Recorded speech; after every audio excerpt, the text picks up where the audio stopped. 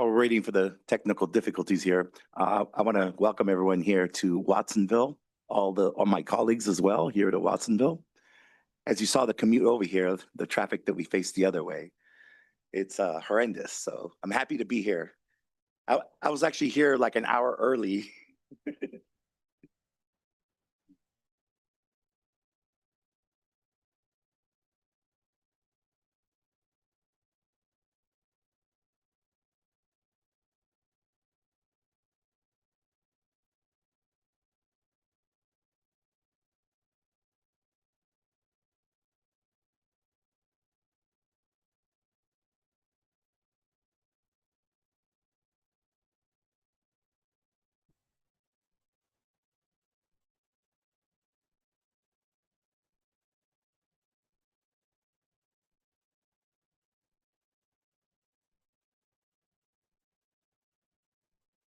Good morning, Chair.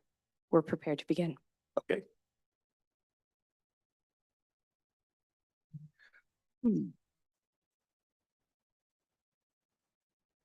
I'd like to call this meeting for September 30th, 2025 of the Santa Cruz County Board of Supervisors in order. Will the clerk please call the roll call? Member DeSerpa. Present. Cummings. Here. Martinez. Present. Koenig. Here. And Hernandez. Present. Would any board member like to dedicate today's moment of silence? Thank you, Chair. I would like to dedicate today's moment of silence to John D. Gumbs, a local journalist and longtime Scotts Valley resident who passed away on September 11th from an extended battle with cancer. John D. joined the Sentinel in 1992 as an assistant city editor and served for 3 years before transitioning to a reporting position, a title which she held for another 25 years before her departure in 2019. While at the Sentinel, John D. covered a diverse range of topics, including business, housing, healthcare, the city of Capitola, transportation, county government, and education. Later, she worked as the editor for the Times Publishing Group, which publishes several local newspapers. Over the course of her career, she contributed to exceptional journalism, and her work was recognized by numerous awards. Both John D. and her reporting will be missed. I'll also join you in dedicating today's moment of silence to Andres Galvin, and I'll turn it over to you, Chair. Thank you. Is there anyone else who'd like to dedicate a moment before we move forward? Okay, go ahead. Thank you. I'd like to honor John D. Gumbs, a friend to many of us, and also remember Aptos resident Francisco Jimenez with deep sorrow. He, for 4 decades, was a gifted educator and co-founder of the independent school Magic Apple. Many of the working parents of Aptos relied on Janice and Francisco to essentially help us raise our children. He was just a wonderful human being, inspired curiosity and compassion. Science was his thing, and he really provided STEM education for the children of Aptos who were lucky enough to go through the Magic Apple program. So Francisco, thank you. And to the family, our hearts go out to you. Thank you. I'd like to dedicate this moment of silence to Andres Galvan. He was a county employee. He was also an employee of Si Se Puede with Supervisor Martinez. He spent his whole life committed to counseling, outreach for substance abuse disorder in Watsonville. His dedication was deeply valued and profoundly helped our community. His unique connection to the community, knowledge of its people, and passion for helping others inspires everyone around him. With humor and kindness, he brought smiles to the patients while embodying compassion and excellence. Beyond the professional work, his volunteerism with youth football leagues, state certification to serve food, highlight his extraordinary dedication to uplifting others. His tireless efforts are truly made a difference. And for that, I want to express a heartfelt gratitude and admiration in the loss of Andres Galvan. I'll turn it over to Supervisor Martinez to see if she would like to say some words. No, thank you. I think you covered it. But he'll be deeply missed, and we really appreciate his contribution to healthcare in this community. If you can join me for a moment of silence.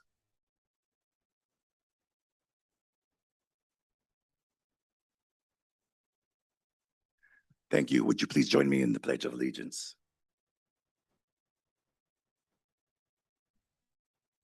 Pledge allegiance to the flag of the United States of America, to the republic for which it stands, one nation, under God, indivisible, with liberty and justice for all.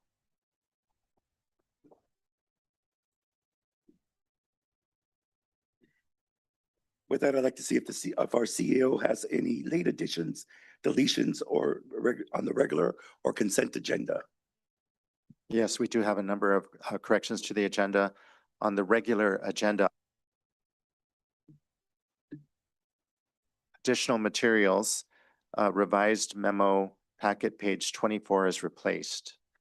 On the consent agenda, item number 33, there's additional materials. There's a revised memo packet pages 540, 541 is replaced. There's also replaced attachments to include missing signatures. Contract 26H0010 Unilab Corporation doing business as Quest Diagnostics. Packet pages 542 through 552 is replaced. Technical Services Agreement, Unilab Corporation doing business as Quest Diagnostics. Packet pages 553 through 573 are replaced. On item number 35, there's additional materials. There's revised memo.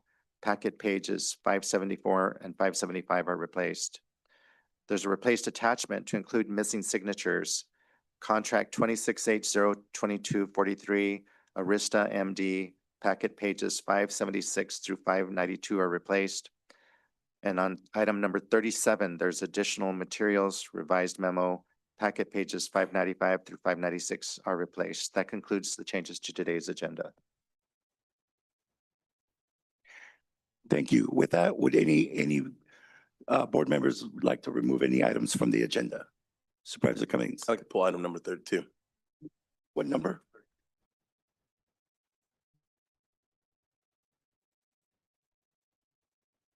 Supervisor Martinez.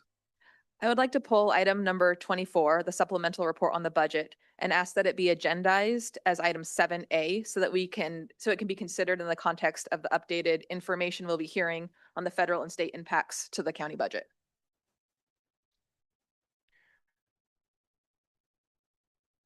So that will be item 24 will be 7 point 7. and 32. Is it okay if we move it at the end of the agenda? 14.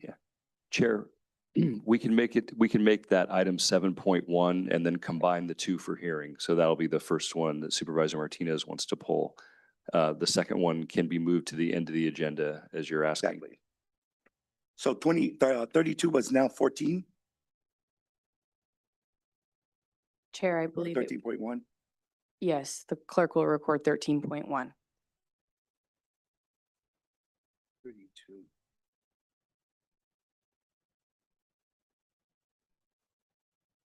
With that, we'll move on to public comment. This is opportunity for members of the public to speak to us regarding items that are not on the agenda, items on the consent agenda, or if you'd like to speak to us regarding an item on the regular agenda, please note that you will not be able to speak for a second time when the item is heard. Speakers will be given 2 minutes. Please form a line in front of the podium to speak. Oh, turn the mic on. There it is. Buenos dias, good morning. It's so good to have you here. I'm Maria Elena, the CEO to the Community Action Board of Santa Cruz County. I have a couple of items. One, on October 18th, we are celebrating 60 years of your community action. We'll be at the Coconut Grove or the Grove at the Boardwalk, and we hope that you can make it. Our keynote address is La Señora Dolores Huerta, and we're so excited to have her with us, along with Senator John Laird, along with Mayor Orozco, along with Don Luis, our Presidente of the Day Worker Center Committee. coordinate this. So we hope that you can make it. Thank you for supporting the event. And I just wanted to give you a quick announcement. I don't know if you've heard, but we issued a challenge in June for the completion of childcare safety plans. We call them CSPs. The importance of this plan are for people who may be impacted by raids or ICE activity who are parents with children under the age of 18. The Child Care Safety Plan Subcommittee created a tool a few years ago that allows a parent to go through a decision-making process on, in case of an emergency, they have a plan for their families. In January, we had 10 collective plans created. We issued a plan, a challenge to say by September 30th, we would want 1,000 plans completed. This morning, we were at 753. I don't know if we're going to make 1,000 plans completed, but hell, 753 is much better than 10, and 1,203 children protected through a plan. And so just because the plan ends today doesn't mean that the work doesn't need to be done. And so I urge you to talk to your constituents, to send them to CAB. We have a number, 831-440-3556, if people need help with their plans. And also, I want to just shout out all the wonderful partners, the Pajaro Valley Collaborative, Senderos, Salud para la Gente, the County Office of Education, PVUSD, all folks working together to try to get these plans done. So thank you very much. Can I leave these with someone?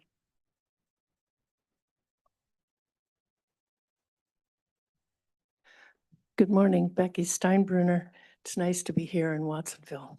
This is a nice facility. I hope the remodel's going well at 701. I want to first talk with you about the impending battery energy storage system, the BESS ordinance. Your board will be seeing that soon, sooner rather than August of 2026, because I have learned at the County Commission on the Environment that it is being pushed very rapidly. So it's coming to you, and I urge you to please convene a panel of impartial experts in the area that will guide you in this process. The representative from Invidity, Mr. John Hassar, has spoken at the Commission on the Environment meetings and urges them to do this same thing. The summary of those 3 public meetings that the Commission on the Environment held was put together solely by the chairman, Mr. Damhorst. It was never reviewed by the commission. It was never reviewed publicly. And yet that is what that commission is sending to you to let you know about what was learned. It was requested by one of the commissioners that input from the public also be included. It's not able to be determined whether that is in there or not. I also want to say that there's an ad hoc committee coming, gathering to put forth recommendations. And I want you to know that this is not right. Their recommendations were never given publicly before they discussed it, and they refused to put it up on the screen when they were discussing it at their meeting. So please slow down on this and have some town hall meetings on this issue. It's sorely needed and people are very concerned. Second of all, I want to say that people should opt out of 3CE because they are supporting lithium BESS, and they are anxiously awaiting the 90 Mindo project. Thank you.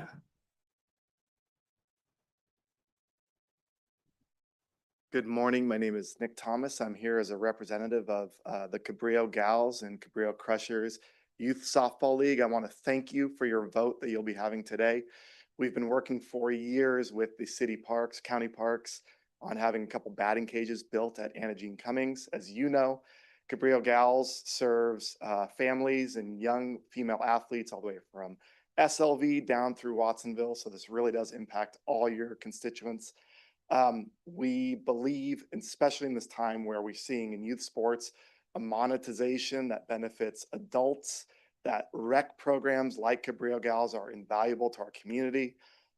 We want to be competitive with these other programs, provide our 300 plus athletes opportunities to develop both as an athlete and as an individual. So we're so thankful that this is on the agenda today, and we appreciate in advance your consideration. Thank you.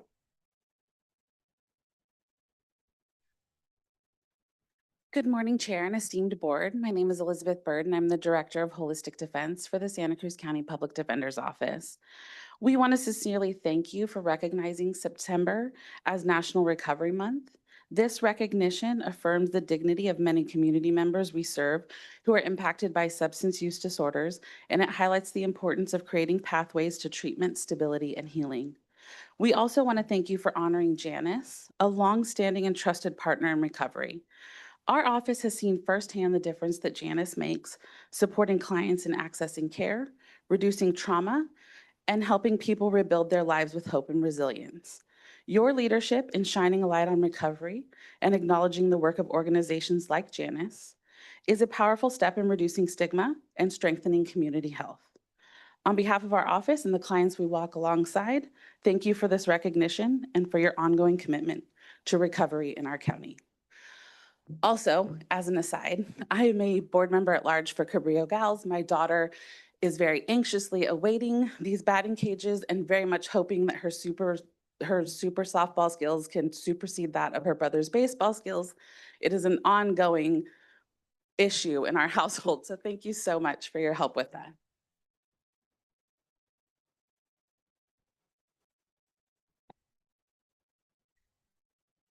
Good morning, Supervisors and Chair Hernandez. I'm Laura Marcus, the CEO of Dianthus Community Dental Care, and I am here to speak on behalf of our 30-year relationship with the County of Santa Cruz. While our president and his party are trying to dismantle the safety net and roll back insurance for millions of Americans, California and Santa Cruz County have been a beacon of hope, with 94% of our residents insured as of 2022. Thanks to the Affordable Care Act. While this is a difficult time of budget challenges, Dianthus has become an important part of our community safety net, serving 18,000 Santa Cruz County residents this year. This is the moment to double down on our investment in the neediest people in our community. That's why even with the threats we're facing, Dianthus, with the help of major donors, including the Alliance, Delta Dental, and private contributions, has just opened our 5th clinic right here in Watsonville at 55 Penny Lane. The 3,000 county health services patients we will serve have been waiting to access dental services after our Freedom Clinic reached its capacity in 2016 after only 1 year in operation. The new clinic is staffed with dentists, mid-level providers, including dental assistants from our recently launched registered apprenticeship program, which is a partnership with the County Office of Education and Workforce Development Board, and is providing on-the-job paid training to young people entering the field and a starting pay of $25 an hour once they're hired. Partnerships are so important for the success of our community and our residents. I know you won't forget your safety net partners as we navigate through these dark times. Thank you for your continued support, and I want to invite you all, please, to join us October 22nd as we celebrate our grand opening of Penny Lane at 5 o'clock. Hope to see you there. Thanks.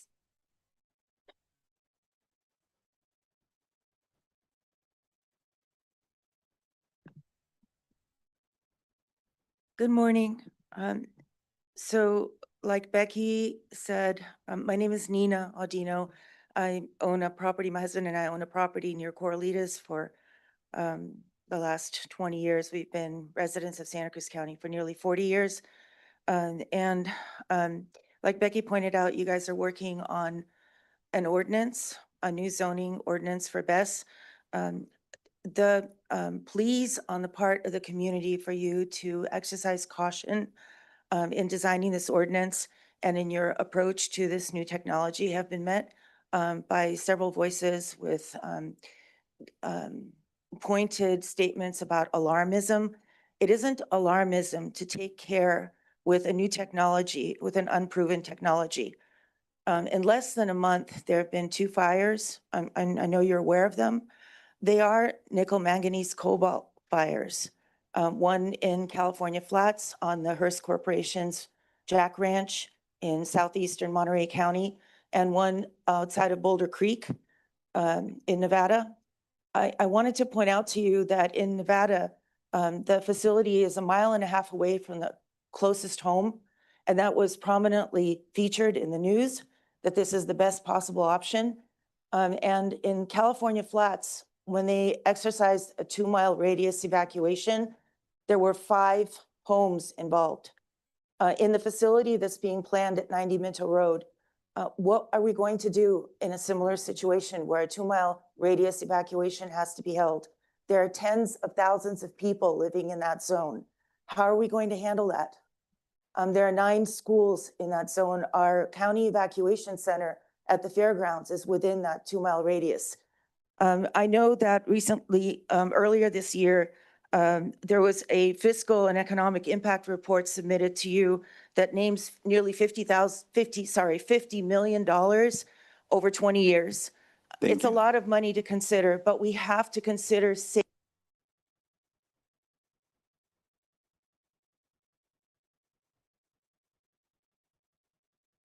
If there's no one else here that'd like to address us, is there anyone online? Yes, Chair. Call-in user 2, your microphone's now available.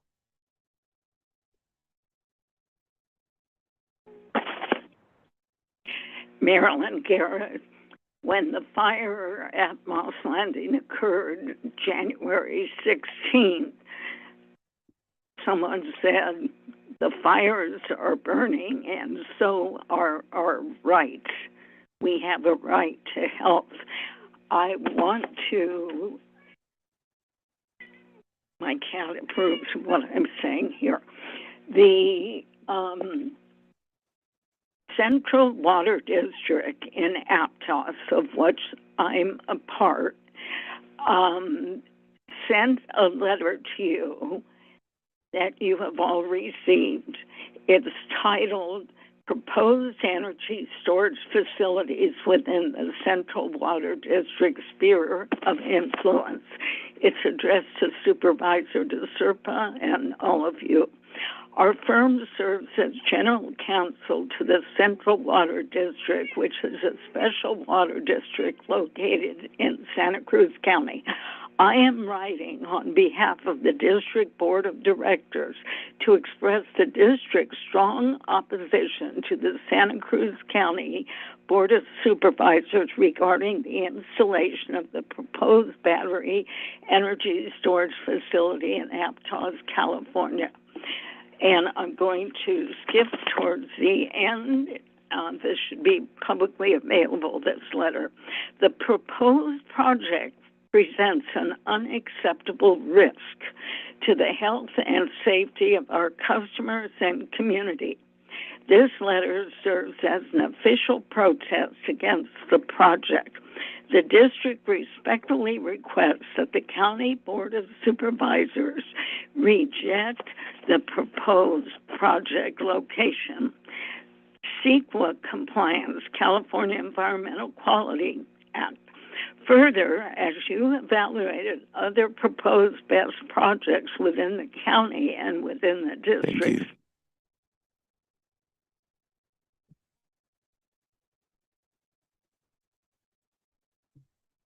Erin, your microphone's now available. Great, thank you. Good morning, Chair and members. My name is Erin Chappelle. I currently serve as the Bay Delta Regional Manager for the California Department of Fish and Wildlife. Just wanted to take this opportunity to express our appreciation for the opportunity to support Agenda Item 55 to fund important educational staffing for important educational programming in part at Greyhound Rock. It reaffirms the commitment to the partnership between the department and the county and our efforts there at Greyhound Rock. So thank you.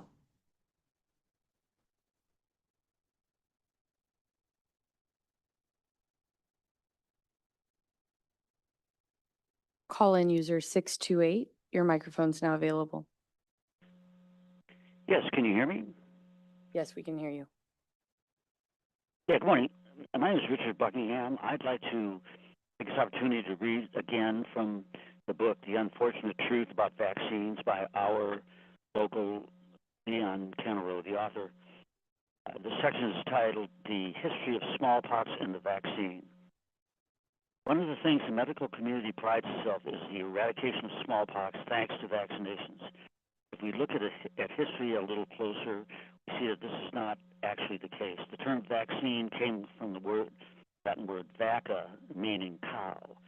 It was originally coined by Edward Jenner, who theorized that cowpox derived from cows was essentially the same as cowpox. And if it were placed in an open cut on the arm, the body would respond by protecting the individual from contracting smallpox disease. Initially, Jenner's new vaccine efforts were met with disdain, but he eventually convinced the Royal College of Physicians, this is in England, and the British Parliament that his inoculation was safe and effective as well as profitable. Increasingly, vaccines became more widely accepted by the medical establishment and the government that stood to gain financially from this cash cow. Many of the European countries during the latter part of the 19th century were making vaccination compulsory. Nevertheless, with rare exceptions, the smallpox vaccine continued to be defended by the medical community and government agencies. In March 1885, the outrage over forced vaccinations reached a boiling point when the citizens of Leicester, England, protested in the streets against the law enforcing smallpox vaccinations under the penalty of fines and imprisonment. In spite of mandatory smallpox vaccinations, outbreaks of smallpox increased, resulting in more vaccine-induced injuries and deaths. Thank you.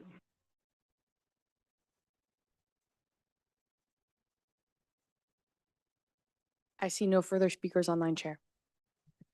Thank you. With that, we'll bring back to the board, see if there's any items. Supervisors have any questions, comments, or would like to entertain a motion? Supervisor Koenig? Thank you, Chair. Yeah, just a few brief comments on item 28, approving the appointment of Alexis Hattinger as the first district appointee to the Commission on the Environment. I just want to thank Alexis for volunteering for this position. Alexis grew up in Live Oak. She's a recent OSU graduate in oceanography and was a research scholar with NOAA Fisheries. She has experience setting up a bike share program on her campus, and I'm just really excited about the fresh perspective Alexis will bring to the Commission on the Environment. So thank you. On item 54, approving the memorandum of agreement with Cabrillo Gals to identify roles and responsibilities for the construction of batting cages. I want to thank Nick Thomas and everyone in the Cabrillo Gals community for, first of all, their patience and hard work over many years to bring this project to fruition. I'm really excited that we are almost there. I want to point out that the county will be accepting the donation of fully constructed batting cages at Anna Jean Cummings County Park. That's amazing. It would not be possible without the dreams and hard work of so many in our community. I'm really excited to see these open up and hope that the speaker who mentioned their daughter trying to get better than her brother at softball, more power to her. You know, I hope this gives her the opportunity to work hard. Girl power. So, and then finally on items 55, 56, and 57, a set of memos covering the addition of new parks maintenance staff, establishing an MOU for maintenance at Moran Lake, and approving agreements for tree maintenance. I just want to thank Parks for their dedication this represents to good maintenance of our park facilities, both the active recreation spaces as well as the natural spaces that are enjoyed by all critters. Parks maintenance is one of the top issues my office hears about. And as item 55 shows, the Parks Department has been clawing its way back from huge reductions in staff during the Great Recession. Meanwhile, we've been steadily adding parks year over year. And so we're just kind of finally getting back to a point where we are close to right sizing this equation. And parks maintenance is so important, and I'm happy to celebrate these small wins today. Thanks. Supervisor Martinez? Thank you, Chair. Hi, everybody. It's nice to see all of you here in this beautiful city of Watsonville. Thank you for those who came to speak with us during public comment today. I'd like to make a few comments on the consent agenda. The first is item number 25, approving the easement acquisition agreements for the Lompico Emergency Evacuation Route Phase 2 projects and take related actions. I want to really express my immense gratitude for all the work of Real Property, Public Works, and OR3, who have put in years of effort to make this happen. I know it took incredible persistence and coordination to identify the emergency egress route and work with the property owners to build trust and arrive at these negotiated terms. We still have a road to build, but as the Zianti Fire Chief likes to remind me, you know, two routes are better than one when it comes to the Lompico Canyon. And even though the second escape route may be challenging at times, we recognize that it's incredibly important to provide evacuation routes in this very vulnerable part of our county. And so I really appreciate all the work that has been done and the diligence and commitment of my predecessor and his staff, as well as the CEO, for continuing to work to advance this project that can save lives in the San Lorenzo Valley if an emergency strikes. I'd also like to comment quickly on item number 42, which is the execution of an estoppel certificate for the Sparrow Terrace Apartments with Mid-Penn Housing here also in the city of Watsonville, and really authorize similar agreements with other affordable housing projects.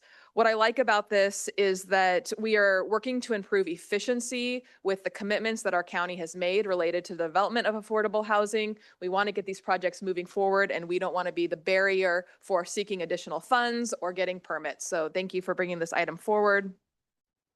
I also would like to give some comments on item number 54. Thank you to my colleagues for their support of girls softball. You know, as a parent who spends nearly every day and every weekend with the Mountain Dream team, I can really see the importance of advancing youth sports, especially among girls today. So thank you to the Cabrillo Gals, which we call the Cabrillo Crushers when we play you. And we look forward to visiting your batting cages when they're complete, as well as crushing the Crushers at the Blast by the Bay tournament at Anna Jean Cummings. You guys have an excellent team and really appreciate your partnership. So thank you for bringing this forward to the County of Santa Cruz. We really appreciate your efforts. And finally, I want to make comments on item number 55, approving an additional 2.0 full-time equivalent positions for recreation and maintenance in parks, open spaces, and cultural services department, and take related actions. I'd like to thank Parks for working with our office as well as the Office of District 3 to bring these forward. I know D3 has really been working to advance this. It'll be great to have additional staff and a recreation coordinator to help open up our open spaces with educational activities for young people in both the North Coast and San Lorenzo Valley regions. And when I look at this and I see that there are more services with no new net costs to the general fund, it really seems like a no-brainer. So thank you for working creatively to make this happen. We look forward to welcoming them to the team. That concludes my comments. Thank you. Thank you, Supervisor Cummings. Thank you, Chair. I just want to share the appreciation for item number 54 related to the Cabrillo Gals and the construction of new batting cages. Looking forward to see that coming online. Fully supportive of that. And then just want to thank Parks again, item number 55 with the introduction of the two positions, in particular the rec program coordinator, which is going to continue to help us advance the acquisition of Greyhound Rock, which is something that we've been working on for years now. And so this is just going to bring us one step closer to acquiring that site for our community. With that, I'll conclude my comments. Supervisor Serpa. Thank you. And thank you to everybody who's here today. I want to take a moment to thank my colleagues and our staff in health services, our sheriff on item 17, my first ordinance that I've written to prohibit the sale and distribution of nitrous oxide in our community. With this being the last day of September and National Recovery Month, I have so much gratitude that we could get this poison off the shelves and away from our young people and people in our community who suffer from dependence and addiction. So thank you to my colleagues for supporting this very much. Item 52, thank you to our roads crew for your work on Eureka Canyon.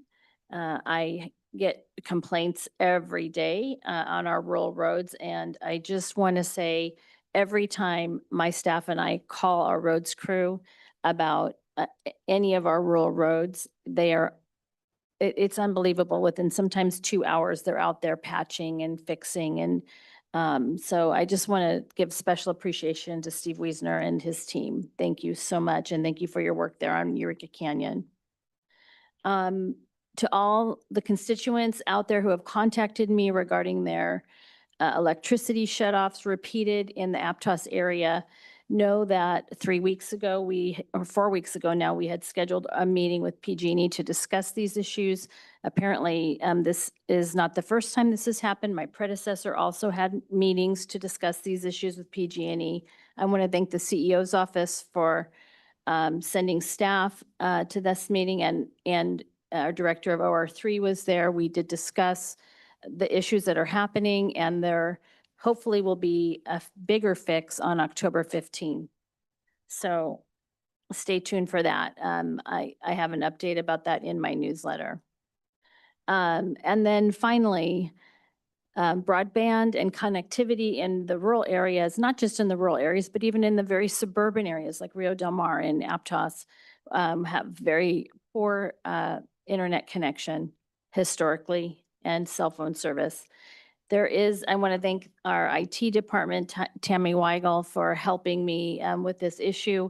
And there is now a survey that I encourage everybody to participate in to give your feedback about your connectivity issues in District 2 and actually anywhere in the county, so that we could get a real-time understanding of where we need to focus our energy around making sure that everybody is connected in this county.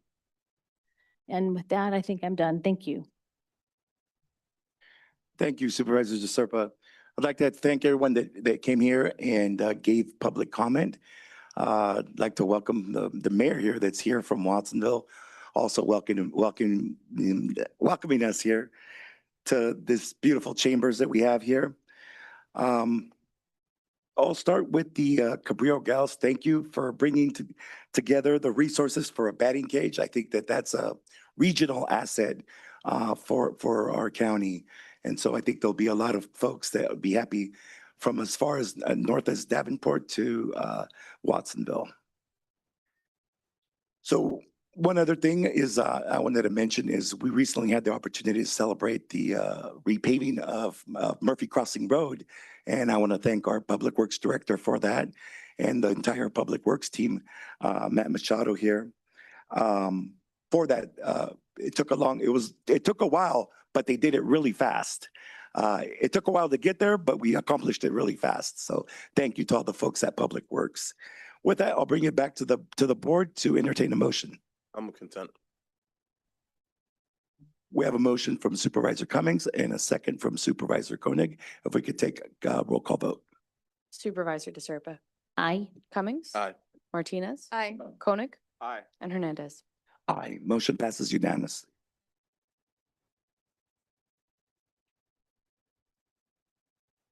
With that, we'll move on to the regular agenda. The next agenda item is number 7, consider report on the importance of HR 1, the Federal Budget Reconciliation Bill, and associated federal and state policy and budget changes, and take all related actions. I'll turn it over to Elisa Benson, Assistant CEO, and Randy Morris, Director of Human Services, and Erica Padilla Chavez, Second Harvest Food Bank CEO, as well as Connie Moreno Peraza, Director of Health Services, Maritza Luna, Health Improvement Partnership of Santa Cruz County Executive Director, and David Brown, Administrative Analyst for the presentation. Are we all online? Okay. Good morning, everyone. Elisa Benson, Assistant County Executive Officer. Thank you for the introduction today. This is really the first of 3 presentations you're going to hear today that talk about things going on in the programs, both county and community, that support our safety net. So we know we are presenting a lot to you, but this is a big part of what we do. And we really intend for today to be a framing moment. So we appreciate the opportunity to speak with you today. Thank you Chair, for introducing our panel. We are so thrilled to have both our directors of the Health Services Agency and Human Services Department, as well as key community partners with Ms. Padilla Chavez and Ms. Lara. We appreciate you guys being here. I also just want to quickly say thank you to David Brown and all the folks in the departments that worked to put that big memo with a lot of information together, as well as the presentation today. And I am going to be your opener and your closer. Let me quickly, there we go. I'm going to give you a quick roadmap of what we'll be doing today. As I mentioned, I will be providing a general overview. Then we'll move to our human services section where Mr. Morris and Ms. Padilla Chavez will be speaking. Then we will move to health services with Ms. Moreno Peraza and Ms. Laura speaking. I will then take it back over for talking about federal shutdown update, next key takeaways and next steps. You guys know me well. I always like to start with why are we doing this today? This is really our first deep dive into understanding the immediate and upcoming operational, fiscal, and human impacts of HR 1 and the state budget actions. I want to stress these three pieces. This is a key part of the technical framework, because what we're going to talk with you guys about, you're going to see there's a lot of complexity here, but I want to just stress, we have the people side. This is around access and eligibility, who gets served by these systems. We have the fiscal side, the costs and how those are shared. And then we have the operational stuff that's happening. There are changes in how these systems will run, and those have implications for our organizations and our partners. The second, so that's the technical information that we're going to be providing today. The other point of how we're presenting today is we really want to start the conversation about the interconnections and the dependencies of your county departments and the systems we run and our community partners. What is happening is a part of a much larger ecosystem. So having us all here today is very intentional. The county cannot solve these problems by itself. We will have to be working arm in arm with our partners creatively to address very significant challenges on the horizon. So we just wanted to demonstrate that from our first in-depth conversation about these materials today. So I'm gonna go to the real focus of today's conversation. Federal law, HR 1. This is a Budget Reconciliation Act passed on July 4th, or signed by the President Trump on July 4th. This bill really extends tax cuts to the most wealthy and provides $170 billion for immigration control enforcement and customs and border protection. That's the spending that's in this bill. To address that spending, there are sweeping cuts and changes to social safety net and health programs. That's the bulk of what we will be talking about today. There are other system changes and other policy areas in that bill, but I just want to say we're focusing on this part of it. The easiest way to summarize this is it is the phased deconstruction of the safety net and healthcare system in this country. We will be talking today about health and human services that will be directly impacted. And let me be clear, people, both our systems and our community members will be directly impacted through cuts and changes to these systems. And that's also, I just want to throw out there, when we talk about Medicaid, we're talking about healthcare. When we're talking about ACA, we're talking about healthcare. And when we're talking about SNAP, we're talking about basic food security.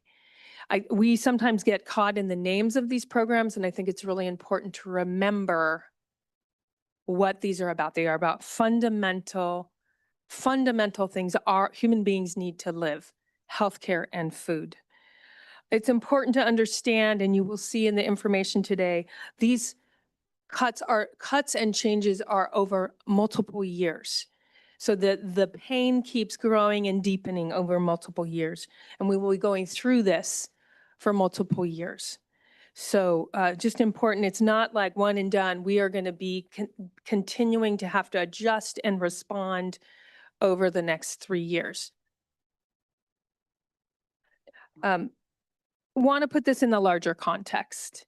This is a quick picture of our existing focus areas and our existing strategic plan.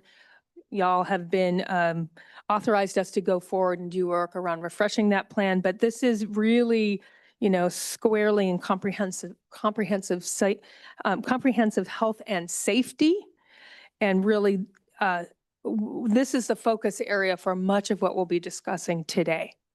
So just want to, again, seat this in that larger context. With that, I am going to pass it over to Mr. Morris to start the Human Services. Would you like me to drive? I accept. Okay. Thank you, Mr. Morris. Thank you. Thank you, Elisa. Maybe just hold there and I'll tell you when to prompt. So good morning, Chair Hernandez, members of the board, those here in Watsonville City Council chambers and online watching. As Elisa described, the impacts specifically under federal and state actions to the healthcare delivery system and the food insecurity system you have in front of you, and I'll tell you why I'm going first.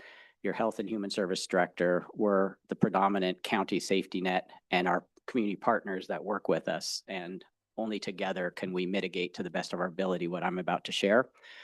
The reason we decided in this presentation to have Human Services go first, and this is just a bit of a level set for those who don't know this, the federal Medicaid, California Medi-Cal program, the federal SNAP Supplemental Nutrition and Assistance Program, California CalFresh program, the federal government mandates that only a public system can determine eligibility, enroll, and renew into those two programs.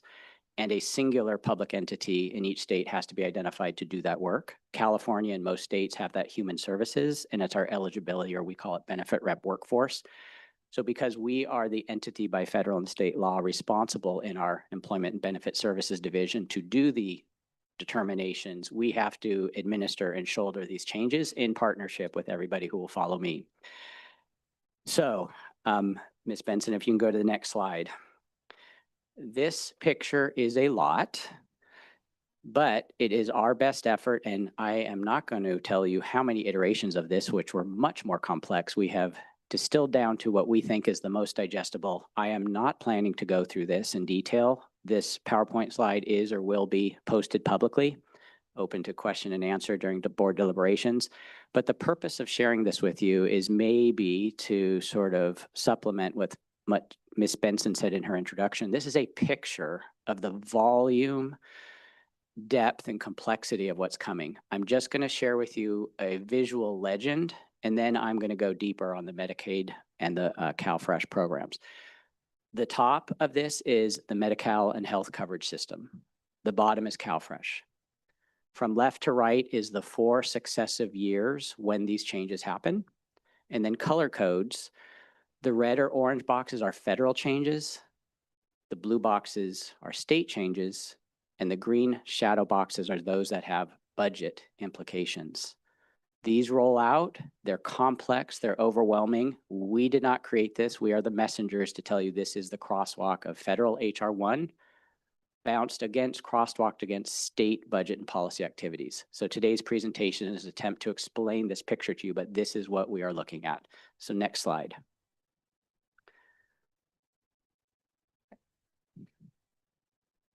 We're trying. We see. There we go. Okay. Thank you.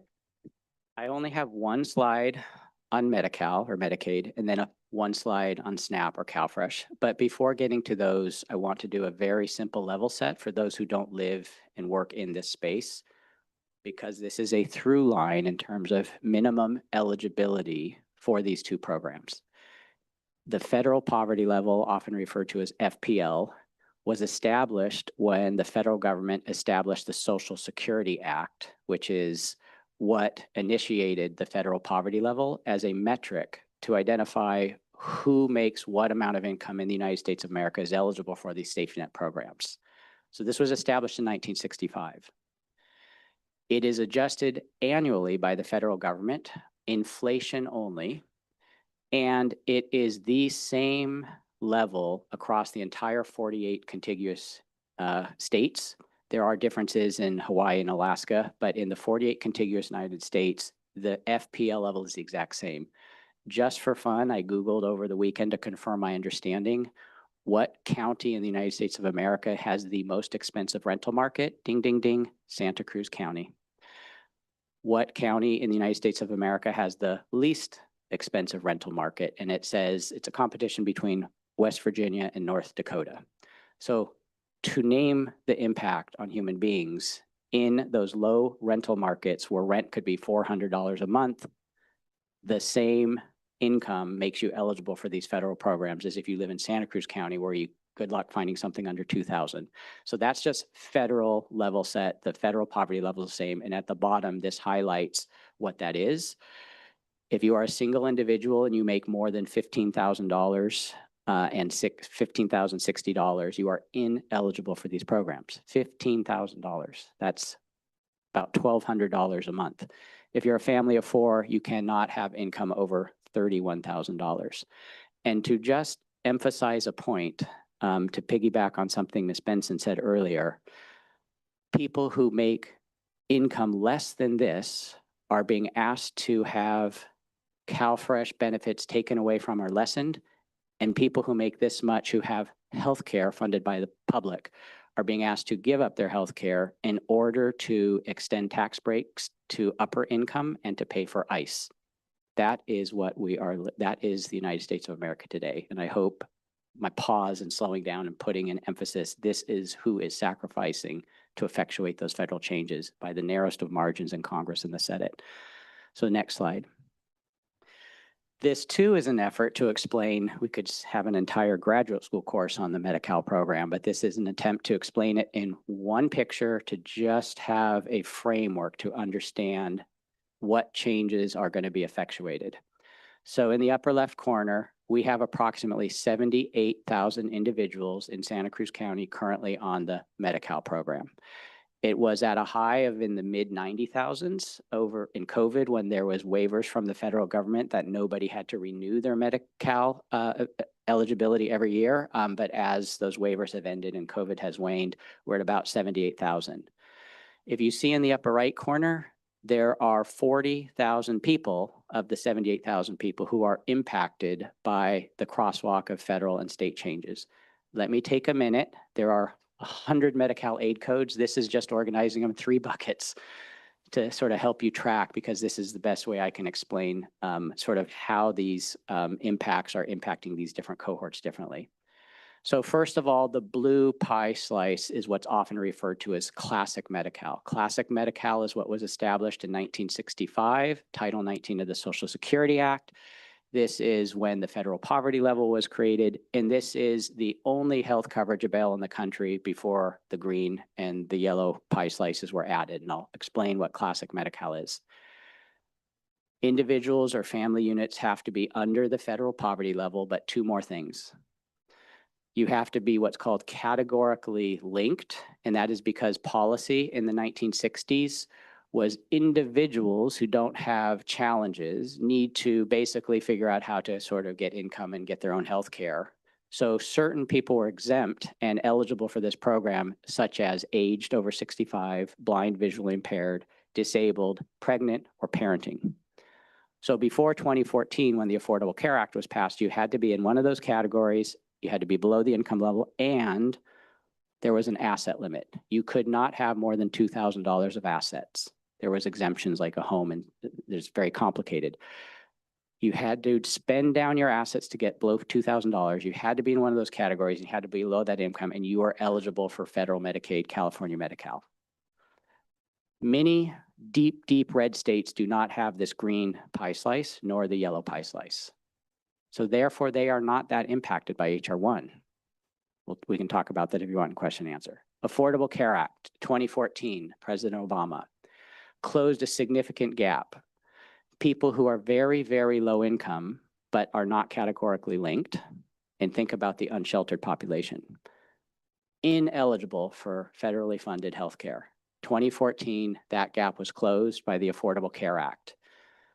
It also eliminated the asset test, and you did not have to have a categorical linkage. Therefore, there was an inequity between Classic Medi-Cal and Affordable Care Act Medi-Cal, because if you were Classic Medi-Cal eligible, you had to have below a certain number of assets, but if you're ACA eligible, you did not. There was a problem, and California worked to solve that by over a succession of years eliminating the asset test on California dollar. And then the final is new language, unsatisfactory immigration status. That is a bucket umbrella topic, which has a lot of categories, certain asylees, refugees, but the one we talk about the most is undocumented immigrants. California was one of the first, I think maybe second, in the state to make all undocumented immigrants eligible for Medi-Cal. We have a great success rate in doing that, and thanks to partnerships like CAB and others who have spoke earlier today. That is California dollar only. California had to find money to pay for the care because the federal government does not participate, but for things like pregnancy services and emergency services. So what are the changes? On the bottom, a quick summary. Classic Medi-Cal, California eliminated the asset test. It could not afford that anymore. It reinstated the asset test, which means some people who are now on Classic Medi-Cal, because of that California action, will no longer be eligible because their assets are too much. This particularly impacts a lot of older adults who might have assets, but not a lot of income. This is significant. Affordable Care Act.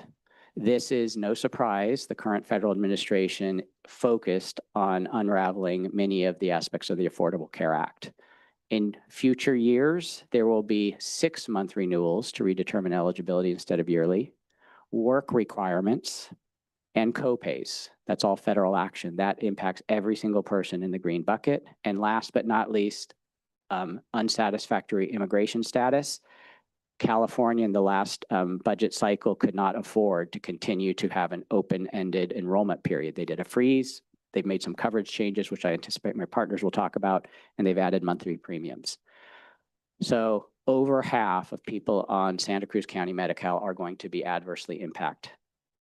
Now to SNAP, Ms. Benson. SNAP is the federal name of California's CalFresh program. California loves to put Cal in front of everything and change it. So we are CalFresh.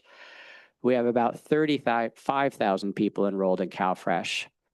Eligibility for CalFresh is determined by a household composition, not an individual. That's one of the reasons there's so many fewer people. You can have a household of people all with low income, but in aggregate, if it's above the federal poverty level, they're not eligible. If you look on the right, there is much fewer people immediately impacted. Just over 20% are now going to be required to participate in work requirements. And there is a very small sliver of 0.5% who the current federal administration has deemed eligible for public safety net programs, and that's certain refugees and asylees who have been moved into unsatisfactory immigration status and will be disenrolled. Of the status quo, it is to be determined how many in the status quo will reduce their benefit or become ineligible. So it's at least 7,000 people impacted. Last comments, if you look in the upper left corner, some level set about funding and impact. For decades, the federal government has paid for 50% of the cost of staffing. All of those benefit reps that we have in our staff who work the lobbies, work the call centers, work in the back office to determine and enroll people, that is paid 50% by the feds, and the state and counties have a cost share. Going forward, the feds is shifting that 50% share to 25%. That means the state has to distribute 75% between their budget and the county. We anticipate in the bottom 1.6 million of new revenue needed to just keep our services as is. Benefits, the CalFresh benefit, the EBT card that people have that they can go use to purchase food, that is 100% federally funded. Future years, part of HR 1, the federal government has said if states have errors above a certain level, you have to pay a share of cost. And today's share of cost, if the California error rate holds, is 15%. That would be $11.5 million. And if the state and future state legislative action decides that the counties have to shoulder that because the counties are making the errors, we would have to come up with $11.5 million for that 15%. So these are massive.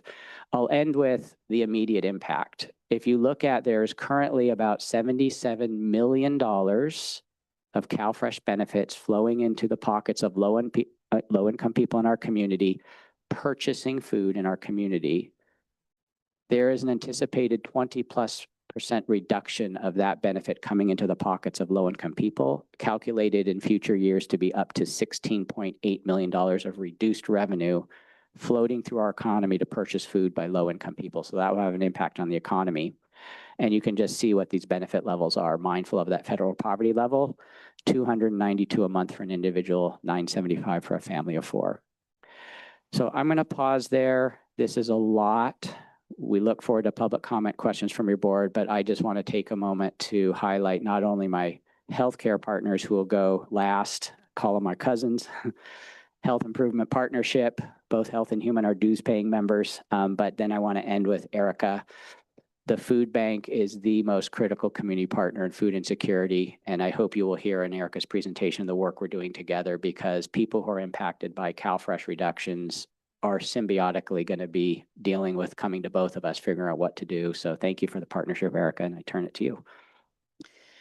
Thank you, Randy, and good morning, members of the Board of Supervisors. First of all, it's great to see you in Watsonville. My brief presentation today, I hope, will give you insight as to your food bank, how it operates, and go into depth as to how we are preparing for these impacts that Randy just highlighted. Next slide. Oh, before I move forward, I want to take a minute and just thank Supervisor DeSerpa and Assistant CEO Nicole Coburn, who spent last Wednesday with us at our chef's dinner. And thank you, Supervisor Hernandez, for attending. A lot of what we do at your food bank is fundraising to make sure that we can procure the food and pay for the costs associated with distributing food. And this event was a very important one for our children. So thank you for your time. I want to start by just elevating our mission. For 53 years, your food bank, who is the first food bank in the state of California, you should all be very proud that the food bank movement started right here. We've been focused on making sure that we build a thriving community where everyone has access to nutritious food and essential services to support their health and well-being. And this is who we are and what drives what we do every day. Next slide. I'm hopeful that in the next few slides, you have a basic understanding of how our food security system works. There is a relationship between Randy's team and your food bank and its associated partners, who I will highlight in a few minutes. I want to talk about, of course, those cuts that Randy highlighted and what that means to food banks and what it means to the food distribution availability throughout the county. I want to talk a little bit about how Second Harvest has already been impacted and what that means and what we're doing about it. And then, of course, I'm hopeful that my conversation or presentation with you helps you elevate conversation about the food bank and its network partners as you deliberate, where you're going to be investing in future months ahead. And that's going to be a tough conversation. Next slide. I want to just talk a little bit about when I say the word network, what do I mean? And it's important for you to know that food banks are highly organized nationally. So at the national level, we are organized through Feeding America. This is our sister organization who we work with to do a lot of advocacy work around food security of all programs in our nation. And that includes school programs, it includes Meals on Wheels. We get involved in advocating for full funding and expansion as needed for those programs. Unfortunately, we were not successful this time around in our advocacy efforts to preserve SNAP, as Randy highlighted the impacts of that. Through our state association, most states across the nation have their own state association. As you can imagine, that is our sister organization where we do all things state advocacy. There is a key program in California that funds food banks. It's called CalFood. It is the only program that funds your food banks. And I will say that pre-pandemic, the state invested $8 million in that program. over 41 food banks. So your food bank got less than $50,000 from that. Right, it's minimal. During the pandemic, of course, we saw an increase in state investment through that program, and your food bank was able to secure about $500,000, a sizable contribution from the state. I want to give thanks to Randy and his colleagues across the state who advocated recently before the passage of the budget that the governor has signed, where because of all these cuts that have already impacted people, the state allocated an additional $20 million to this year's Cal Food budget. It was very, very humbling to know that a lot of associations statewide advocated for this because they recognize that food banks will be in the front line. And then lastly, I want to talk about our county network. In your county, we have a network of 67 partner agencies that work with us, meaning they're contractually connected to us to provide distribution of food throughout every corner of the county. And I want to just thank our 5 partners who are here today who will be speaking with you during public comment: Santa Cruz Community Health Center, Santa Cruz Bible Church, Resurrection Church, Monarch Services, and Valley Churches United. They'll be addressing you during public comment. Next slide. We have 106 distribution sites throughout the county. Again, 67 partner agencies help us ensure that food gets to all these different sites, including the own staffing team at Second Harvest. I thought you would like to know that 19 partner agencies are dedicated to serving the unincorporated area of the county. I know some of you represent vast areas in the unincorporated area. I also want to just share that our number of participants served every month varies based on seasonal impacts. So for example, in February, I just looked at our participation database. Over 100,000 people in the county benefited from food banks' food distributions. If you look at June, it decreased to 79,000 people, and that's because likely the agricultural season kicked in, which means that people had access to means to be able to procure food. On average, last fiscal year, we were serving 73,000 people per month.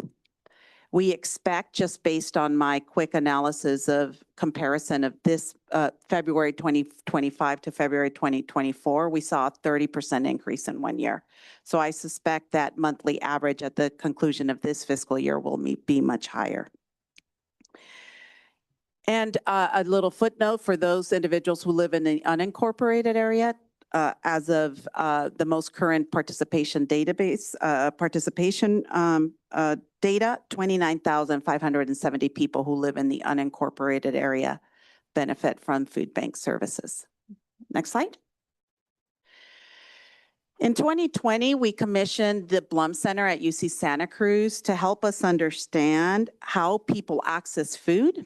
This slide here really breaks down the programs that by percentage of access, where people are accessing food. As you can see, about roughly 42% of individuals who are food insecure depend on that SNAP or CalFresh program, followed by your food bank with its partner agencies. And then, of course, programs like school meals, other programs like Meals on Wheels, other programs like WIC are also a part of our food security system, and they contribute to access points for our community. Next slide, please. The thing about that slide is that obviously the cuts that Randy talked about means that we're going to see, and food banks across the nation are preparing to become the first line of defense against food insecurity. As we're working really hard with our county partners and other community-based organizations that work in this space, we recognize that this is going to be a very challenging time for people to secure and maintain benefits. So we're preparing ourselves to be of support. I want to tell you that already your food banks across America, including your own food bank, have already experienced cuts. If you remember in the spring, there was all this cancellation of funding that occurred. one of the programs that got cut was the local food purchasing assistance program. That was such a valuable program because it was federal funding that came to local food banks that allowed us to do business with small farmers. So we were buying up to $750,000 worth of food from small farmers. I can tell you from speaking to some of those small farmers, they're having a very challenging time. And as Randy alluded, the local impact, some of these individuals are starting to fold and are likely going to end up losing, obviously, employment opportunities for our community. So there is an impact in that. We also saw one of the U.S. Department of Agriculture programs terminate, and that's the Community Credit Corporation. Your food banks have a long history of being in relationship with the U.S. Department of Agriculture. And in the spring, the administration killed one of the funding sources that provided real food commodities to your food banks. In your food bank, the number one product that we ended up seeing not come through was protein. We are intentional. We have a lot of produce in our area. We're intentional in sourcing food items that we know we don't produce in our region. And protein was the item that we didn't see come into your food bank. We don't get a lot of federal funding for administrative costs, but we did see a $100,000 decrease in our food and distribution federal contribution. Again, your food bank's already raising 70% of its budget. And every time we see a decline of any kind of these programs, let's just say I feel the pressure. My team feels the pressure. Of course, Randy talked about the CalFresh changes and what that all means. The ripple effect he alluded to, of course, are effects that we are preparing for at the food bank. And we are, I guess, the stressor point for every food bank CEO right now is that we are realizing that very quickly we will need to shore up as much food as possible. And that's going to be a challenge for the following reason. Next slide, please. Oops. Okay, this is the history of food donations to people served. These are the number of times a person actually accessed food banks, so it's not an individual count. But what you will see here across the years is that we are currently experiencing a higher demand than we are seeing donated food. And that's due to a couple of reasons. First of all, technological advancements in food production systems is allowing food producers to be better predictors of how much food they need to produce for a dollar exchange, right? So food banks depend on excess food availability. Technology is really helping companies produce food for which there's a dollar for. There's also, and it's part of the trend that you see here, we saw an emergence of secondary markets, so think grocery outlets, right? Imperfect food. So a market emerged, right, a few years ago. And as a result of that, food that would have been available to food banks went to retail, right? Now, the good news is that, next slide, please, that there's things that we are doing already to prepare, and it's important for you to know. First of all, as Alyssa mentioned and Randy mentioned, we are working very closely in partnership with your county leadership. We have brought partners from community-based organizations and systems that are in the business of providing people with food security, and that includes UC Santa Cruz, Cabrillo College, Community Bridges, Salud para la Gente, Santa Cruz Community Health Center. We are meeting monthly, and we are working together to prepare. One of the things we've done is we've developed an advocacy piece. As the state is building its eligibility requirements, we are rendering voice to what we would like for those eligibility requirements to look like, to ensure that there's accessibility of meeting those requirements for our diverse community. We are also, as your food bank, the county has contracted with us to serve as your food rescue convener, which means that we are working right now with over 24 organizations across the county to rescue food from the retailers. So yes, we are picking up food at grocery outlet. Yes, we are picking up food at your Rayleigh shopping store, New Leaf. all the retailers, we're rescuing over 1 million pounds of food a year right now. So we're being innovative and pivoting and making sure that we rescue as much food as possible. I want to talk about what is happening right now with some members of our community. The reality is that the immigration fears is impacting some people. We recently heard of a mother who came to one of our school food pantries in tears because she had just gotten into an altercation with her family who didn't want her to come to the food bank to pick up food for fear that there was going to be somebody there to pick her up.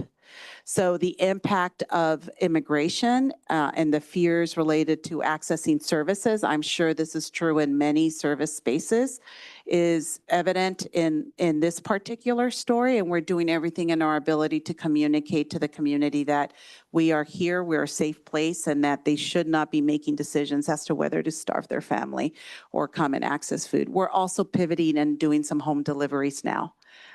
Which adds cost to your food bank operations, but we're committed to making sure people have access to food. We're leveraging new partnerships. So we have now partnered with the Central Coast Alliance for Health, and we are participating in the distribution of food to people with chronic diseases who are also food insecure. And we're leveraging Medi-Cal reimbursement because how else are we going to keep up also with meeting needs of the community, but our operational costs? So we're being innovative and thinking out of the box. We're doing a lot of education right now in the community around all things CalFresh, making sure that they continue to seek us for application assistance and informing policymakers like yourselves. I just did a presentation not so long ago to the city of Santa Cruz, city of Watsonville, and I'll be doing that with every jurisdiction. And then finally, maximizing engagement with all partners as it becomes available. Next slide. And lastly, I'll just say this. The reason your food bank's been successful for 53 years is because we've been working together. And Tom Vilsack was the U.S. Department of Agriculture Secretary, and he was instrumental in building a lot of these food security systems that we're now seeing being reduced. So people working together in a strong community with a shared goal and common purpose can make the impossible possible. And frankly, that is the framework that we are using in the food bank, and we're going to need your support. And I recognize how hard it will be for you all to be deliberating as you hear from other partners and safety net systems that are equally impacted. Thank you. Thank you, Erica. Good morning, members of the board, Chairperson Hernandez, Connie Moreno Peraza. Everything you heard so far and everything you're going to hear for the rest of the day is about health. So health is across the board, affecting the health and well-being of our residents of this county. HSA is a safety net program, our agency. We work with the most vulnerable. We serve the folks with chronic conditions, be it health, mental health, or addiction. These changes are going to impact access to care. This particular slide for me gives a pretty broad overview of how Medicaid is the largest payer source for the folks that we serve in our clinics, in behavioral health, et cetera. So those Medicaid funding cuts are definitely going to access to care, which all of us are concerned. The loss of coverage is again going to affect the most vulnerable, which will put them at risk of getting into worse health conditions or situations. The increased barriers to access with as Randy mentioned, the new work requirements are going to make it challenging for our folks to meet those requirements and try to become employed and to sustain a job and again, to get access to care. Our community health centers will be at risk in that receiving reimbursement timely will be affected by these changes. And then definitely the increased pressure on our behavioral health system as we have a crisis already in behavioral health. This will exacerbate our crisis. As you hear in the news, you see it every day, our young people, our children, adults, older adults, isolating, and high depression is going to just exacerbate everything. So the overall impact of this is devastating for our safety net program. Next slide. In this slide, some of the health system impacts from the policy and action perspective. The Medicaid financing and eligibility changes are going to, of course, the outcome will be less funding for healthcare. And then the impact will be, it will be widening the health disparities. Our poorest will be affected. Our folks from the diverse communities will be affected. So it'll have a major trickling effect. For the ACA marketplace, eligibility and tax credits, again, the outcome will be more uncompensated care. You'll hear uncompensated care for the whole rest of the day. You're here with our Medicare presentation as well. Again, there'll be greater reliance and strain on the safety net infrastructure that is being impacted by these cuts. The limitation on reproduction health access, it'll, again, less access to healthcare, as it was noted, have an unhealthy society, an unhealthy, contribute to the health of our county and the residents of the county. And then the SNAP changes, less health promotion and prevention activities, which again will impact a greater risk for disease, injury, and hopefully not, but premature death. So in talking for human beings, people in our county, as Elisa mentioned at the very beginning, this is affecting us, human beings. It has an impact on the people that live in this county. For us, there's 14,000 patients that will be affected overall. 5,000 are in our specialty mental health system, behavioral health, and then 2,000 are drug medical organized delivery system. 23 outreach and education encounters will be affected, and then 2,000 consumer protection facilities. So our health delivery system, again, more uncompensated care, less medical funding, and again, the risk of sustainability. So under the population health, we'll have less funding for health promotion, prevention, and medical administrative activities, which again are unhealthy population contributing to the economic challenges. So all the systems will be impacted by these cuts throughout the county.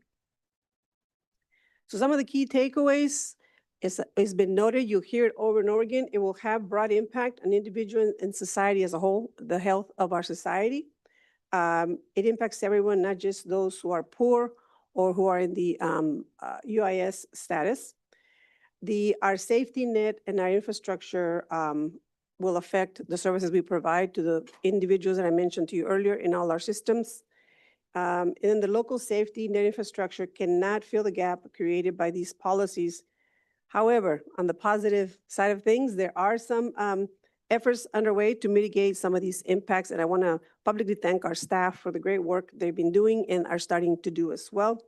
So some of the mitigation strategies, again, you'll hear more about Cruz a little bit later. We're going to monitor and sustain this core safety net service. It's critical for us to help our community, our indigent care. Access to Medi-Cal care partnerships, collective action with safety net healthcare partners. There's operational efficiencies that we're doing in HSA. We're looking at increasing productivity, looking at how we link folks to benefit, to link them to benefit packages so they can meet their needs as much as possible. And then Behavioral Health Services Act is one that I want to look at leveraging to see where we can help with that funding, those changes that are coming July 1st of 2026, to see how we can look at that process to mitigate some of these impacts. And with that, I want to turn it over to, again, our healthcare system as a whole, our hospitals, our partners are very critical. As Randy said, we can't do this alone. We rely on our partners. I'm very thankful for Maritza Lara to be here, our executive director of HIPSI, not HIPSI. And I'm very, very thankful for you to be here to provide an overview of what she's working on. Thank you so much. Good morning, everyone. Maritza Lara, I serve as Executive Director at the Health Improvement Partnership of Santa Cruz County. And I'm also an immigrant to this country. I came to the US with one question. I just had one question. How did this beautiful country created the best healthcare system in the world? I was 20, so I was full of dreams, hopes, and ideas. And what these last 16 years here have taught me is that the healthcare system is amazing in the US if you have the means to pay for it. And so if you are disappointed at what you're hearing, at what is happening, I just want you to know that you are in good company. I too have spent the last 16 years just kind of trying to wrap my head around what's going on and why is it happening. I want to share some background as to who HIP is, if we go into the next slide. This organization was created 21 years ago by the health system itself here in Santa Cruz County. Our goal has always been to promote collaboration over competition in the health system space. We are comprised of over 20 organizations delivering dental, behavioral health, hospice care. Our network includes community health centers, hospitals, health plans, community-based organizations, and educational institutions. If we go into the next slide. Together, we strengthen the safety net. We have the vision of serving as a catalyst for collective action to achieve health equity through an anti-racist approach. Yes, thank you for the laugh there, because it is a challenging vision to really lead at the moment. I'm here today, if we go into the next slide, to answer this question. What are we hearing from our members? What is HIP hearing from its members around HR1 impacts? And what we're hearing is concerning. We know that in the next couple of months, we will have more uninsured Santa Cruz County residents. We are concerned about the stalled progress to equity and quality healthcare services. These cuts in funding are also leading to a decreased revenue for hospitals, for safety net providers, which is also going to increase local unemployment rates. The healthcare delivery system, it's already struggling, and HR1 only adds greater strain to a very impacted system. If we go into the next slide, the one before. One thing that we're hearing from our managed care plan partner is that by 2027, we are likely to see a 27% disenrollment of members with a decline just this year of 4%. For residents in our community who receive healthcare through Cover California, the premium tax credit, it's sunsetting. And so these 13,000 county residents are likely to see an increase in health insurance premiums. And you all know, the moment that someone really has to decide between food and an insurance that they may need this month or in a couple months, a lot of folks might decide, you know, this is just not worth to pay, and we are disenrolling as a family. If we go into the next slide. I wanted to put things in perspective because the healthcare system's issues that I'm describing and that my partners here are describing are not a problem of tomorrow. Many in our community already receive less than desirable healthcare services, which is driving less than desirable healthcare outcomes. HR1 only makes things worse. And so to zoom out a little bit, I wanted to share with you a couple of quotes I pulled from a project that we have been conducting in partnership with our healthcare partners here in Santa Cruz County. And this project assesses the state of birth equity in the community. And so as I read these quotes, I want you to keep in mind, this is people's experiences with the healthcare system around this particular topic with the resources that we currently have in our community. And so I'll read. From birthing people, we heard, after birthing my child, I didn't see a doctor for months. I was ashamed to ask for help with depression. My doula was the only one who checked on me after delivery. When I realized that the nurse spoke Mixteco, I felt at peace. From healthcare providers, we heard, every year more colleagues leave because they cannot afford to live here. Joy is what keeps us strong, even when the system fails us. We are dealing with a really complex situation.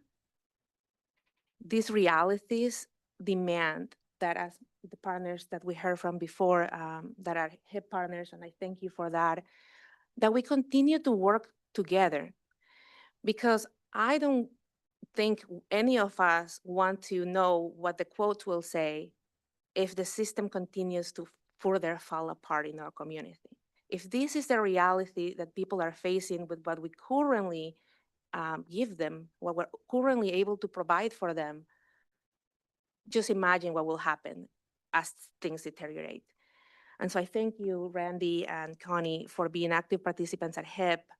We are here to facilitate conversations. If this board will like to meet with healthcare leaders at some point to inform policy, more than welcome to provide our table to have those conversations. I know Monica Martinez has been a really key champion in just keeping a pulse in what's happening in the safety net. And so more than welcome to continue those conversations. And I'm passing it back to Elisa. Thank you, everyone. I'm going to try and get through these remaining slides fairly quickly because we've had a lot of information in front of you today. But I really want to crystallize how this comes back to economic and budget impacts, as well as what we've talked about today, real human impacts. We've talked about probably a third or more of county residents currently getting Medi-Cal will be affected by this and their access to healthcare. This also rolls through that the revenue structures that flow between clinics and hospitals and providers, excuse me, are in a bit of disarray. So that's another one of sort of the macro questions in play, that where this extension of partnership and recognizing we are in this together is so critical. Randy highlighted, and I think it bears repeating, almost $17 million of benefits that flow into our economic systems from SNAP will not be flowing anymore. So this is not just the individual impact, but there are ripple effects throughout our economy. And then I think we though not a system the county has a role in, the ACA marketplace impacts many working families in this community who rely on those subsidies to maintain their access to healthcare no longer will have those. So these are very large, broader impacts that will be a part of the questions ahead. In terms of the immediate county impacts, we are estimating, $10 million easy in revenue impacts to our health centers. We've talked about, Randy has mentioned, increased administrative costs for programs that reach fewer people. We've already seen the abrupt elimination of SNAP Ed space that is really on that prevention side. And we all know that $379,000, that investment in prevention and that disinvestment will have impacts down the line. You have a separate conversation today to start talking about what does this mean for MetaCruz? What does it mean for our local, albeit small and mighty at this point, medical program for indigent care? Something that we thought was behind us is right back front and center, and you'll be hearing about that today. So I wanted to sort of summarize with that high level conversation.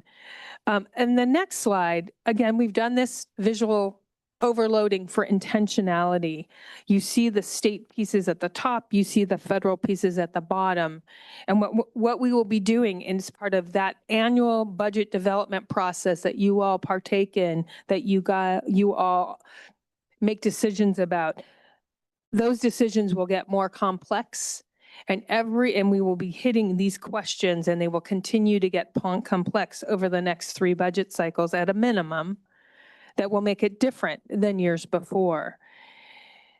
And so as we talk about right now, the bulk of these impacts in safety net and health and food security systems, every general fund dollar is going to need to be scrutinized for its highest and best use. And so the questions you all will be facing, the questions the departments in the audience will be facing is, how are we going to spend each and every dollar to its highest and best use and address the needs of our community? With that, I'm going to pause and I'm going to switch gears and talk a little bit about federal government shutdown. I think we were all hoping we would not be here today, but it's looking more and more likely that there will be a government shutdown. I just want to say from the outset that CEO and all of the county operating departments are having very active conversations about what a short versus long-term shutdown might entail. Just very quickly, without a continuing resolution to provide temporary appropriations, if that does not happen and we move into a shutdown, the executive branch determines what shuts down. And what I have on this slide is reflective of historic approaches to shutdowns. And I think it's probably safe to say that the way we have watched the administration behave in the last 10 months is what may have been what happened in the past may not be how it's handled in the future. But what we know is what we know. In the past, there's been sort of a definition or a distinction between essential and non-essential. And that's demonstrated here on this slide. That typically those essential benefits and programs have continued to operate in some relative normalcy. However, the non-essential have slowed down, paused. We do know, and Director Morris can speak to it more, there is a backup plan for CalFresh of where about a month of sort of continuing benefit flows is planned for. When we've talked with our departments about this, probably the most common refrain is a slowdown in federal reimbursements. Like that things that cash that we expect to come in on a reimbursement level may dramatically slow down. So we are working very actively with our auditor, controller, treasurer, tax collector on that question of cash management. Like how do we keep our operations moving, paying our bills, paying our employees, providing service to our community in what may be a period of time where our cash that we expect to come at regular intervals from the federal government and sometimes mediated through the state, that is disrupted. So it is something we're actively managing. We do have reserves, but that is what we're identifying right now as the most probable impact to our service delivery. It's really a financial management issue. So with that, I'm going to talk briefly about next steps. We will continue doing much of the work we've been doing quietly for the last 9 months. That is, we have a county federal impacts work group. We will actually be expanding that group to move from sort of assessment and environmental scan to more action-oriented. How are we planning now that we have a better landscape, a better map of the challenges, operational challenges, financial challenges, human challenges ahead? Obviously, we're preparing and tracking for a shutdown. And we, in the last 9 months, in the last 4 months, to be more honest about it, our office has been highly engaged with a broad set of community partners, and predominantly that engagement has been through the Pajaro Valley Collaborative, which just brings an enormous amount of our community organization capacity and strength together, and we are very, very appreciative, Nicole and myself, to be at that table along with our representatives from the H's. It's a very powerful group and very inspiring in a time where we need it. We will continue to do our core jobs around fiscal analysis and that, like I mentioned, move from this assessment into more what are the active mitigation strategies we need to be working with partners with, bringing to you, working with you on to get ahead of the impacts that we have been able to set forward today. A lot of what I've just gone through is really our technical work. This is the work we do all the time. And this last bullet doesn't do the real intentionality of it justice. We know we have to honor all the sector-specific partnering work that's happening already. Many of the folks at the table have talked about it. They're already doing the work. And we know that we have to take it to another level. The issues that you've seen here today, presented here, are large-scale structural changes to systems that our organizations, our partners have relied on for decades. We're talking about major institutional norms breaking. And we want to be serious and honest about the depth of the impacts of these changes, but we also want to be, let you know, we're ready. You have partners here, you have staff here that are ready for this challenge, and we will get through it together. So, here we go. The greatness of a community is most accurately measured by the compassionate actions of its members. We get to do that. We get to do that together.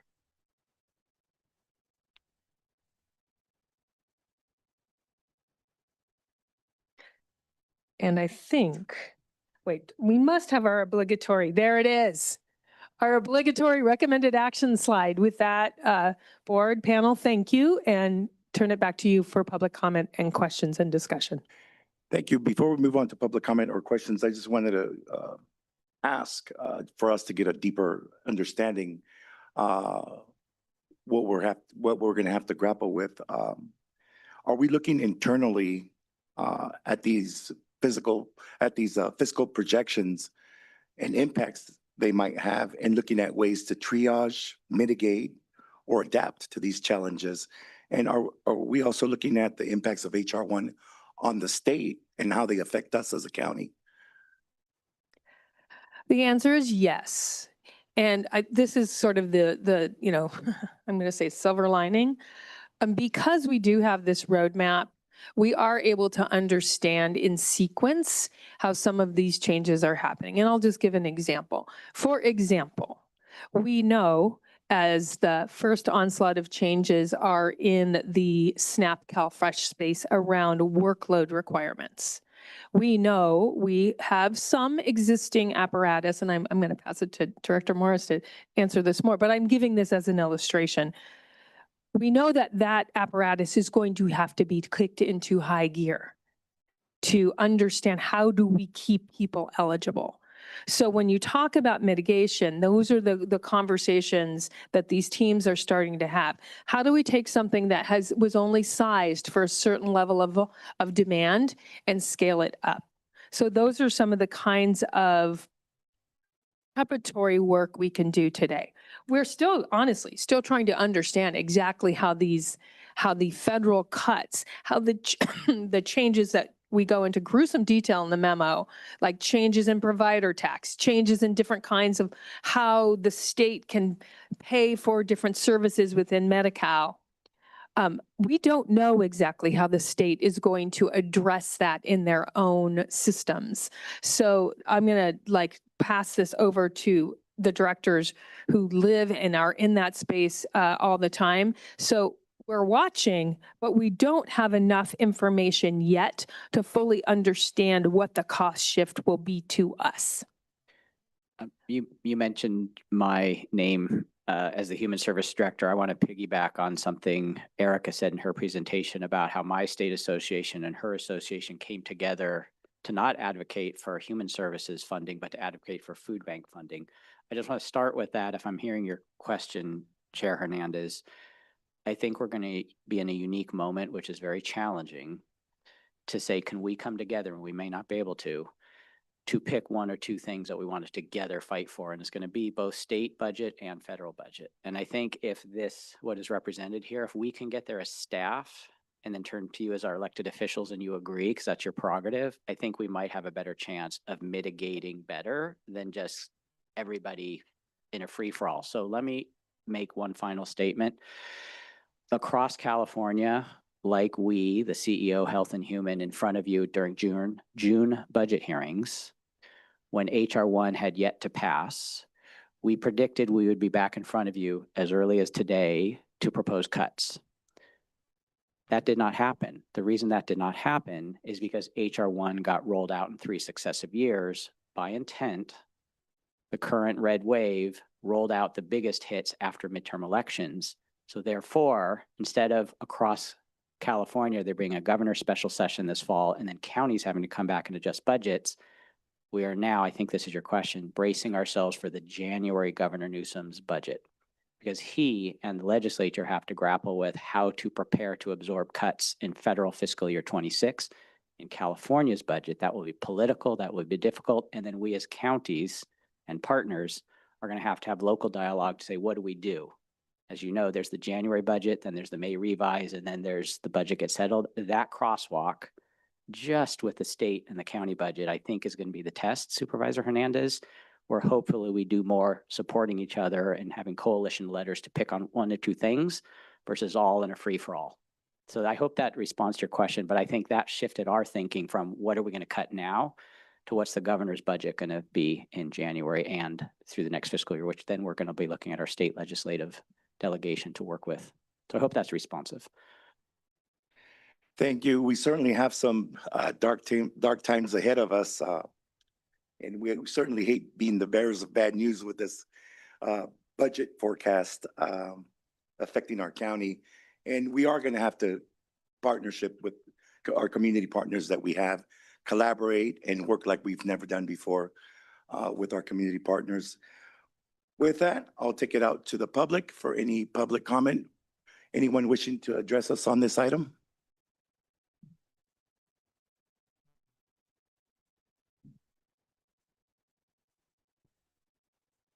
How does food get that last step, take that last step into the hands of people who are hungry?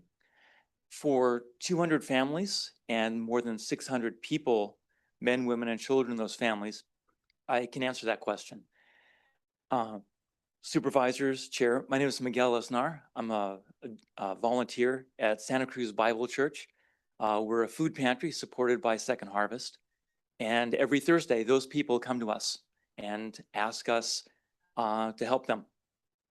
We have 40 volunteers. We set up tables and pop-ups ready for the food. We go out to Target and we pick up food that would otherwise go to landfill. We sort it, we weigh it, we report on a system coordinated by Second Harvest so that Target gets credit with the state of California for not throwing away the food. The Second Harvest truck comes and unloads thousands of pounds of food, which we then sort across the tables, figure out how much we can afford to give to each of the families that we expect, and then we distribute those. So over the period of Thursday of noon to 1, we give out food to whoever needs it. We ask them only for their initials, their zip code. We don't want information that could imperil them. And we do more than food. Those who need help developing a plan for what happens to their children if they were moved, we help them with that. There's a good deal more that we could do to support our community, and people who are not hungry can focus on those issues. Thank you.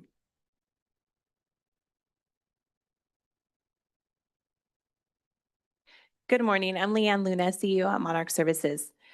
The relationship between Second Harvest Food Bank and Monarch Services is about more than sharing resources. It is about creating stability and dignity for families who are rebuilding their lives. Survivors, many of them mothers, often leave abusive situations with nothing but the essentials in the hope of finding safety. In those first days and weeks, the ability to feed their children becomes one of their greatest worries. Access to the food bank means that these mothers can provide a meal without having to choose between buying food or paying rent, without the shame of going without, and without the added fear of not being able to meet their children's basic needs. Monarch relies on the ability to bring food from Second Harvest into our emergency shelter, as well into each of our office locations, so that clients can select fresh vegetables and loaves of bread to take home with them. Also, it's important to note that with the changes to Medi-Cal, many of these families will be ineligible.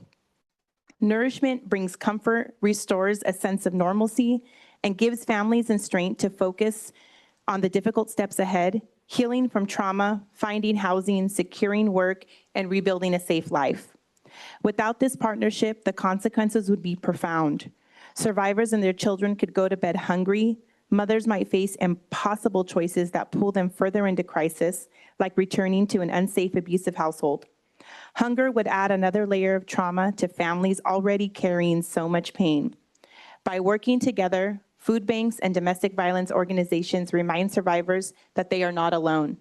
Providing food is not just about ensuring nourishment. It is about hope, stability, and the foundation that every family needs to move forward.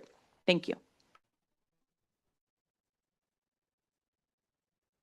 Good morning to the board and best wishes to Carlos in his future retirement. Thank you for your leadership.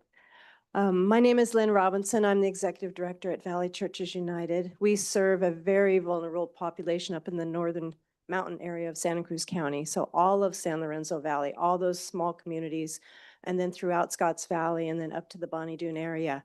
As you heard Erica say, how many years for the food bank now? 53? So we were born of the storms of 1982, so 43 years strong for us. And we were probably one of the early partner agencies with the food bank. And it's the testimony today, actually, Randy, if all the crew can come to my next board meeting, and things are gonna blow up in ways we don't really even understand yet. You mentioned that now. That's what Felipe had just said too. We don't even see what's coming. But this presentation is so sobering, and we are one of the boots on the ground agencies. Without Second Harvest and everything that comes to us through twice a week. We get 2 deliveries twice a week. This year annually, it's been about at least 60,000 pounds of food coming there. We also do all of our food recovery. We have drivers, our volunteer drivers. We're volunteer driven. There's 3 of us that are employees. We have 50 volunteers in all capacities. Drivers every weekday, picking up from our local grocery stores. So even for our clients, getting that loaf of bread, getting that gallon of milk, and getting that carton of eggs, $20 easily right there that they're not spending. And we encourage our clients to be coming regularly so that their dollars are stretched further. But I am already out there now because of the things happening at the federal level. I'm out there shopping every day trying to get because we can't get the protein that's not able to come from the food bank. We are very much in need of our food bank and our partnership. Thank you very much.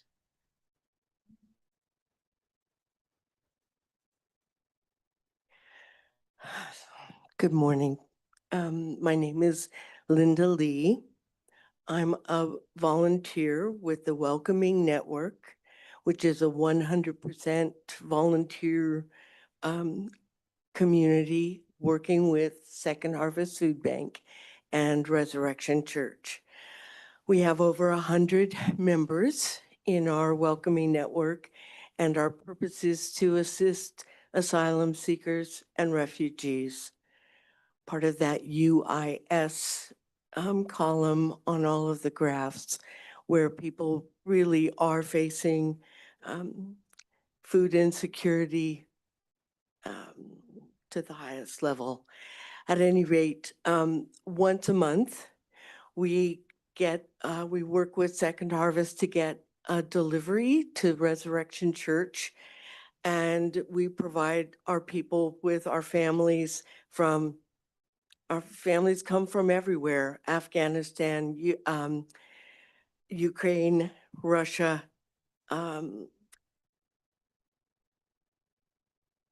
multiple countries in Central America. And we have teams that work with each individual family. And because we're small, we're able to deliver the produce and the things that we get from Second Harvest Food Bank, because many of our people are afraid to come. They're afraid to be out on the street in any way, shape, or form. So it's a wonderful partnership with Second Harvest. We greatly appreciate everything that they do with us. Our welcoming network has also, because of the lack of protein that we're able to get in the last few months, we've increased our budget to be able to buy it as well. Thank you very much for considering it.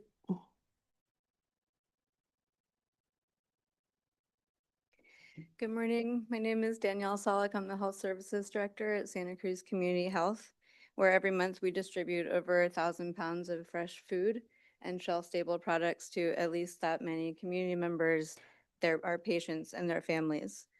But we are so much more than that. We are a one-stop shop model healthcare clinic, including early intervention programs, mental health care, case management, substance use disorder support, and so much more in addition to full scope primary care. But when people come to us weekly to receive their food distribution, they're introduced to a world of care that they might not even know existed, let alone know that they were eligible to access or that they have or are at risk of losing. But when you don't know where your food is coming from and when you're chronically facing food insecurity, there is nothing else. You're not showing up to preventative care appointments. You're probably not even showing up to your regular healthcare appointments that would keep you healthier longer and ultimately accessing less supports, because the hunger is all that there is. And so the stress and the burden on all of the other service providers in the county, all of our partners here that form the safety net of care in the county, that burden increases exponentially in order for us to find people, to keep them enrolled, to help them understand their responsibilities and how they can access services when they are unable to do so for themselves because they're singularly focused on their chronic food insecurity. And these are the conditions that these cuts are already starting to demonstrate throughout Santa Cruz.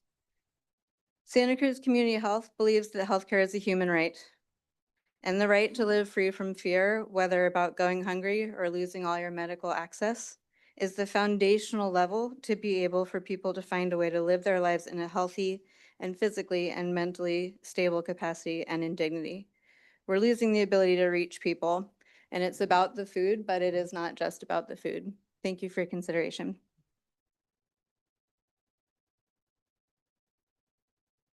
Good morning, Chair Hernandez and esteemed members of the board. Angela Chestnut with Second Harvest Food Bank. I want to thank you for providing the opportunity for our organization and its partner agencies to present on the importance of nourishing our neighbors in Santa Cruz County. As we face the challenges posed by recent federal cuts, I urge you to prioritize funding for food security in our upcoming fiscal considerations.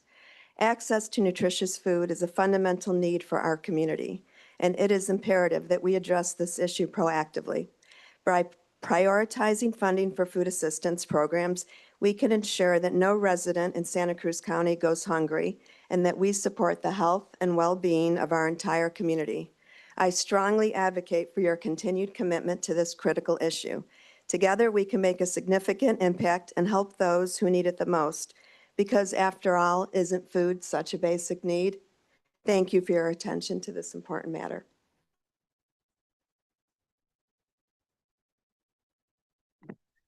Hello, Tony Nunez, Marketing and Communication Director for Community Bridges, and I also serve as Board President for the Pajaro Valley Healthcare District, which oversees Watsonville Community Hospital. First off, welcome to the heart of the county. It's great to see everyone down here in Watsonville, and I expect all of you to patron one of our businesses before you go back home. Second, today I think, and you're going to continue to hear a lot of numbers and a lot of bad news. And I'm here to kind of put things into perspective for you all on what this actually means for people and for our community, specifically with health in our community. So all of those numbers that you saw mean that fewer people are going to be able to have access to health insurance. What does that mean? When people lose health insurance, that doesn't mean that they disappear, right? They continue to go get their health care. They continue to show up at hospitals. And this means that hospitals across the county are going to be footing that bill. And so that sets off a real awful chain reaction of impacts. Insurance rates will likely go up. As a result, some services will likely be cut from healthcare providers. Access will be lost for people across our county, and people are going to suffer. People are going to be less healthy. People are not going to get the care that they need in order to be at work, at school, and everywhere else that they need to be. So we can take steps to address this, as Nicole said. We at Community Bridges, we're already working with the county and the Alliance on outreach and education. And then also at the hospital, we are already looking into potential partnerships with other healthcare providers in this area to help better our financial outlook as HR1 continues its impact. So what can you do as County Board of Supervisors? I think you can look around at the rest of the counties across California and take some and see what they're doing and see if any of what they're doing and their initiatives can work for you. Thank you.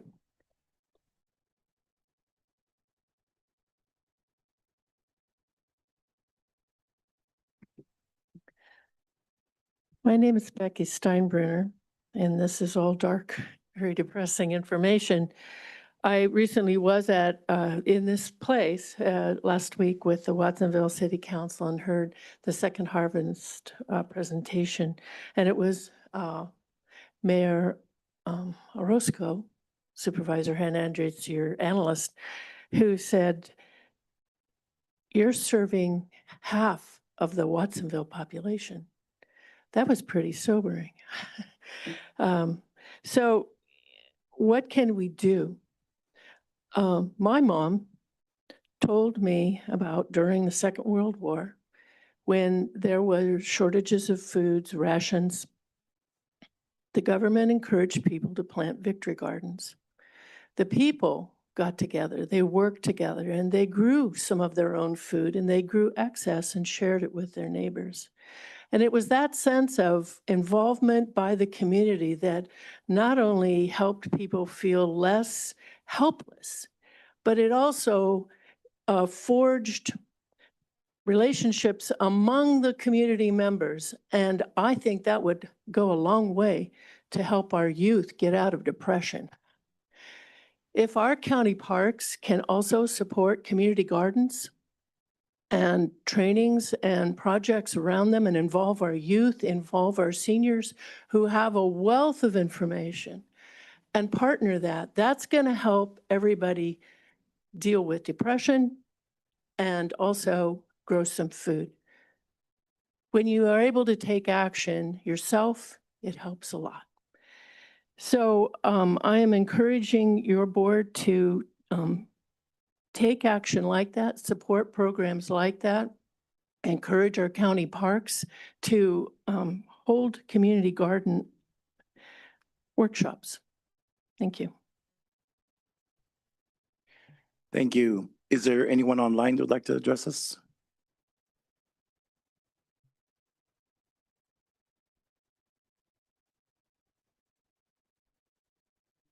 Yes, Chair. Thank you for your patience. Ramon, your microphone's now available. Chair, members of the board, thank you. My name is Ray Cancino, CEO of Community Bridges.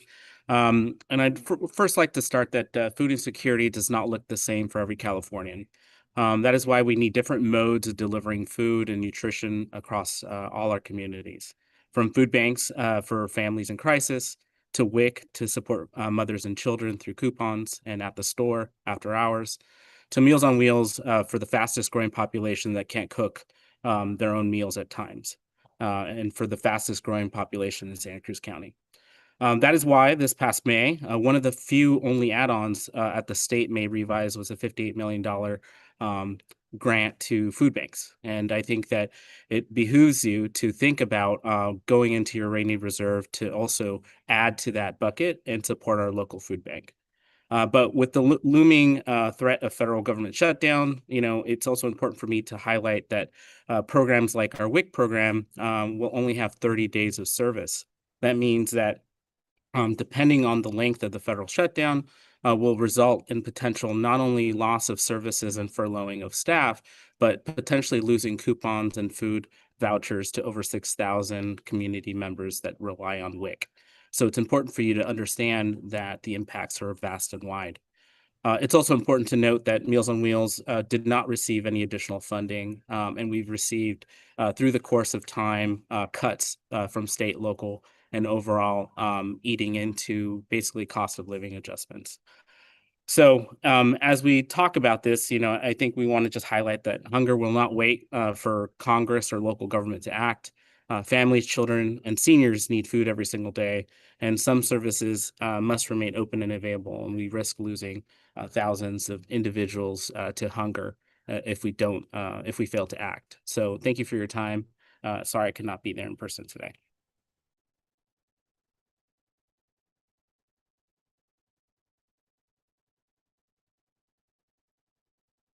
Call in user 3, your microphone's now available.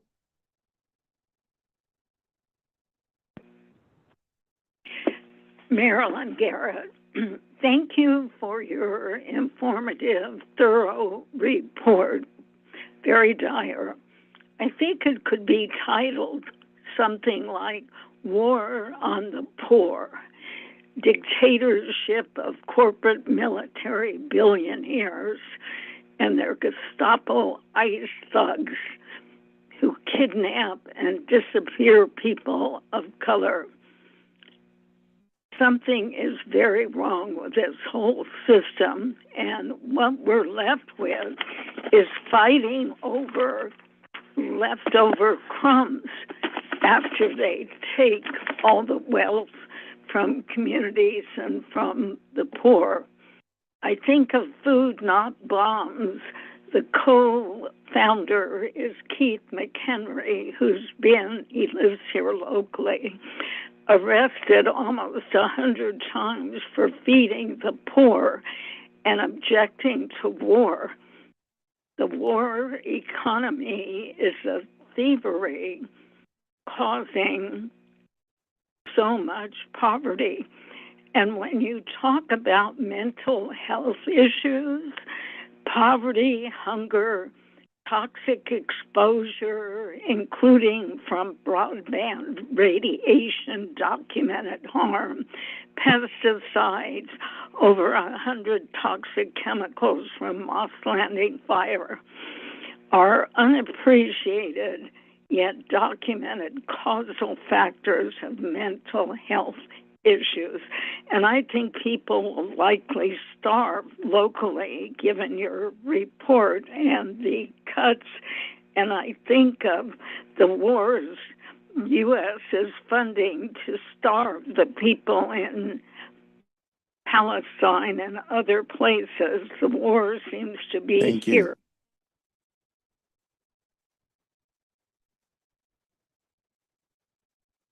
I see no further speakers online, Chair. With that, I'll bring you back to the board for any comments and questions. Supervisor Martinez.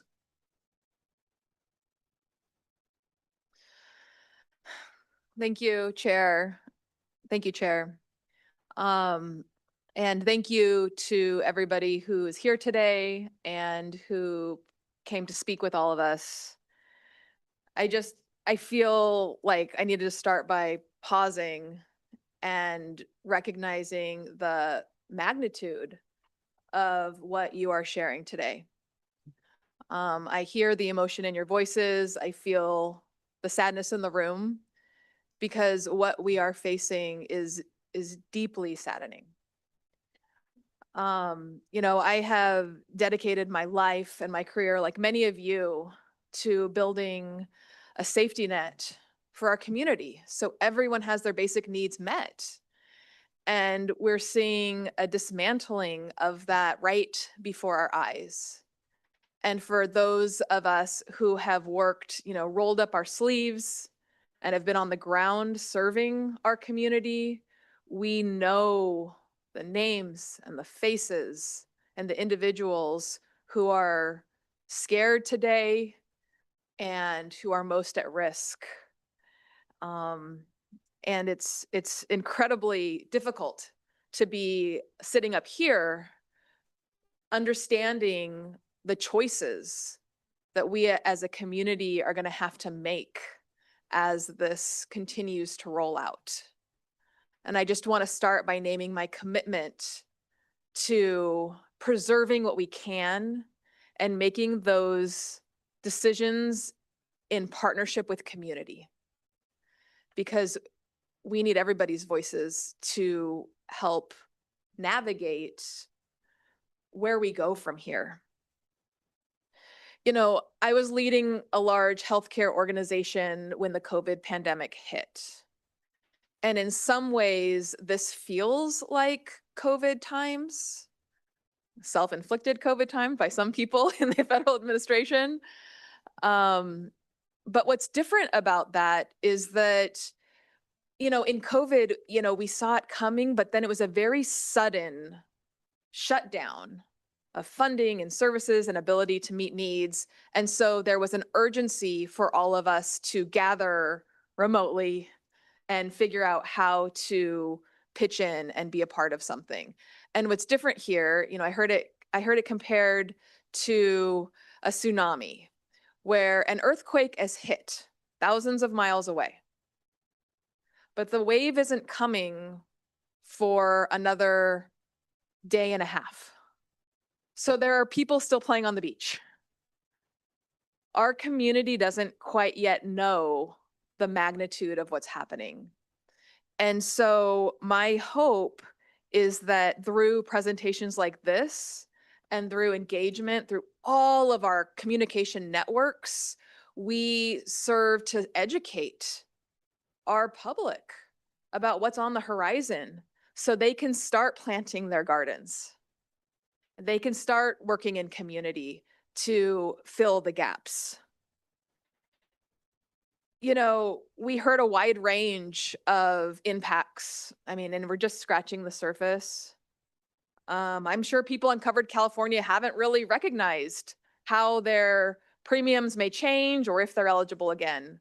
I mean, these asset limits has notification gone to folks who are going to be impacted by a new asset limit? I'm not asking you to answer that question today.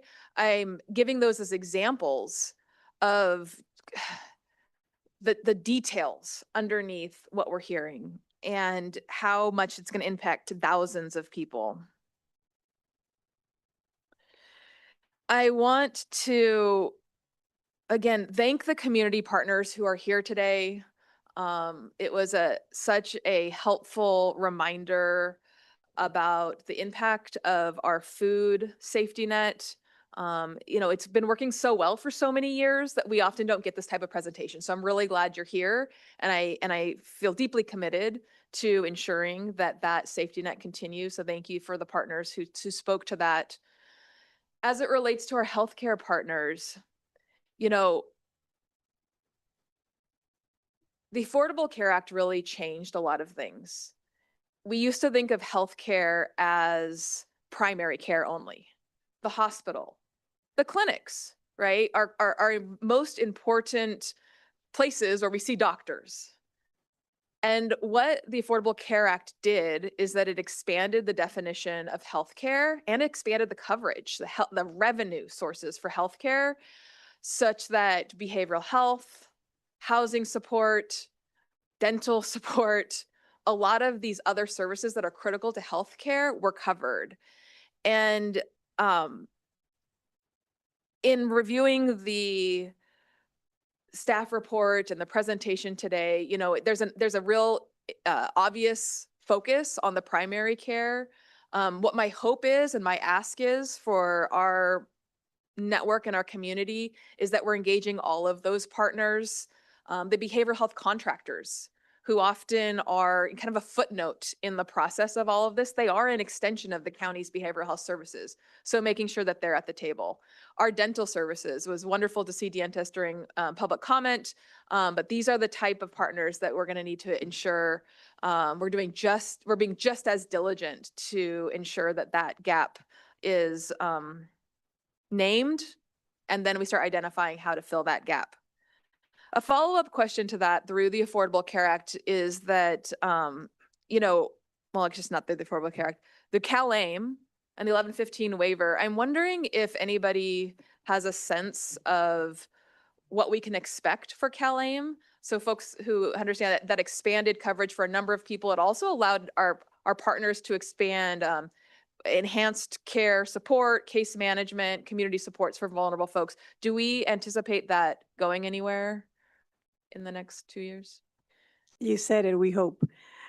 Yes, so I know our state associations, I know our CBHDA is working very closely with DHCS, state DHCS, to ensure that that goes through, because all those services are critical for all of us as we work together. So there's some light at the end of the tunnel. Okay, go ahead. I'll just say that I know that the Department of Healthcare Services, as it pertains to the community support that your food bank is providing to Medi-Cal recipients, it's clear that the state is intending to continue that service through an in lieu of service as opposed to a actual waiver service.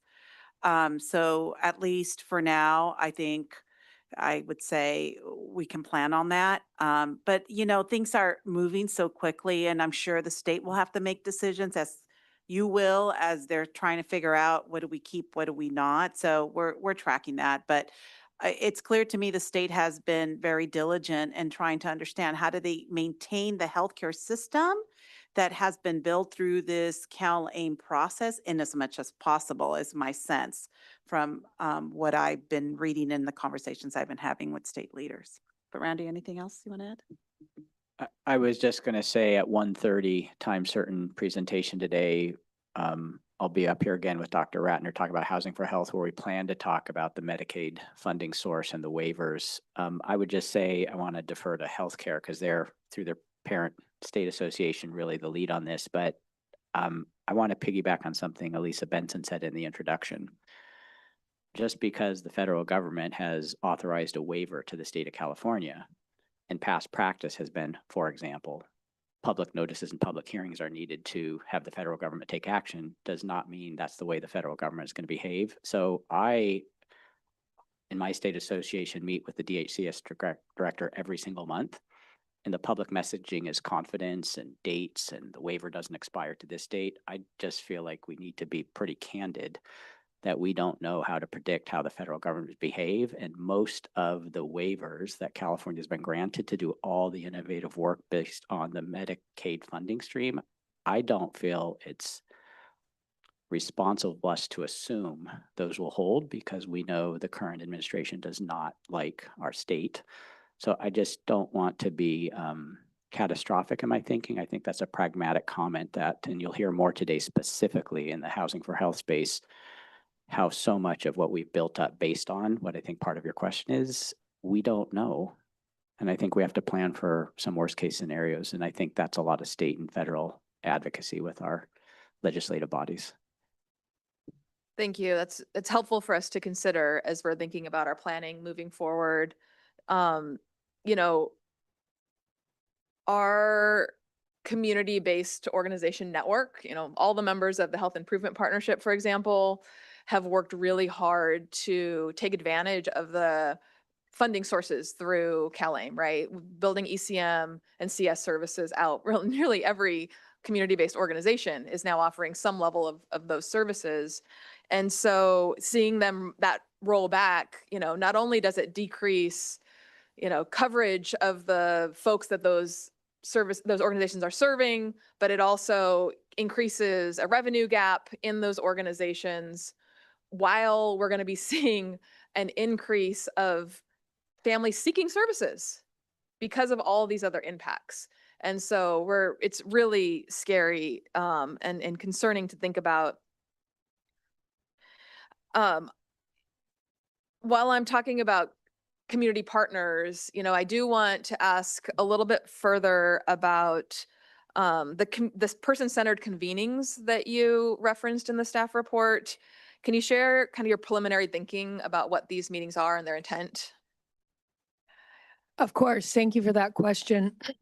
So building from some of the comments and questions from this board back in the budget hearings and public comment, their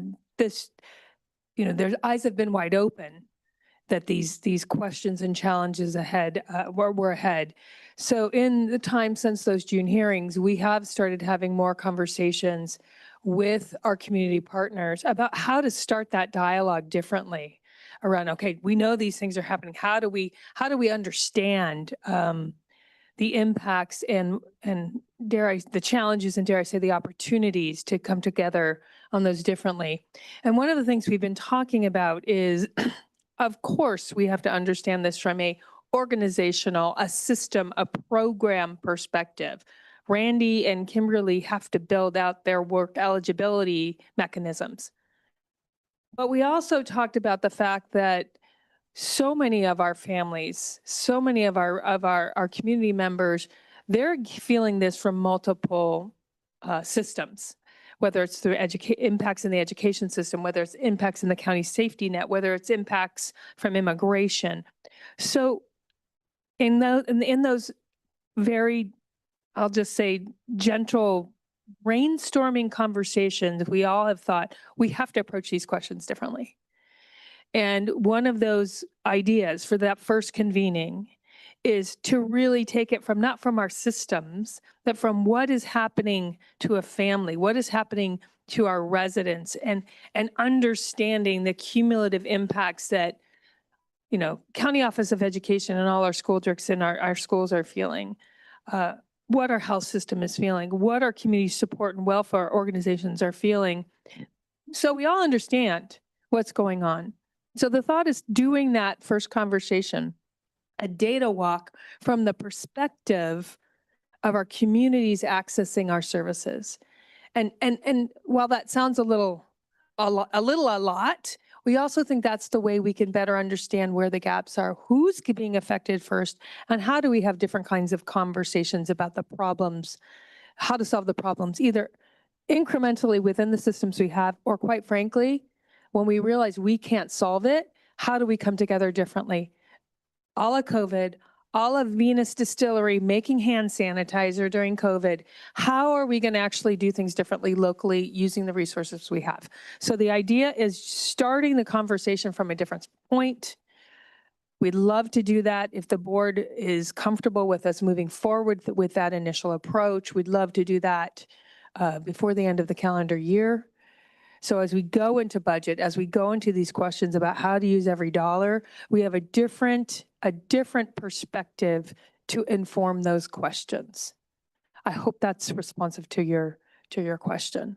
Thank you. And so it sounds like that'll happen before the kind of budget conversation. That is absolutely the intention, is that we really understand. Now, I'm not saying we're going to, you know, the hope is from there we start understanding what are our solutions.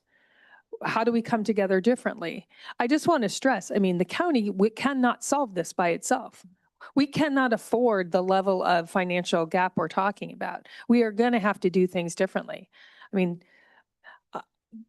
Victory Gardens in parks sounds like an interesting way to come together. I mean, I think those are the kinds of small things that are going to make a difference, and us staying connected as a community. Thank you. Thank you for that overview. And I just want to express my strong support for engaging the community in conversation, holding these sessions before we have to make these budget conversations. So that way the dialogues and decisions that we make up here are informed by members of our public. And if it's okay with members of the board, I'd be happy to take the lead on supporting your office on setting these up. And really offer any support in the execution of these type of communications. I'm happy to be a support if that would be helpful. Thank you. Thank you, Supervisor Martinez. Supervisor Koenig. Thank you, Chair.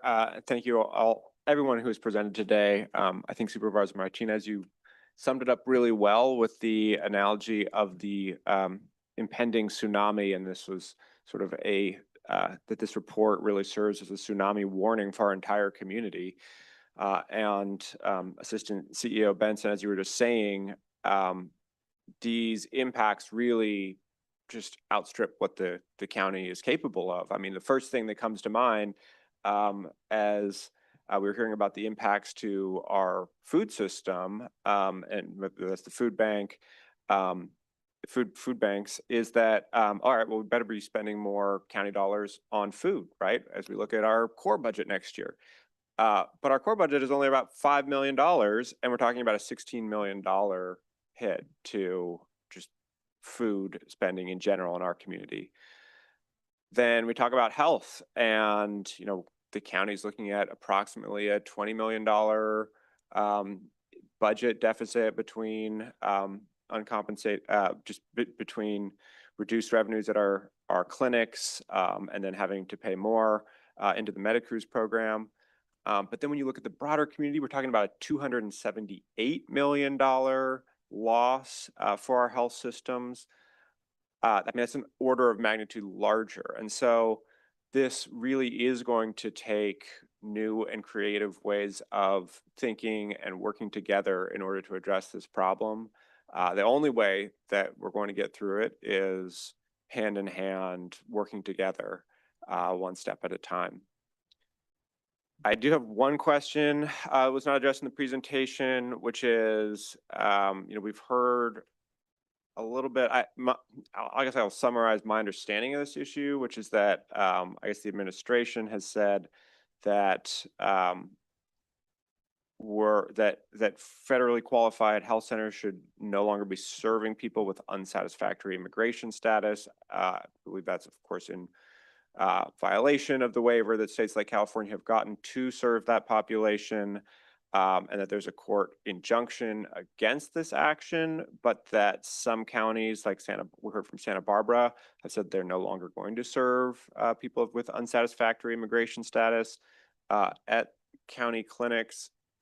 And does this represent, potentially, if a court ultimately rules in favor of the administration, that we could basically end up with, multi-million dollars of unreimbursed care?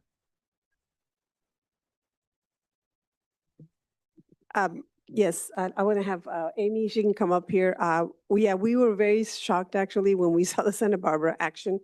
And I was asking Amy, our FQC director, if she had seen or observed other counties doing the same. And I think the last time we spoke, she had not, but she's our expert. Go ahead, Amy. Good morning. I did speak with Santa Barbara County's organized healthcare, the equivalent of Alliance, yesterday. And the problem that FQHCs are facing is that we are required by statute to serve all individuals in our catchment area, regardless of their ability to pay. That is written in statute. So to deny service goes directly against the foundation of why we're here. So it is something that we will, and there is a stay, there is an injunction right now.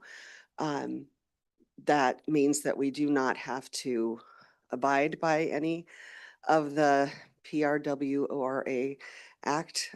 So much will come in the courts. Can I add to that, Supervisor Koenig? I think to answer plainly your question, is there possible financial exposure for the cost of service for what we do, what we've done? Yes, there is. I don't have a number. I mean, I want to say like 7 or 8 months ago, we started trying to, what would that look like? But there is. And so that's one more thing that's going to be on the board about, I mean, not your board, but like the scoreboard that we have to be considering as we navigate these changes ahead. So I don't have a number, but there is a number. Okay. Look forward to hearing that once we can put it together. Thank you. Supervisor Cummings? Yeah, thank you, Chair, and thank you to everyone who's here today to be able to speak on this very challenging and difficult issue that our community is facing, along with many other communities. I align myself with the comments that have been made, and I'm not going to belabor it because we had a time certain item at 10:45 and we're already over, and we have a bunch of other items on our agenda. I just want to express, I feel like coming out of today, it's been really helpful because this is answering the question of like what is happening and how we're being affected. And I really hope, because I saw as part of the direction that we're going to share this information with our state and federal representatives, because we really need to find out where there are opportunities for alliances to be made so that we can begin to see how we can work with other counties that may have voted in support of this administration to see how they're being impacted and how we can collectively work together to get our needs addressed. I just noticed and was made aware that there's, 2 counties in California, they're going to lose their rural hospital, 2 rural counties that are going to lose their hospitals potentially due to some of the changes at the federal level. I think our community, we're really worried about, potentially losing our hospitals. And I think that that's something that, across rural communities throughout the country is a concern that we can all kind of, join together around.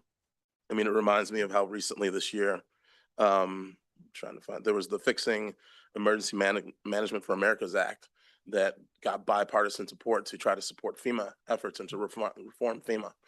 And so I think that as we're learning more about how we're being impacted, it's going to give us an opportunity to really, I think for us as county supervisors, since we go to California State Association of Counties meetings, Amon is our representative, providing, us with this information so we can carry this forward. And as we're having conversations with some of our Republican members of counties, that we're able to share our stories and see how we can work together. I think at the National Association of Counties, it's another opportunity for us to meet with folks from other counties across the country, understand how they're being impacted and what are the opportunities for us to work together. But then, I know for many folks here, whether it's, our ag commissioner or folks who work in ag, or if it's folks who work in health, we all go to different conferences and try to, think creatively with our partners on, how we're being impacted, what can we do? And I think it's really come to this, next step of what we can do together and how can we build bridges to try to make sure that we're able to address these issues that are impacting all of us, regardless of what party you vote for. I do think that a next step that we should be thinking about is like, what can people do in the community to help? I hear from folks all the time. I get emails from people who are retired, or they're just, trying to figure out what role they can play in helping to support our community during this time. And so the more that we can creatively think about how other folks can get involved, I think it's going to be really helpful for people in the community to really be there to support folks who are being impacted. And, I think at the end of the day, as we're moving into the next budget cycle, we really need to figure out how people's basic needs can be met. I know we want to fund, all sorts of different programs in the community, but, it really comes down to, as these cuts are happening, being able to tell the story of how we're being impacted. And as we're rolling back funding, be able to get people to understand, like, this isn't something we want to do. It's something we have to do. And our number one goal is to make sure that people's basic needs are met. And so I look forward to trying to work through this as we're moving towards, our budget for next year and the mid-year budget. But most importantly, see ourselves as taking this information and being the best advocates that we can, so that we can try to, hopefully push back against the negative changes that are happening at our federal level. Thank you. Thank you. Supervisor Serpa. Thank you. Well, my colleagues have eloquently talked about where we find ourselves and what to do next. I guess when confronted with budgetary considerations this grave, I'm just wondering why we aren't taking some steps now to rein in our budget. Is there a reason that we're waiting? Like, I was expecting some recommendations today about freezing travel, freezing hiring, just some very specific things that we can start doing with low-hanging fruit to prepare for what we know is inevitably coming our way. I'll go ahead and answer that. Thank you. I think that, the board is going to have to, I would recommend in the mid-year that you start really looking at budget priorities. There really is no low-hanging fruit. That's one of the very difficult lessons. If we're going to, anything we do is going to mean budget cuts in another program. And they're all important programs that we do in the county. We do such a wide array of services, and they're all very important services. So I don't think there's any easy answers at this point, and I think the board needs to look at all of our spending in the mid-year and start prioritizing, and also look at revenue options as well, and trying to figure out, are there any possibilities there? Because I think that it is going to be a very difficult situation, and those decisions are very difficult. Just to give you an example of what we did in the past. So let's look at the Great Recession. In the Great Recession, the county eliminated over 400 positions, including 200 layoffs. The county eliminated the Parks and Community Services Department. The county implemented furloughs for all employees that lasted almost 4 years. Very difficult.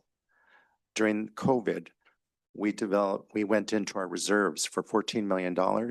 We laid off probably about 60 positions, and we had furloughs that lasted a few years. And then the American Rescue Plan basically rescued us. And so we were able to reinstate our furloughs and we were able to also get rid of the furloughs. So anyway, those are the kind of difficult decisions that, you may be faced with. And so I think you should start engaging those discussions as we get towards the new year and the board and your staff gets direction for the development of the coming fiscal year's budget.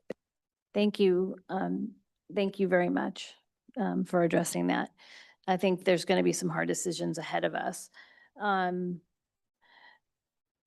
Supervisor Koenig asked the exact question that I had about FQHCs, because that wouldn't just affect our county, it affects all of the safety net clinics. And so if none of us can serve people with unsatisfactory immigration status, what would happen to those patients?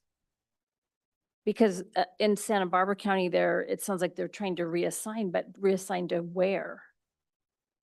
Because we have Dignity, Kaiser, PAMF. PAMF doesn't take Medi-Cal patients. Kaiser's not taking any Medi-Cal patients. So that leaves Dignity, and they don't have enough doctors, right? So it is a question. You're asking me a question right now. I don't know if you're making a well, comment. yeah, I but just don't know if we have any other good ideas. The one So- thing I will say this, there is another model, and that's the Rotacare Clinic. For years, the Rotary has been supporting a clinic, a free clinic, happens every Tuesday. Dr. Satish Chandra, who is a Dignity doctor, who is mostly retired. I think he's working 1 day a week now, but he has been staffing that clinic every Tuesday for years. And so there's some ancillary services. I've volunteered there multiple times. That's free healthcare, and with the nuns at Dignity, if somebody needed follow-up specialty care, we would arrange it and that person would get what they needed for free. So that's something I think we should begin to look at potentially expanding So- that service So too. Supervisor De Serpa, we did meet, we are looking at that data, and you'll hear a little bit later in Cruz presentation as well. But we did start looking at the number of folks that we have in that caseload and see what are some of the underlying conditions that we could possibly look at other parts of our agency, but also our partners. So we started to look at the data and start to do some analysis. So we definitely can put something together and share an update for you. But we have started to work on it already. Thank you. And I know, like all of us have been looking to the state because they know this is all happening and they've been mostly, silent on what the fix is. Do we know anything further from our state about any help that the counties will be getting? I know Jessica, let's see, Jennifer's right here. So I know CHIAC, our state association, is looking into this. I'll have her speak to that issue, which she'll be on her way to that meeting as well. Hello, everyone. Jen Herrera, Assistant Director for HSA. If you could just please repeat your question, Supervisor De Serpa. The state knows that this is a crisis. So I'm just wondering if they have been proposing any help for the counties with regard to these federal cuts. So as you've heard, the cuts are pretty widespread. So when it comes to Medicaid, we're still waiting to hear what that will look like, what the direction will be to Medi-Cal, which will impact our operations. I will share that one of the actual reductions that happen, actually effective tomorrow, is the reduction of SNAP education. So that's related to HR 1. So we did receive support from the state with some transitional funding to support all programs throughout the state with ramping down that program so that there isn't an abrupt stop as of October 1. So that is one benefit, that shows one benefit of the partnership of being a pass-through to the state, is that the state is acting as a buffer for us and an advocate for us, especially on a lot of our public health programs that are certainly at risk. And the one that is mentioned in HR 1 is SNAP Ed, but there are certainly a variety of public health programming at risk that the state is advocating on our behalf. Related to Medi-Cal's, we're still waiting to hear more information. Same with, that relates to the CalAIM 1115 waivers and BH Connect waivers. Thank you. Supervisor DeSerpa, I just want to put an elephant on the table. As public county staff, we meet with state staff and we have a state association, and this is the elephant. So, okay, I'm going to say this. The state government is used to working with a somewhat stable and predictable federal government. The federal government dismantled the region system and dismantled Region 9.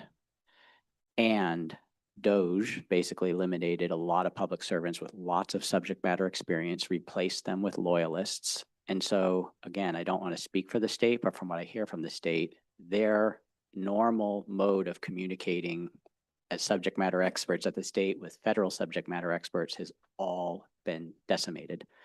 So most of what we do, I'll speak for human services, this might be relevant for health as well. Actions occur at the federal level. The state works with the federal government to sort of promulgate those rules, and then they communicate with us.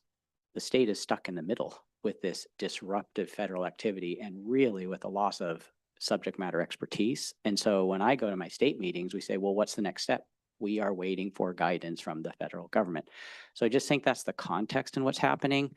And if the purpose of this meeting in part is to figure out how we as staff, county, community partners work together, and then how do we work with you, I hope we can queue up things so that you can talk to state electeds and federal delegates, and we can talk staff to staff, because this is the moment we're in where the predictability of the federal government's gone, and there's not much of a there to give much of a answer. So that's kind of what's happening systemically, and it's brand new. So we are used to getting pretty quick, clear direction from the state after they get it from the feds. That is all changed. Thank you. I think that concludes my questions. Thank you. I want to thank all my colleagues, meaningful and thoughtful words today. As we proceed, I just want to ensure that we use the lens of equity.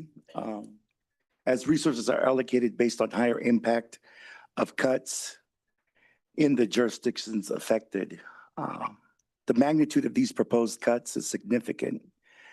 Tens of thousands of residents in our county rely on Medi-Cal, CalFresh, MediCruz, and any reduction will be especially difficult for the most vulnerable, our neighbors, families with low incomes, seniors, farm workers, students, and immigrant communities. We all know the impact will not be evenly distributed. In places like Watsonville, where a larger share of residents depend on these programs, the effects will be more immediate, drastic, and more profound. As we consider how to respond, again, I want to encourage us to keep an equity lens at the forefront. Our allocation of resources and strategies for mitigation should reflect not only population, but also the higher concentration of need in those areas most affected. And while these challenges are daunting, I believe that we can best address them together through collaboration between counties, our cities, our community partners. Working in partnership will give us the strongest path forward to protect the well-being of all of our residents. And as a question, it's not a literal question, but it's something for us to think of. I want to make sure that safeguards are proposed to prevent the residents in most need from losing access to healthcare, preventative services, food access due to these cuts. That's something for discussion for all of us amongst our community, our constituents, and our community partners and county staff to consider. With that, I'll bring it back to the board. Supervisor Martinez. Thank you. I want to once again thank you for the presentation. I know we'll be continuing this conversation on upcoming agenda items today, but I do want to extend one more just word of gratitude to the presenters today, and let you know that we up here understand how difficult the road ahead is for each of you, and that we are with you and support you as we collectively work to address these challenges. So with that, I move the recommended actions. We have a motion from Supervisor Martinez and a second from Supervisor Koenig. If we can take a roll call vote. Supervisor DeSerpa, Aye. Cummings, Aye. Martinez. Aye. Koenig Aye. and Hernandez. Aye, motion passes unanimously. We do have scheduled item for 10:45. We are gonna skip 7.1 so that we can move on to the next agenda item. Number 11, the Board of Supervisors shall recess, well, we won't recess, we'll continue to permit the Board of Directors of the Santa Cruz County Flood Control and Water Conservation District Zone 5 to convene and carry out regularly scheduled meeting. I'll turn it over to Supervisor Koenig, Chair of the Zone 5 meeting. Thank you. I will call to order the regular meeting of the Zone 5 Flood Control and Water Conservation District. And clerk, once we have a moment for, yeah, please, board members, directors of the Flood Control District, please take a seat. Thank you for waiting patiently. I know we are an hour behind schedule. We appreciate you being here. I think everyone is seated now, so clerk, could you please call the roll? Certainly. Director DeSerpa, Present? Cummings. Here. Hernandez. Martinez. Here. Balboni. Here. Clark. Here. Hernandez Yes. and Koenig. Here. Are there any additions or deletions to the consent agenda today? No additions or corrections. All right, do we have any oral communications for the Zone 5 Flood Control District? We do not. I believe we have someone here in the audience. Yes, thank you. Go ahead. Snuck up on you. My name is Becky Steinbruner. I want to encourage this board to support conservation. I want to encourage this board to support managed aquifer recharge projects that would take stormwater and apply them to collected areas for groundwater recharge. Those areas have been clearly identified in Dr. Andy Fisher's work and the Recharge Initiative for the best areas in the county to accommodate, where the soils will accommodate recharge. Please support projects like this. Thank you. Thank you. Is there anyone else here in chambers that wishes to address the Zone 5 board? Do we have anyone online? Yes, Chair, one moment.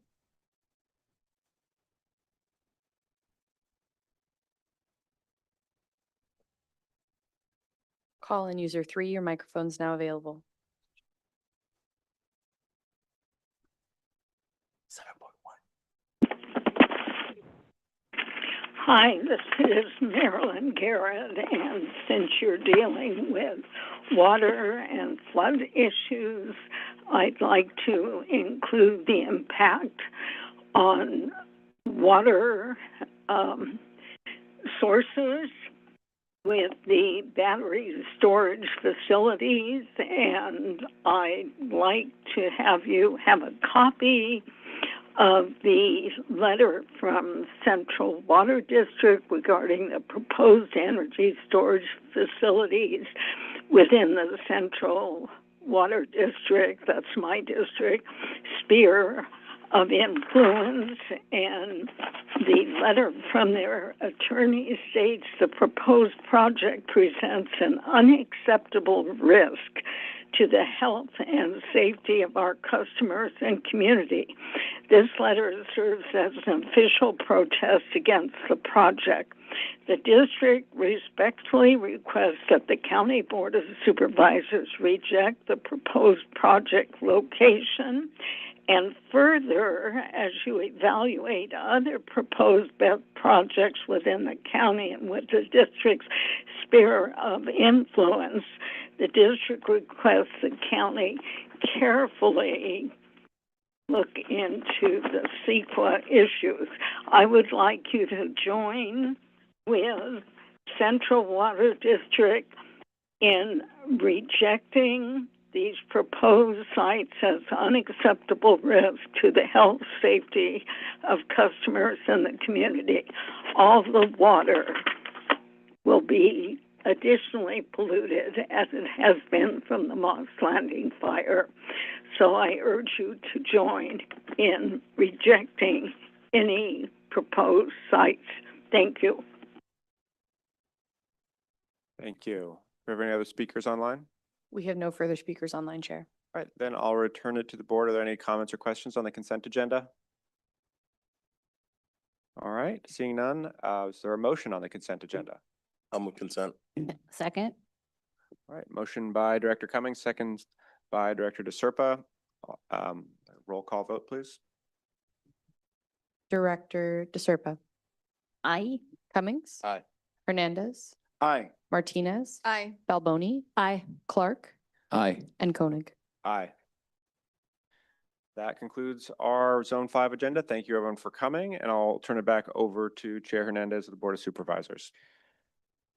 Thank you. We'll now move back to the regular agenda. We have item 7.1, which is item 24. Supervisor Martinez.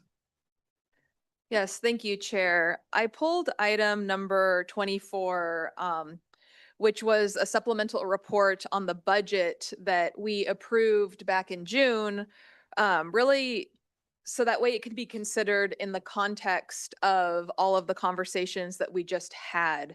To be honest, as a new supervisor, this is my first time that I'm going through this part of the process where, we go through the budget hearings in June, and then it comes before the board now in September. And I want to recognize that a lot has happened and changed since then. So I wanted to use this as an opportunity to make sure that the budget that was passed in June is still relevant and provide myself and other board members the opportunity to ask questions to that. I heard some of those questions from Supervisor DeSerpa earlier as to, why are we not hearing about budget changes yet? I know Mr. Morris also addressed this slightly in his presentation about some of the considerations moving forward. I think, one of my first questions is that we passed this budget on June 10th, and that meant there was really little or no time to incorporate changes from the governor's May revise. And I'm wondering if that has had any effect on the current year's fiscal budget, current fiscal year's budget, and if anything related to the state budget as it is something that we should consider here and now. Thank you for your question. As you might recall, we held a special hearing on the May revise and the state actions on May 20th. And that helped actually inform the last day budget hearings on June 10th. And at the time, and we still anticipate that there's no direct immediate fiscal impact to our current 25-26 budget. HR 1 has a more significant impact from size, but it's also, as you heard, some of those significant measures are delayed, probably more impacting the 26-27 year discussions that will start with our annual mid-year review that would happen in February. Now, as you heard, we might be having, wouldn't be surprised to have some preliminary conversations as ACAO, Lisa mentioned, as we learn more about the impacts of HR 1. What I will just remind from a proactive standpoint, June 10th, we concluded the hearings. Today's actions, this particular agenda item, number 24, that is now 7.1, is really it's an accept and file report on how the year closed, on how the concluding actions, and it's the presentation of the format of the budget. Elsewhere on today's agenda that you approved in consent is the structure of the budget that we submit to the State Controller's Office. So today's actions are not necessarily a budget hearing per se, as much as they are just a report about how the year finished. And what I want to mention in that report, summarizing, in my opinion, we acted in a way that was very proactive, and I'm proud of the way this particular agency in this county concluded our year. We went in and we made hard decisions about health services, eliminating over 70 positions. In today's actions that included in the adopted budget, based on how the year finished, we adapted quickly and revised our projections downward on the salary savings assumption, which is a big deal. It means we've really tightened next year's budget or this year's budget to a level that doesn't have that financial flexibility that we hoped it might. But we did that proactively, so we'll be clear and transparent. In the actions today, some of our reserves, we've moved them from departmental assignments into board control reserve, in particular increasing our economic uncertainty and our natural disaster reserves because we have severe exposures there.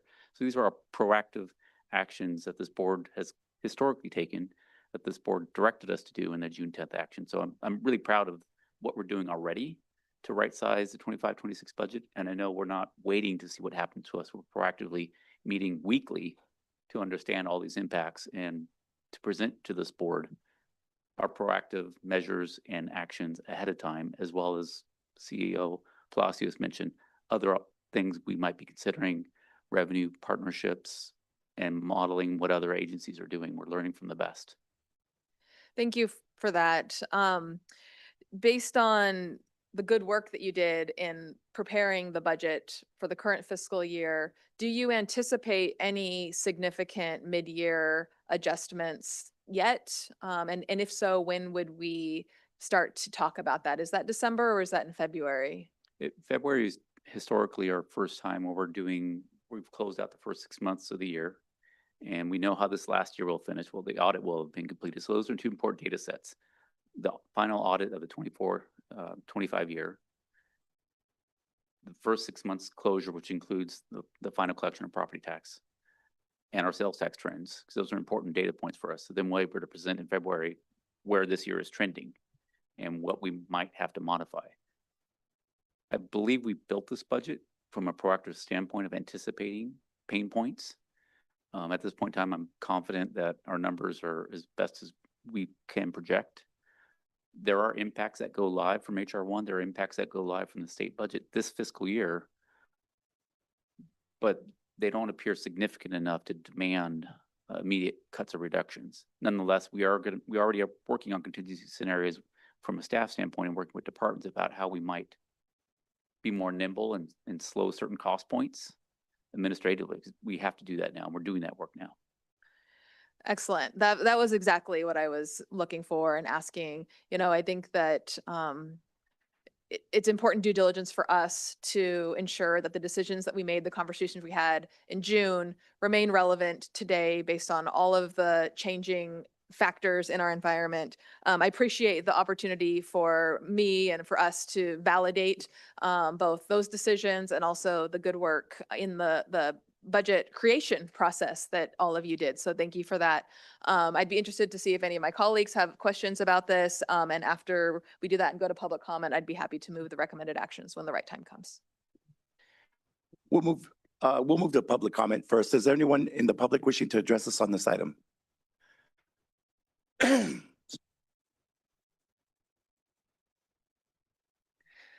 Thank you, Becky Steinbruner. Thank you, Supervisor Martinez, for pulling this. It is the right thing to do. Something so profound should not be on the consent agenda. So thank you, and it fit well with the earlier discussion. I am asking you as our representatives to hold more frequent town hall meetings.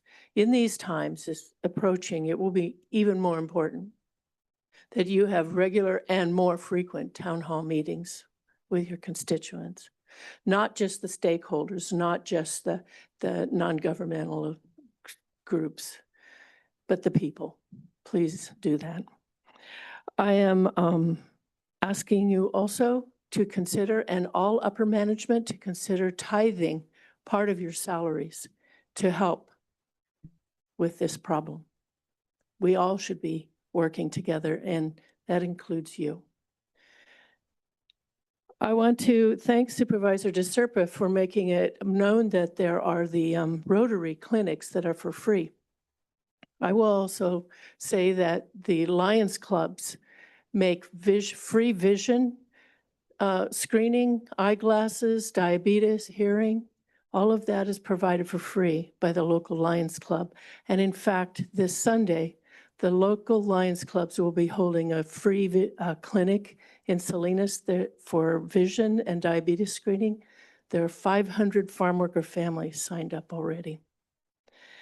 I hope that you will also partner with Dr. Ann Lopez and the Center for Farm Worker Families in all of this work. I also ask that you partner with the Ag History Project. You have the new South County Park that was a farm. Why don't we grow food there? Ag History could provide that service. I request that your board consider Prop 170.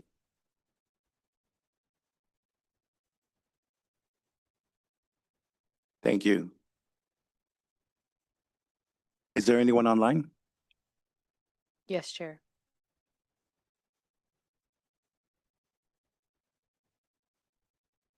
Call in user 3, your microphone's available.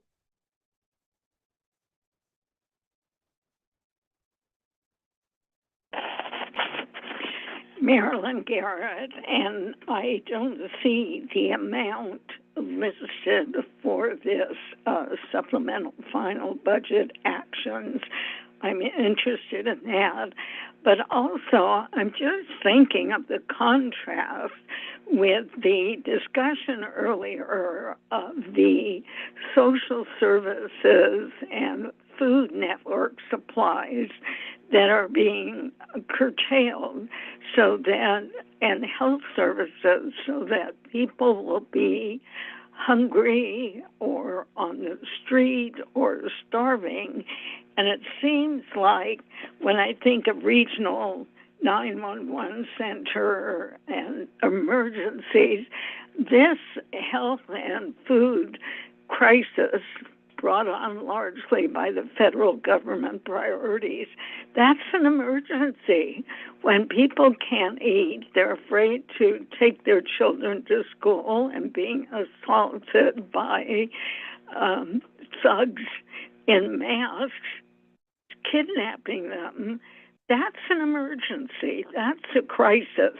I think the money for this, to me, makes more sense to go to providing those genuine health and food services. It just seems disproportionate and misdirected. Plus, these centers have all these radiation emitting detection equipment, which is further harm to health of the community. Thank you.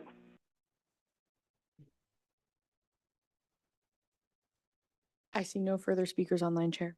Thank you. With that, I'll bring back to the board. I'll go ahead and move the recommended actions, Chair. We have a motion from Supervisor Martinez and a second from Supervisor Koenig. If we could take a roll call vote. Can I ask questions Oh. before we vote? Go ahead. Hi, Marcus. Thank you so much for coming forward and presenting this information. And I'm very grateful to hear that, of course, every week you're looking at ways to balance our budget and figure out cost savings. I really appreciate that. In this report, it says that we're running a $33.6 million deficit or structural deficit. Is that correct? No, let me explain that. Thank you for bringing that up. It's Yeah. a really good observation. We finished the year 24-25, the general fund at technically we overspent by $33 million. Some of that was planned expenditures, including use of one-time fund balance for capital projects and things that we carried over.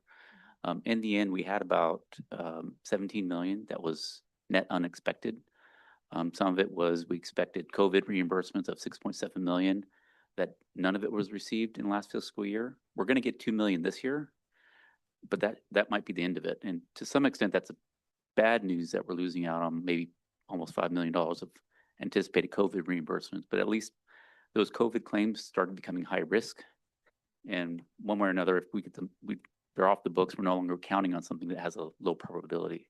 So that was one of the things that happened last year. We expected 6.7 million, and that didn't arrive. And then we have about $12 million of other costs, including we did a really good job with filling vacancies to the point where we maybe, I went back to 2010s, and every year we finished the year's books with some level of budgeted salary savings. We spent less than we had in the budget. Last year, we were break even, no salary savings. That's unprecedented. So to the extent that that would continue, and we have certain controls over that administratively and at this board level. To the extent that that will continue, we do have some exposure from an ongoing perspective. We already right-sized the budget in the final actions to reduce our salary savings assumptions so that we feel our 25-26 budget is in balance again. But it's something we're going to be monitoring and working with departments very frequently to keep close eyes on this. So we do have a concern of about that $10 to $12 million amount.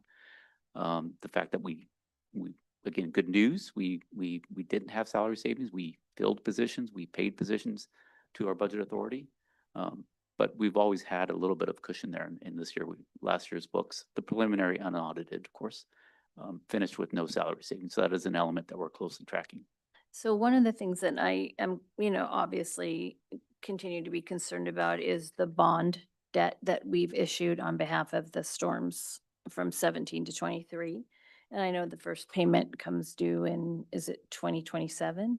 Yeah, I'd say there's good news there. Yes. In this year's budget, we had 5.7 million, probably really conservatively in the budget for recoveries of federal dollars that we would pay down our 2024 debt. Our staff assumption that we built into our model was a $12 million collection this year. Now, again, early, and I don't want to jinx it, but we're looking north of that $12 million probability. Now, the federal shutdown might delay payments we receive in the next days. But we are having really good success thus far, especially with federal highways, not necessarily FEMA, but we are having good success with FEMA. So our 2023 storm, of which we issued the bonds for, we have a probability that we'll collect more than our budget of 5.7. We'll collect more than our staff assumption at 12. So we're having really positive indications. So see, that's an unexpected bonus for us right now. Now we're not, running to the bank with that. But I just want to share that news. I think every other time we've talked about federal government and disaster reimbursements, we've been very cautious and actually very pessimistic. Sure. So is that money being set aside or being directly paying down some of that debt? Per board's action and what we reported to the board, every dollar we get back will go into paying down the 2024 bonds. That's we great. want to get rid of those bonds as fast as possible. And we planned to get rid of a big chunk of those bonds. Okay, thank you very much. Madam Clerk, can we move on to the roll call vote? Certainly. Supervisor DeSerpa, Aye. Cummings, Aye. Hernandez, Aye. Martinez. Aye. And Koenig. Aye. Motion passes unanimously. For the sake of time, we're going to continue and turn on over to the next agenda item, number 9. Hold a public hearing to consider whether to take jurisdiction of appeal of the Planning Commission action to deny the appeal of minor coastal development permit application 241334 and consider request for simultaneous review. I'll turn it over to Lizanne Jeffs, Principal Planner, for the presentation.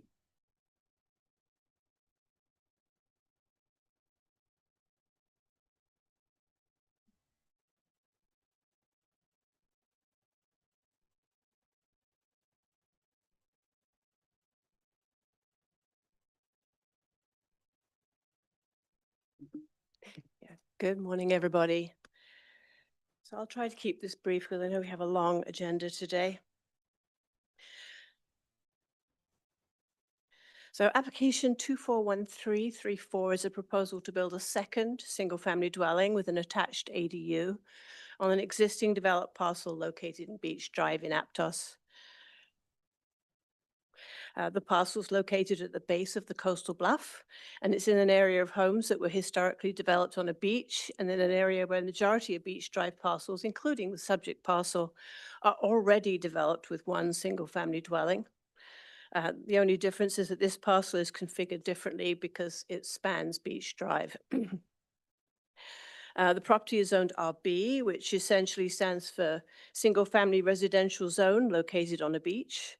And the general plan designation of the building site and the existing home site is RUL, or Urban Low Density Residential. The rest of the site, which is the undeveloped sandy area, has a general plan of open space and recreation. The proposed project, which was submitted under the provisions of SB 9, is for the construction of a two-story dwelling with an attached ADU that would be built on a site that's already developed with an existing single-family dwelling. The construction of this second primary residence would result in a two-unit dwelling group, together with an ADU, and would result in the only two-unit dwelling group on any beach-type property. Because the proposed project doesn't comply with multiple areas of county code, the general plan and the local coastal program, or with state regulations, which were allowed in accordance with SB 9, the application for a coastal development permit was administratively denied on May 27th, 2025. The denial of the application was then appealed to the Planning Commission, who on July 23rd, 2025, conducted a public hearing of the appeal. At the hearing, following lengthy discussions, the Planning Commission did not uphold the appeal and thereby upheld the denial of the project. This denial was then appealed to your board by John Erskine of Nossaman LLP on behalf of the property owners Kevin and Cindy Huber on August 6th of 2025. Santa Cruz County Code 1810-340 sets out that the Board of Supervisors will not take jurisdiction on an appeal and grant further review of a matter unless the board finds that one of these findings is true. On the basis of available evidence, there was an error or abuse of discretion on the part of the Commission, or that there was a lack of fair and impartial hearing, or that the decision appealed from is not supported by the facts presented and considered at the time that the decision that appealed from was made, or that there's a significant new evidence relevant to the decision which could not have been presented at the time the decision was that is being appealed was made, or finally, that there is either an error or abuse of discretion or some other factor which renders the act done or determination made unjustified or inappropriate to the extent that a further hearing before the board is necessary. So I'll go through these just quickly. So there's no evidence that the Planning Commission acted in error or abused their discretion. The staff report to the Commission clearly outlined the county code authority for the project denial, the policy basis for the determination, and the discretionary nature of the Planning Commission's review. And it should also be noted that the appellant's letter of August 6th basically just repeats the arguments rebutted by the staff letter to the Commission, and that the appellant did not submit any documentation of any error or abuse in discretion by the Commission. All of the hearings on the project are being conducted in accordance with the procedures set forward in County Code. Planning Commission decision was made following a duly noticed public hearing at which there was applicant testimony and public comment, and the comprehensively referenced staff presentation based on state and county codes, the general plan, local coastal program policies, as well as on approved consultant reports. And so the Commission's actions and discussion were focused on county regulations and process and explicitly considered the neighborhood context. Again, it should be noted that there's no flaw in the permit process or hearing procedures, and that this was not alleged either in the letter of appeal. The hearing was fair and impartial. The Planning Commission decision was rendered in consideration of the project plans and other materials and was based exclusively and impartially, as well as unerringly, on the county code, the general plan, and the local coastal program, as well as on state regulations and consultant documentation and the characteristics of the site. The proposed plans and documentation submitted by the applicant were presented to the Planning Commission, and every area of non-compliance was fully delineated by staff with reference to the plans and documentation of the site. And everything was considered by the Commission at the time the decision was made. So this is just a quick summary of the items that are out of compliance. The project exceeds density allowed in the RB zone district. Floodplain areas specifically are taken out from the calculation of density for new dwelling groups, and the parcel has considerably less than 8,000 square feet of developable area that's not in the floodplain. Safety element prohibits new building sites that would result in additional density in coastal hazard areas. The project would result in an increase in both lot coverage and floor area ratio, but does not have the required site area to base that on, which requires a public hearing for a variance, which is prohibited under the SB 9 application that was actually submitted. Similarly, for the garage setback, which didn't meet standards, the number of stories, and also height. All of those would have required variances, which are specifically prohibited under SB 9. So moving on to the findings again. So the letter of August 6th repeats arguments submitted in the previous letters, and it was rebutted by staff and rejected by the Planning Commission. The appellant has submitted no new evidence or documentation or exhibits in support of their claims. And finally, the appellant has not identified any error, abuse, or discretion or any other factor that would justify further review by your board. None of the assertions presented in the appellant's by the appellant point to the need for the project to be reconsidered by a third hearing body. So in summary, staff have presented 7 areas of non-compliance with county code, general plan, and the coastal program that were reviewed by county council, confirmed by notice administrative review, and upheld by the Planning Commission. So to take jurisdiction and to overturn the Planning Commission decision, the board would need to find that every one of those items that I outlined are true. I just wanted to touch on this. So notwithstanding the question about whether to take jurisdiction, the appellant has included in the letter of appeal a request under County Code Section 1810-126 to allow for simultaneous review of both this appeal and of an alternative application for a similar project that would be submitted under a revised framework. To provide some background, this revised permitting framework, which was discussed at the Planning Commission hearing, would potentially allow for conversion of the existing dwelling on the parcel to an ADU, which is allowed under current state and county regulations, so that a new primary dwelling could then be constructed. And this would be a very similar project physically, in terms of the layout of the site and the design to the current project. Following the Planning Commission denial of the appeal, the applicant applied for a consultation, requesting that staff review this alternative permitting process to determine whether it would provide a feasible pathway for the approval of the proposed project.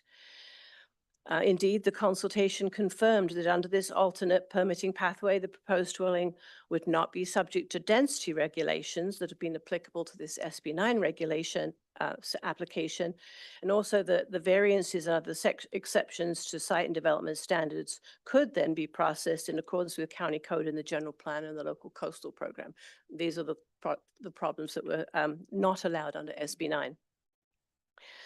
However, county code specifically prohibits the submittal of one or more applications containing alternative projects on any one parcel of land for simultaneous review, unless it's otherwise approved by your board.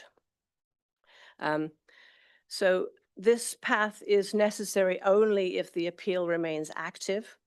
And if your board chooses to uphold the staff recommendation on this appeal and decline to take jurisdiction, there would be no need to have simultaneous review because the Planning Commission's denial will stand, and the only application for the property would then be the new application under a different pathway. So with that, after conducting a public hearing to consider whether to take jurisdiction of the appeal of the Planning Commission's action to uphold staff's determination of denial of application 241334, that your board declined to take jurisdiction of the appeal for the application 241334, which would also render the applicant's request for simultaneous review void. So that concludes this. If you have any questions, I'd be happy to answer them. Thank you. Thank you for the presentation. This is a hearing. Is the appellant here and would like to make a presentation?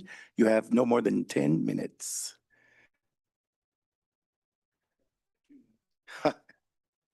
Does I turn on the mic though? There you go. Yeah, I thought I had 2 minutes, so this will be nice and brief for you. Chair Hernandez, members of the board, Kevin Huber, my wife and I are the owners of 625 Beach Drive. The letter that was submitted on Friday from the Nossaman firm and John Erskine outlines the disagreement with staff's position on the existing application. But that said, after the Planning Commission hearing for our project, I was able to discuss the project with Planning Director Matt Machado, and he offered to discuss it with his staff and get back to me with possible alternatives to pursue, which you heard a little bit about. Following what I understand were those discussions between Mr. Machado, Lizanne Jeffs, and Jocelyn Drake, I received a description of an alternative application approach that we believe may provide that pathway to yes that we've been hoping for. So I subscribe to the saying, wisdom seldom comes, and just because it comes late is no reason to reject it. So I want to thank the staff members for finding that wisdom. Also for walking the talk of streamlined Santa Cruz County. I think you're going to have a report back that was on the agenda when we were here for an SB9 hearing. You're going to have a report back in October on some of the things staff is doing to find those pathways to yes. And I think this is a good example of that that may come before you. The staff report does offer 4 alternatives relating to taking jurisdiction of the appeal. Staff's recommended option number 2 is to deny taking jurisdiction, which renders the request for the simultaneous application void. However, and part of the rationale for that was that it would be a burden on staff to process 2 things, the appeal as well as the new application at the same time. Unfortunately, with option 2, if the new application is not approved in less than 90 days, in order to preserve our rights under the existing application, we would have to challenge the denial to take jurisdiction.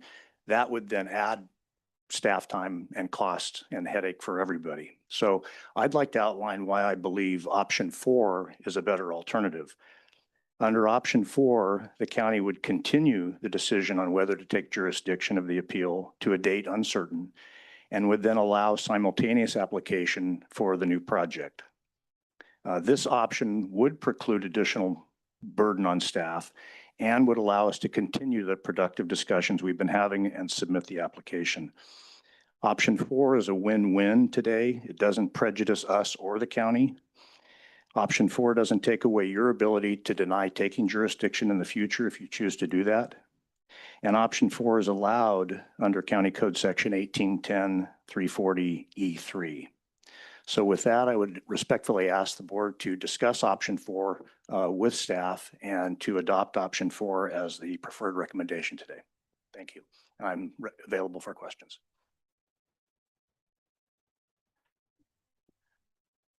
Thank you. With that, we'll take it out to the public. This is a public hearing. Anyone wish to address us on this item?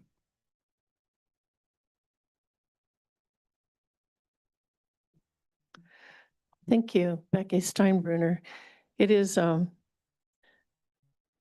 to me to see that this was denied because it was too dense and too tall.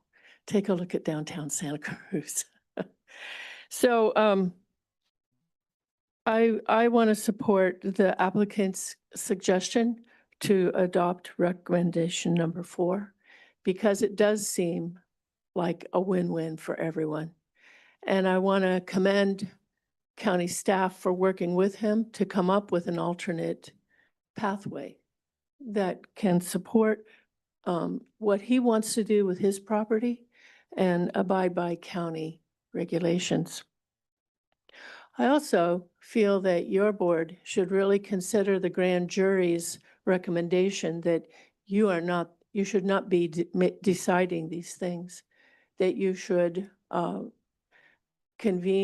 reconvene the county's Building and Fire Appeals Board that would be composed of a group of professionals. And not that you are not competent, but I'm saying, as the grand jury found, these types of issues would be better resolved and decided with a group of professional builders, fire people. And I hope that you will consider the grand jury's recommendation for that. In closing, please approve the applicant's request for recommendation for. Thank you. Anyone online? Yes, Chair, we do have a speaker online. Mike, your microphone's now available. Thank you. Can you hear me?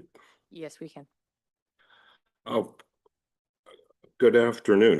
Good afternoon, supervisors. I put a letter in, and it's interesting hearing the conciliatory nature of the owner applicant just now in light of the caustic, aggressive, attacking paper that was put in by their attorneys. So we have to keep all of this in mind. What is going on in the larger picture here? How much staff time have we been burning in the last few months with these repeated appeals from this development team, not this owner, but this development team, with these outrageous assertions of misapplication of code by the county, which is not happening? I heard Ms. Jeff's presentation. It's wonderful. Everything is on point. Clearly, there's no error or abuse of discretion. With regard to the applicant's appeal letter, they're claiming that these rules with lot coverage and FAR are being misinterpreted. I was there when all these went through. I was on the county working group representing District 1 when all this stuff was going on. It was approved by your board in December 5th, 2006. And at that time, 3 of the 5 supervisors were attorneys. 2 of the attorneys were for District 1 and 2, Ellen Perry and Jan Butts, both of the districts most affected by the Coastal Development Code. The idea that this stuff was not meant to be used this way or misunderstood is nonsense. Just so you know, I don't believe that the alternative that they are talking about is as a shoo-in as might be being alluded to now. But what I will say is you absolutely should decline to take jurisdiction on the appeal. The appeal itself is absolutely baseless. But let's remember again just how aggressively they argue to the contrary. Please keep that in mind when you're now trying to judge the sincerity of this process. Thank you for your consideration of my comments.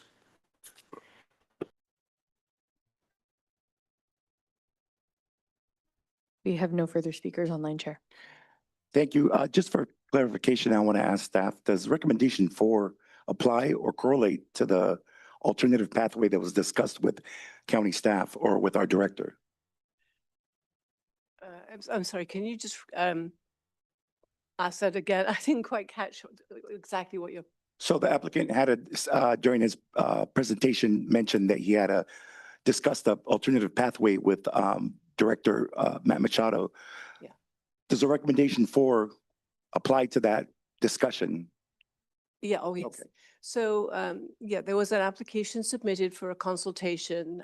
I personally undertook that review, which was to really look at the possibility of looking at a different pathway. We're using, instead of SB 9, the ADU regulations, which allow for conversion of existing structures to an ADU, and there's no size limitation to that.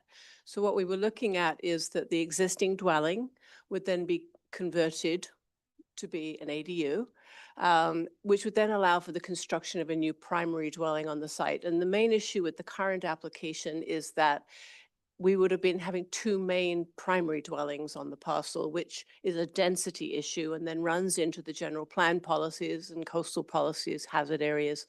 Whereas if it's a main single family dwelling, you can mitigate for the hazards and you're not technically increasing density.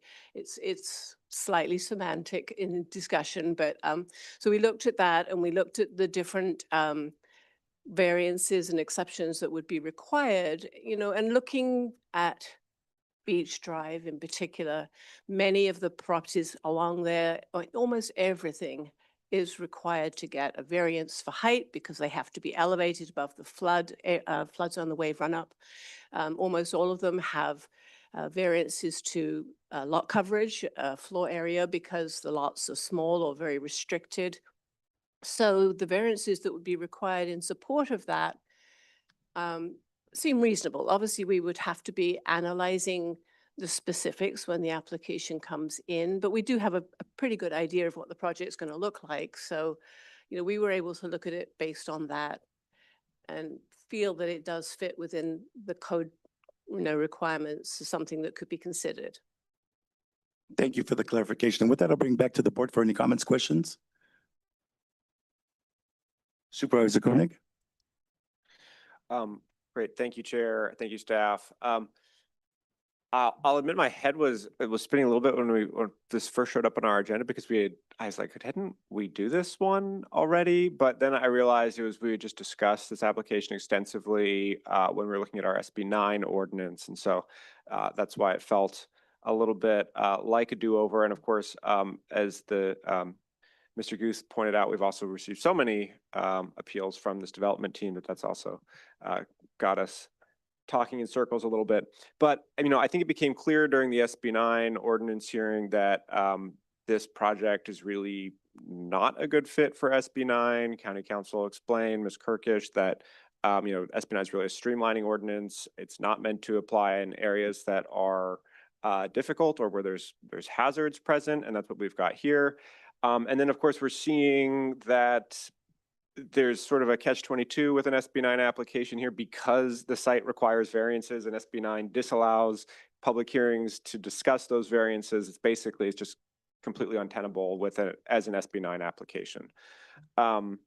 So it seems pretty clear to me that this is not a viable path. I appreciate staff identifying one that is, and that actually, even though it sounds weird because it requires variances, as has been pointed out, pretty much every parcel on Beach Drive here does require such variances, and so it's not really anything new. There was some discussion of recommended action 4. I don't actually see a recommended action 4. I think the suggestion was maybe that the criteria for be acknowledged by this board, that there's significant new evidence relevant to the decision which could not have been presented at the time the decision appealed from was made.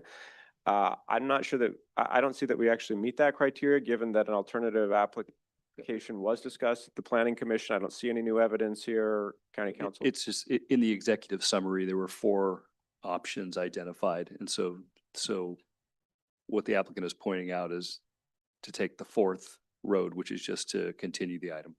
Oh, I see. Continue the jurisdictional hearing indefinitely. Yeah. Okay, I would lean more towards just the recommended actions, which is to decline to take jurisdictional hearing of the application. I could be convinced that perhaps of 4. I'm interested to hear what my colleagues have to say. Supervisor DeSerpa? Thank you. I think what I heard from the applicant is that because of the very, very short timeline, 90 days, in order to have the new plan, and thank you for finding a way forward, very, very, very much. But that window is so small that in continuing the matter, there would be more time, correct? To get approvals. I think, yeah, my understanding is the 90-day window is a window to file litigation against the denial if this item is not taken up. But and the 90-day wouldn't be sufficient time to take in an application, fully process it, take it to hearing, and get it approved. It might not be considerably longer than that, but it would 90 days would be pretty much pushing it. So I think what the applicant is requesting is just that you don't make a decision today, that you decide to continue this decision, this hearing, to postpone the decision on whether to take jurisdiction until some future date, at which, if the applicant is able to get his permit, he will just simply withdraw his appeal, so it won't need to come back before your commission. Or if he's unsuccessful, that he would be able to then come back to your board, decide to take jurisdiction, and continue this process to exhaust his remedies. That's my understanding. Staff does not believe that this is necessary and are recommending that you deny, because then we don't need concurrent processing. and as I've said, I think after doing the consultation, there's a level of comfort with the application that has been, the alternate permitting pathway that's being proposed. But So- that's basically the nutshell. Really quick, I want to say that that's recommended action number 4 that you just described. But I think that the recommended action you're asking about is number 2 that gives over the 30 days. No, I was actually asking about number 4, what the applicant is requesting from this board, which is not an approval or a denial, but a continuance of the matter. Yes. More questions? Supervisor Cummings? Yeah, just a couple comments. I'll just say that, what's before us in terms of the appeal is the application that has been submitted. And that's really what we're deciding on. If we were to take jurisdiction, we'd have to make the grounds upon which, like, why we're taking jurisdiction as it's been laid out in the agenda report. And it's pretty clear that I don't think we have grounds upon which, like, new information that would allow us to take jurisdiction. And so by declining to take jurisdiction, that doesn't stop the applicant from moving forward with a different application. And it actually makes more sense, because why keep an application on file that we already realize that, it has been denied in the first place. So I think that it's just, in terms of efficiency, it makes most sense for us to decline to take jurisdiction, have the applicant work with staff. They found a pathway forward, and hopefully that will make the process more efficient for them to move forward with an option that can be acceptable to planning and that they can move forward with. So I'm inclined to move with the staff recommendation. Supervisor Martinez? I'll second the motion. Can you repeat it? No, I guess I'll just move the recommended actions. Okay. So if there's no further comment from I Supervisor Koenig? I'll just make a brief comment. I'm going to support the motion. I just feel like, I am sympathetic to wanting to see something work for the applicant. But that said, I just do not see how the application in front of us is viable, whether it's now or continued, however many days from now. And I hear, so I think it's better just close this chapter and move on. And start. So we have a motion from Supervisor Cummings and a second from Supervisor Martinez. If there's no additional comment, you see those eyes like you want to comment? Supervisor DeSerpa? No, my only comment is that this is my jurisdiction, this is my district, and I cannot support the recommended action today. I felt like the presentation by the applicant was valid, and so I want to respect that. Madam Clerk? Supervisor Koenig, Aye. Martinez, Aye. Cummings, Aye. DeSerpa, No. and Hernandez. Aye. Motion passes with 1 no vote. Supervisor DeSerpa? We have a scheduled item for 1:45. We have a long closed session, so we will convene till 1:45. 1:30? Are you sure?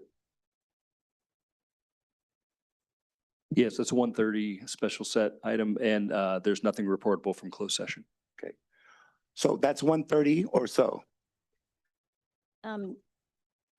Chair, I think we skipped item 8, right?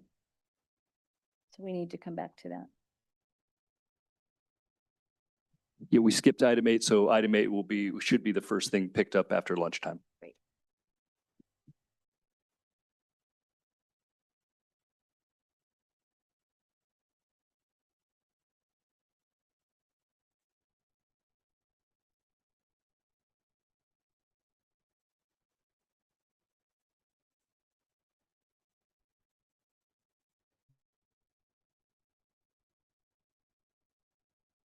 Got my cup. I don't have no water.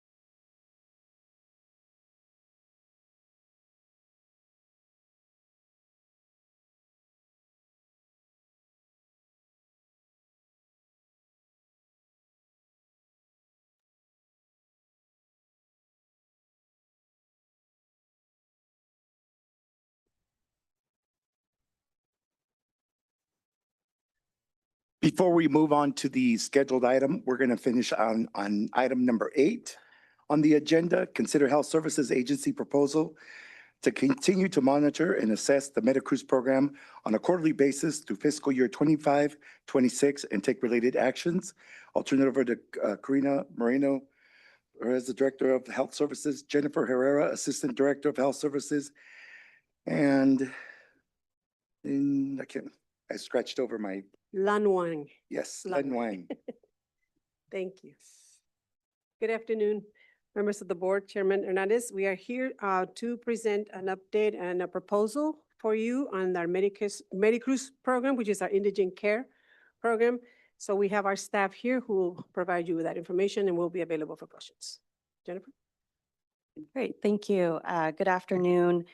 So just a little bit of background. We were asked to, during our budget hearings, HSA budget hearings, we were asked by the board to come back in August to talk about MediCruz and propose a what would it look like if we need to do a mid-year pivot.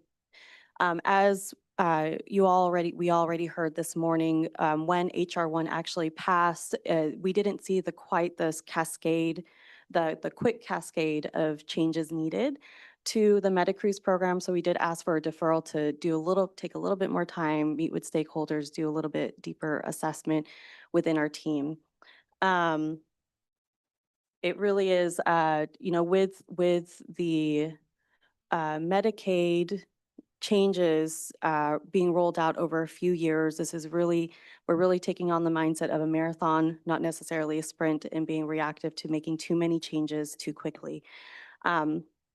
So that's where we're at. Before I move on to the next few slides, I do want to thank our team. This has been a partnership to really look at, to dust off this program, which you will see in the data has been systematically downsized over the past 10 or so years since the passage of Affordable Care Act. And so we're now at a space where this is a tool in our tool belt that is very beneficial, but it's like a rusty tool, so it's something that we are having to dust off and really think about how critical this program is going to be in the next few years. So I'm going to review, some background on why this program exists, what is the program, how it's funded and utilized, and the proposal for monitoring. So first, this program, MediCruz, it's also known as a Medical Indigent Adult Program or an MIA program. It is our way in this county of fulfilling our California Code Welfare and Institution Code 17,000 obligation, which is that every county and every city and county shall relieve and support all incompetent, poor, indigent persons and those incapacitated by age, disease, or accident, lawful resident therein, when such persons are not supported and relieved by their relatives or friends, by their own means, or by state hospitals or other state or private institutions. So in summary, this is a program that's known as a payer of last resort. It's what I like to think of as a safety net to the safety net. It really ensures some critical funding to help alleviate the strain on our healthcare systems and ensure some payment for uncompensated care. As I mentioned, this is a mandate of all counties in California. This is a state mandate. So we do receive state funding for it. And every county implements this obligation in their own unique way. If you've looked at one MIA program, you've looked at one MIA program. Every county has, and through board direction, has authority to set the policies, the eligibility standards, which we would recommend as HSA being the facilitator of the program, we would recommend to the board. So just continuing on with some background, this visual just kind of shows what thinking about health coverage as a continuum or a spectrum. On one end of the spectrum, you have private health insurance and even public and subsidized insurance. So public and subsidized Medi-Cal, Medicare, even the subsidized Covered California options. These are holistic, comprehensive health insurance coverages. MediCruz is not that. MediCruz is a safety net program. It is short-term coverage for very specific conditions. It does cover primary care in just the county clinics, but it is in the same bucket of safety net programs as Supervisor DeSerpa, you mentioned the Rotacare Clinic, the Lions optometry services. So it's in that suite of services. It is still a very critical program for our community, and our community, as you heard earlier, we are going to see a tsunami of uncompensated care on our coming towards us unless there's some major policy changes to change that tide. But it's very critical, and it is not going to be the answer to fill the gap for loss of coverage. So continuing on at what is MediCruz and how people get referred. For our specialty services of our MediCruz program, patients can be referred basically through any of our healthcare partners. It's primarily utilized by our safety net healthcare system. So all the FQHCs, Planned Parenthood, the hospitals, the mobile clinics, they can all refer to this program if they identify a patient who has no coverage and who has a specialty care need. In order to be eligible, individuals have to meet certain income requirements. They do have to be a resident for at least 6 months and meet some resource limit requirements. And I will add to that in December of 2023, the board actually changed eligibility to expand access in anticipation for the expanded Medi-Cal starting January 2024. So part of fast forwarding a bit, part of the reason why we're not recommending any big changes is because we actually just did a change, and it'd be helpful to see how utilization trends are over the next year to see, if this is the right investment moving forward. So when a patient gets referred to our program, this program is operated through our health centers division. And when a patient is referred, our health centers benefit division, our benefits program, looks at all of these other indigent care programs to assess what's the right fit for the patient. Because MediCruz, being a payer of last resort, means that we do have to go through a level of vetting to ensure that it truly is being used as a last resort program. So thankfully in this community, we do have a really great relationship with Sutter through their Access to Care program. So this provides access to specialists through their specialty network for individuals up to 200% of the federal poverty level. Obviously we have MediCruz if people aren't eligible for the Access to Care program, or if there isn't availability through the Sutter specialists. And if people fall below the 139% federal poverty level of their income, then they're connected to Medi-Cal. We also have Kaiser in this community, and Kaiser does have an indigent care program. It's called the Community Health Care Program. It's actually full coverage for adults. It's for a sequence of for 3 subsequent years, up to 300% of federal poverty level. So we've been working closely with Kaiser to ensure that there's community-wide socialization of this indigent care program since open enrollment begins in November.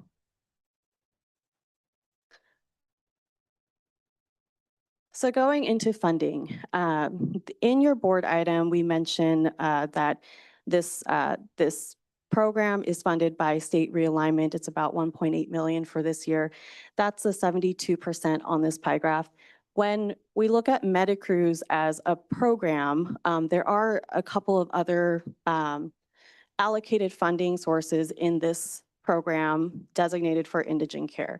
So the orange slice is our emergency medical service. This is called MADI funds. It's state funds. It has a dedicated purpose to provide funding to hospitals for uncompensated care in emergency rooms. We also have this light blue slice. This is charges for services, where we have the safety net clinics chip in to cover a hospitalist over at Dominican who does follow-up care for their patients. So I just want to highlight that MediCruz, as we see it internally in our department, covers indigent services. and has a few other funding sources. But as we're talking about it publicly, as a public service, we're really just talking about this 72% that's funded by state realignment. And what you'll see here is that there is no general fund contributing to this fiscal year's budget for MetaCruz, and there hasn't been general fund or net county cost contribution for a number of years since the expansion of Medi-Cal.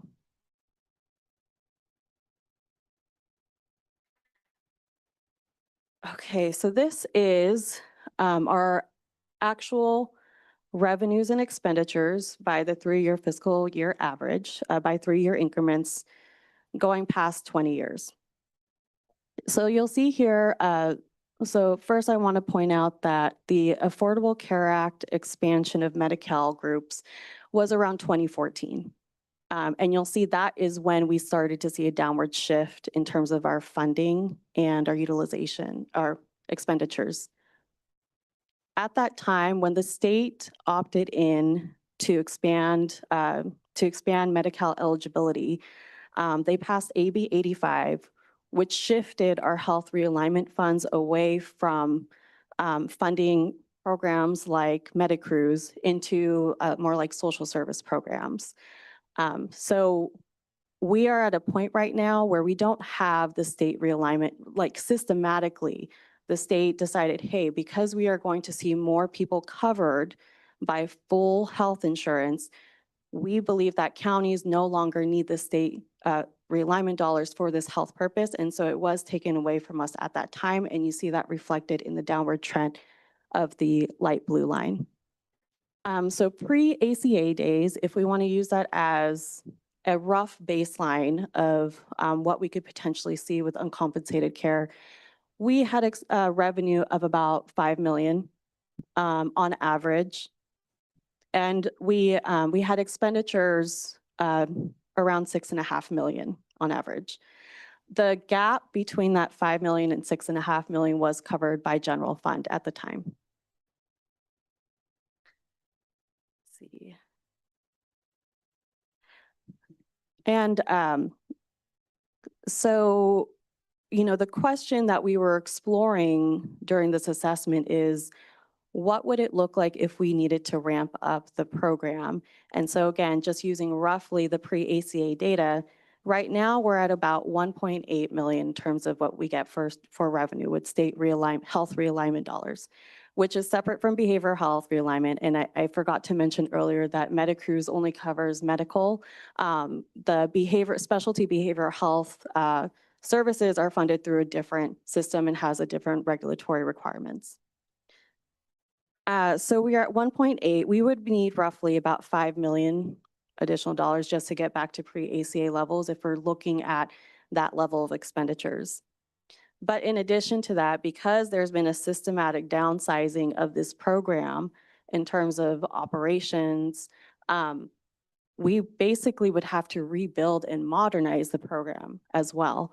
And so we're looking at getting back to baseline pre-ACA 5 million, then some startup funds potentially, and probably a ramp up of staffing. And the staffing for this program, we do have people who provide the benefit support, the client support.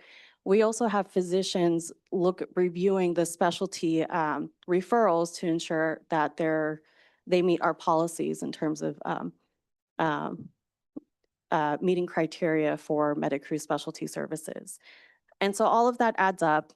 And then that doesn't even include yet the just the rising cost of healthcare that's happened even since 2020, where we've had some of our supplies and expenses double since 2020. So looking back even in the past 20 years, I mean, we're looking, that's where we get the rough estimate of potentially $10 million of needed support if we're going to grow this program.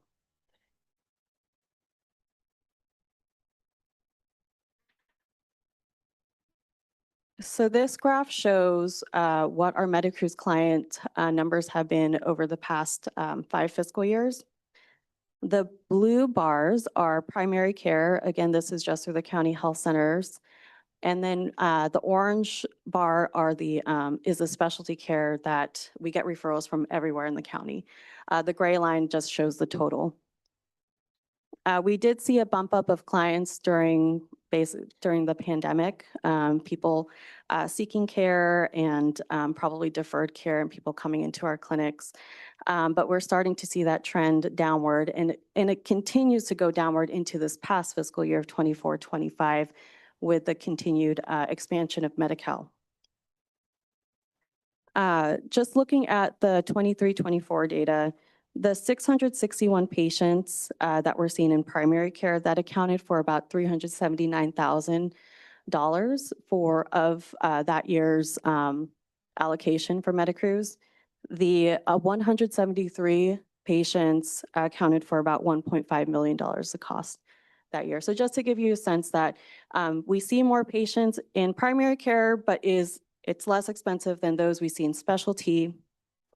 And then the specialty care, depending on what's actually needed, the price varies per condition, per frequency of specialists that they need to see, et cetera.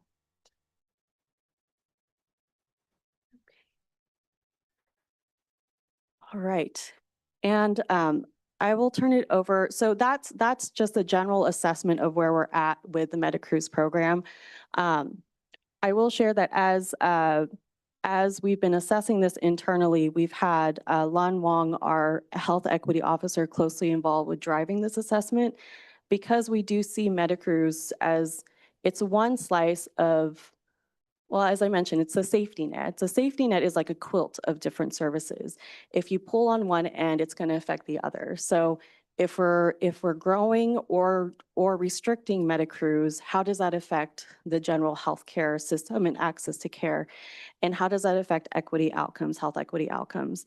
So we've had our health equity office closely involved with this, and I'll turn it to Len to talk more about our approach and our proposal. Good afternoon, board. My name is Len Wong. I'm HSA's Health Equity Officer. I just wanted to take the opportunity to, since I'm new to you, also share that I'm a 20-year resident of Santa Cruz, a UCSC alum. I've had the fortune of working at Encompass Community Services when during the pandemic, when Supervisor Martinez was CEO. So I am deeply rooted in this community and invested in this community.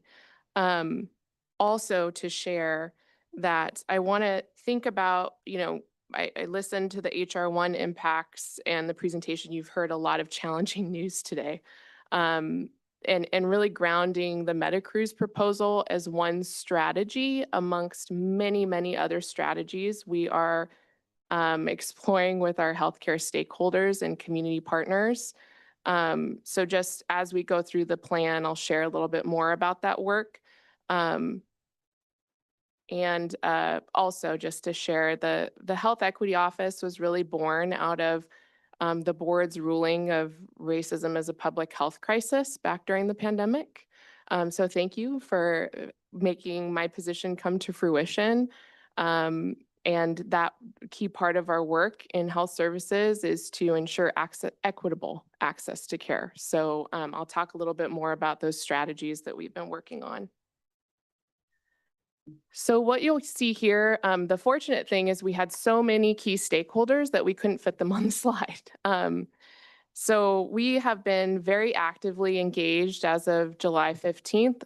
We partnered with Health Improvement Partnership to kind of pull together a quick rapid fire convening of the stakeholders you see on the screen to basically come together after the passage of HR1 and ask ourselves, what are we going to do?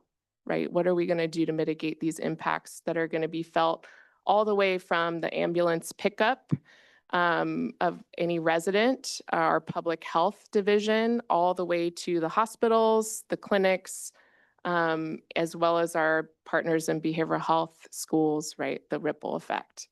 And we've been in continued conversation with them, throughout July and August. Assistant Director Herrera and I held one-on-one listening sessions with each of our partners.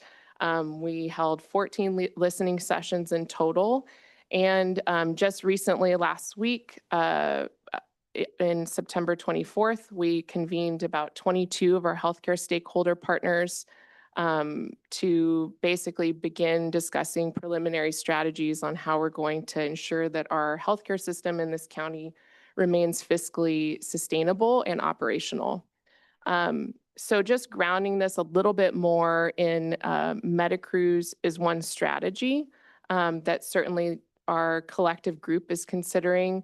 Other strategies include, considering our close partnership with Kaiser and the opportunity for open enrollment. I heard Supervisor DeSerpa's question earlier about where are these people going to go. We are closely partnering with Kaiser to take advantage of the open enrollment period coming up as a support for our UIS population and residents in the community, as well as partnering with the Pajaro Valley Collaborative in that effort. So that is one strategy that we are exploring. The other strategy that we're due to, you will see in front of you soon is, in these conversations with HR1 and state policy impacts, impacting our healthcare system and changing the service delivery, one thing that County Health Services Agency does have is access to medical care agreements. And we won't go into detail about that here today, but these are essentially agreements, unique agreements to Santa Cruz County. There's no other agreements like this in the state.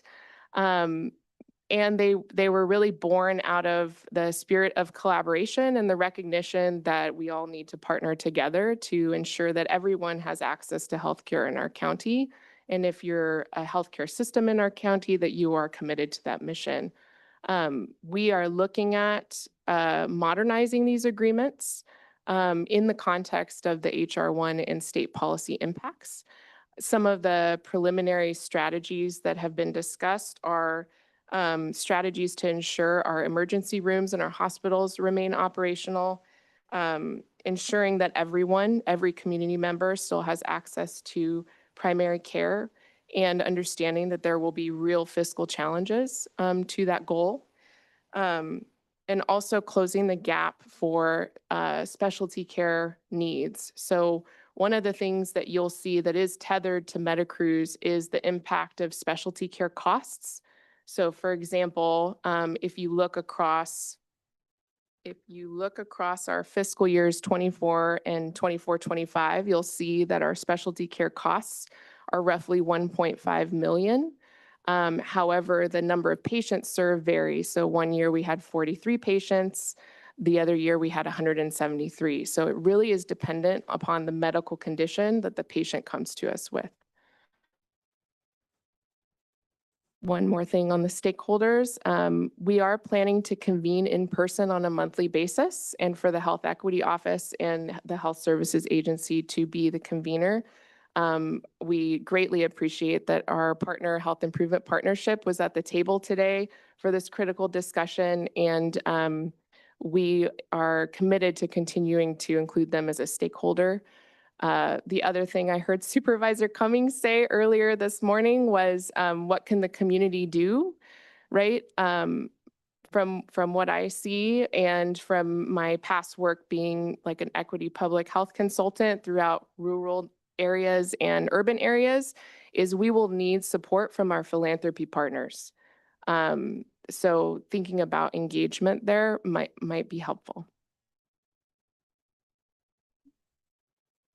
This is our specific plan and timeline for MediCruz assessment.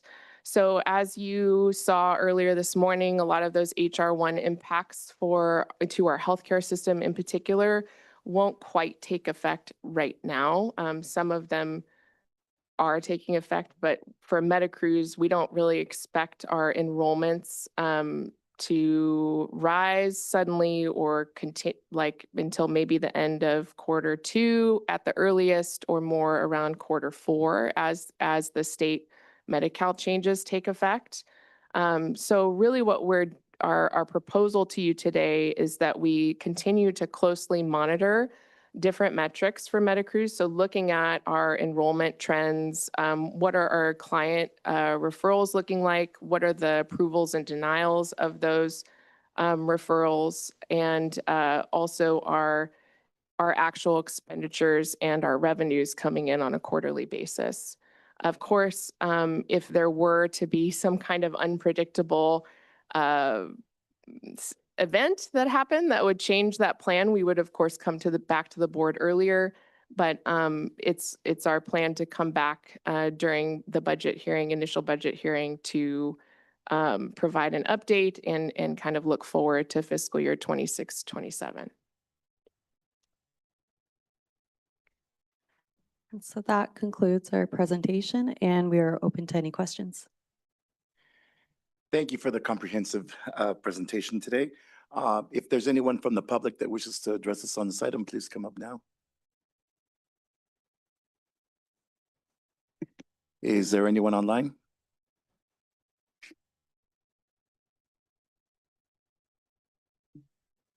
I see no speakers online, Chair. With that, I'll bring it back to the board for any comments or questions. Supervisor Koenig? Thanks, Chair. So if I understand what you're saying correctly, MetaCruz is because it's a state mandate, it's the state backfills most of the cost that we incur. So when you talk about that $10 million though, is that money that we would anticipate not getting back from the state? Is that just like kind of total annual cost? That would be if expense that then maybe we'll get it back someday from the state. I mean, ultimately, state is going to be dealing with the same budget issues we are.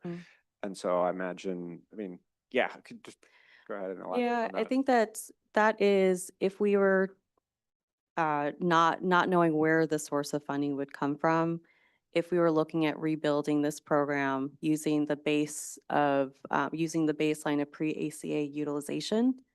So expecting the utilization of, or the rise of uncompensated care in our community, and because of loss of healthcare coverage. And so this was a way to cite, like, if we're going to see that similar demand on our program, we're looking at potential costs being around that level. In terms of where we would get that money, I don't know if the state has a solution for that. I know there has been a lot of discussions with a lot of alignment between the health associations, the CWDA Association, CSAC, to figure out what could be a good solution for counties, considering there's going to be an increased demand on this program. Okay. And then, and I will share that, so as I mentioned, every county is a little bit different. So some counties have like a hospital system that manages their indigent care program. Obviously, we don't have that system here. Okay, so we have a process to request reimbursement from the state. In theory, we can do so, but how quickly we would get paid back is an open-ended question. Okay. Moving on, the other thing is, it seems like expecting that we're going to go to baseline is pretty conservative, I guess. If baseline was 700 patients or so in 13-14, aren't we talking about like 7,000 people losing care, or a lot more than that? Shouldn't we be planning on actually a program that is multiple times larger than it was? I think that is why, so even when people lose coverage, what we're curious about is what is going to be the actual demand on our healthcare system? Because when people lose coverage, that means that they may not be, like, when are they actually going to present to primary care or for a specialty care need? And so at this point, we're not at it, we provided a projection of a potential of 10 million over the next 3 years. We're not at a position right now to actually put that formally as a recommendation to divert any funding. In this fiscal year, what we're expecting to do is to be able to utilize HSA's funding. We do have IGT and some other sources to cover gap, and just closely monitor it based on the utilization patterns, and to see what makes sense to fund. The other piece to consider is are we really looking at a scaling up of the program to meet demand, or are we looking at a scaling down to meet our resources? So that is another question that we will be talking about as a community and a decision point that will be presented to this board, at some point based on the trajectory of uncompensated care.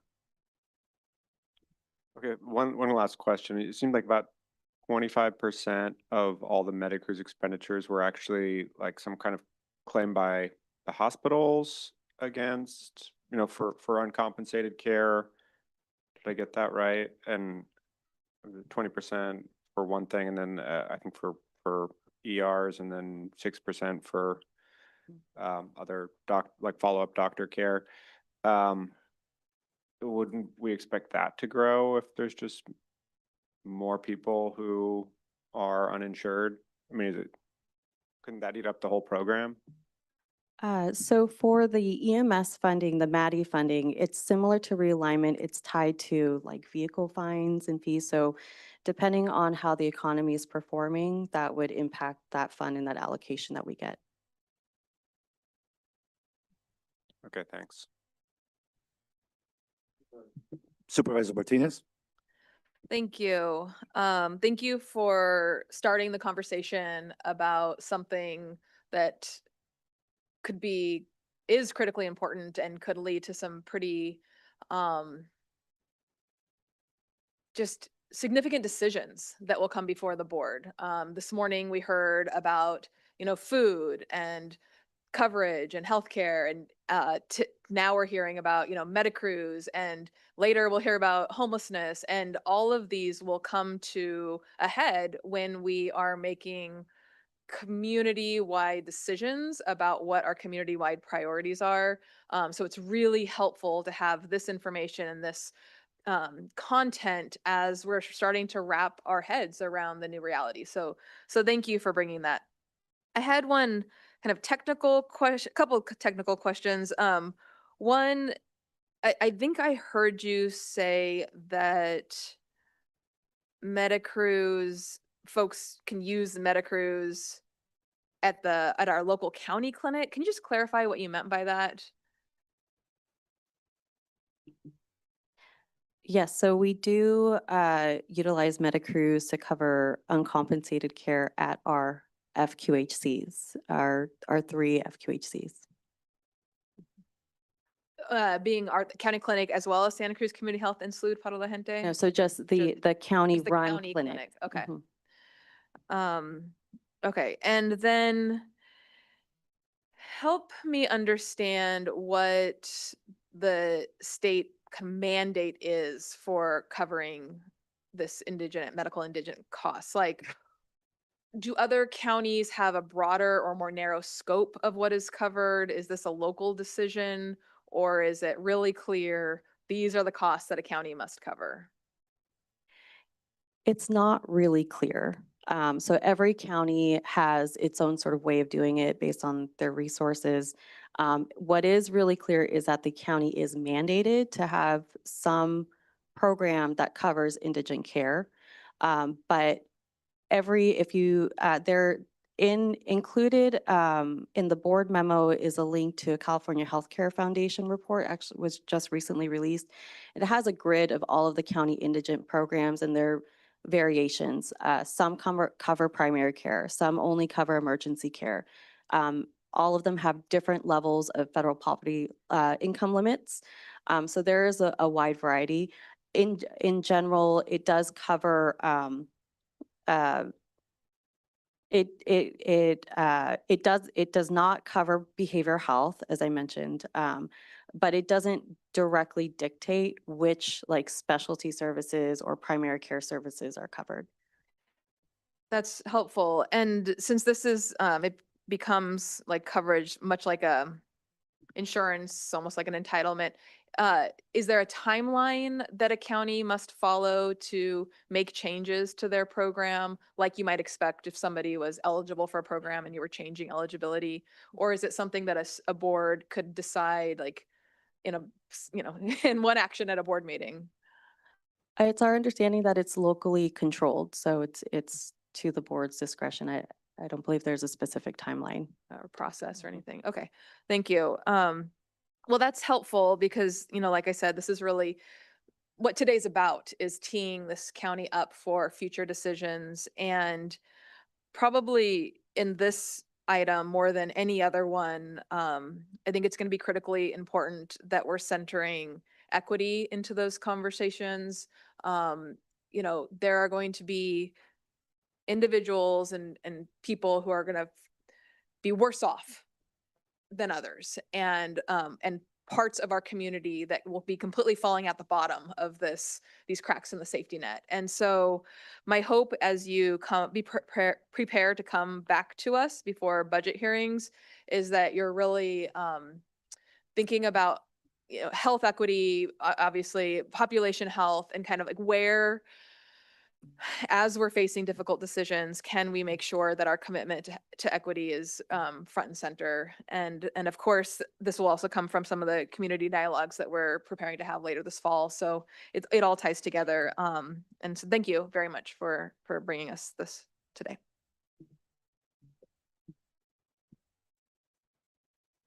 No comment?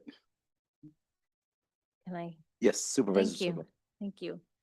Thank you for coming forward. You know, I'm a medical social worker, so in my career, lots of people on Cruz until the expansion of the Affordable Health Care Act, which was really important, especially for hospital systems. And as we know, Medi-Cal doesn't even at this point cover the cost of care in our local hospitals. Right? What happens in a hospital far exceeds what the reimbursement is from Medi-Cal anyway. So now it's going to, you know, go away completely. So the people that ended up on Cruz were people that presented at the ER typically with some type of a broken bone that needed follow-up surgery or casting, or maybe they had cancer or some kind of heart attack or stroke. It was like something sort of catastrophic. So what I worry about is the ability for this population not only to get their specialty care afterwards, but I think you guys, it sounds like you have a pathway forward for that. But what about medications, right? Because if you have congestive heart failure, if you have the need for chemo, if you have, you know, all those are, there's, you know, a lot of conditions, chronic conditions, you have to have medication. So it used to be that we had a wonderful pharmacy, outpatient pharmacy attached to the hospital here at Dominican, that has since closed. And so the only, you know, there's just a handful of independents left. And, you know, so I'm just wondering if you guys have thought that through and what the plans are. Yes. So just to share, Supervisor DeSerpa, you know, Dominican Hospital and Watsonville Community Hospital were and have been key stakeholder partners involved in these meetings that we've shared. And pharmacy strategy and medication strategy has certainly surfaced in those initial conversations, and we're keeping an eye on it. Also, I did just want to provide a brief clarification around the FQHC, and maybe this is already covered, but the people can be referred to Medicruz if they present in the ER or they are seen by the Dominican Mobile Clinic or the Health Services Agency Mobile Clinic, or say they come to Salud para la Gente or Santa Cruz Community Health. They can still qualify for Medicruz if they meet eligibility. It's just a matter of the referral for Medicruz has to come to the HSA benefits team, and then they get assigned to primary care and they can receive Medicruz that way. But there are multiple entry points.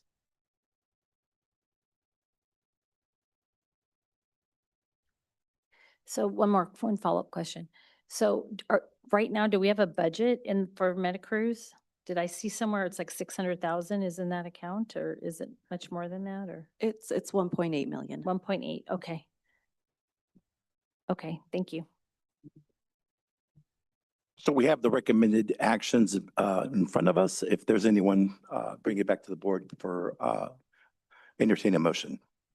I'll just make quick comments. I'm just really grateful for you all taking your time today to give us these presentations. I do know that while some people have experience with Medicruz, there's a bunch of people in the community who probably don't even know that it exists. And so I think, again, with the slew of services that some of which we're saying cut, but the ones that exist that people may not be aware of, I think it's really great that we're having this presentation today. And while there might not be a whole lot of money in these pots, at least we can let people know that there are other options available as we continue to move forward. So looking forward to monitoring this. And with that, I'll move the recommended actions. A second. Thank you. We have a motion from Supervisor Cummings and a second from Supervisor DeSerpa. If we could take roll call vote. Supervisor Koenig. Martinez. Aye. Cummings. Aye. DeSerpa. Aye. And Hernandez. Aye, motion passes unanimously.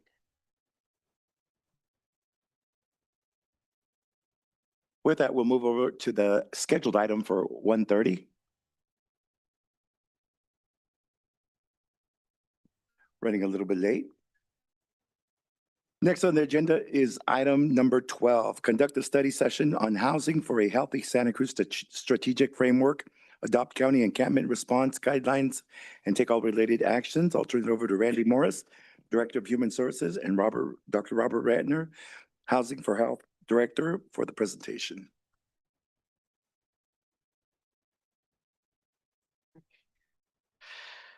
All right. Good afternoon, Chair Hernandez, members of the board, and those watching here in chambers or online. I'm pausing. Another difficult presentation. This board is 5 new board members from when I started in 2020. Very soon after I started, our CEO, Carlos Palacios, asked the Health and Human Service Agency to consider standing up a standalone division to help do better in our community to address the issue of homelessness, both preventing and trying to lessen, if not end it. That led to the hiring of Robert Ratner, and we have been in front of this board for the last 4 years, giving biannual reports, and this is the first time it's been a year. So Supervisor Martinez and DeSerpa, mindful of the work you have done before you were elected, you know this work very well from your prior positions.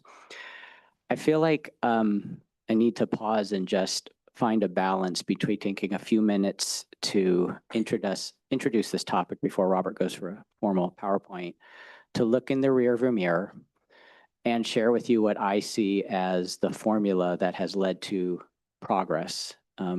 To people in the community who, like us, care about this, progress does not mean there are not a lot of people still suffering without a place to sleep at night. So I want to be very, very clear about that. But we have made noticeable progress. And in the time we've had this office, we know why. And the issue is, how do we scale it? But we're at an inflection point where, as you heard this morning, HR1, and you're going to hear more today from us, the formula that has led to the success is about to be dismantled. So we need to share what the success has been and then be candid about what, not tomorrow, but what today is already being unraveled, so that we can prepare you as our board and the community to be aware of what is likely going to happen barring an intervention. I want to tell you there are 3 pillars of the success.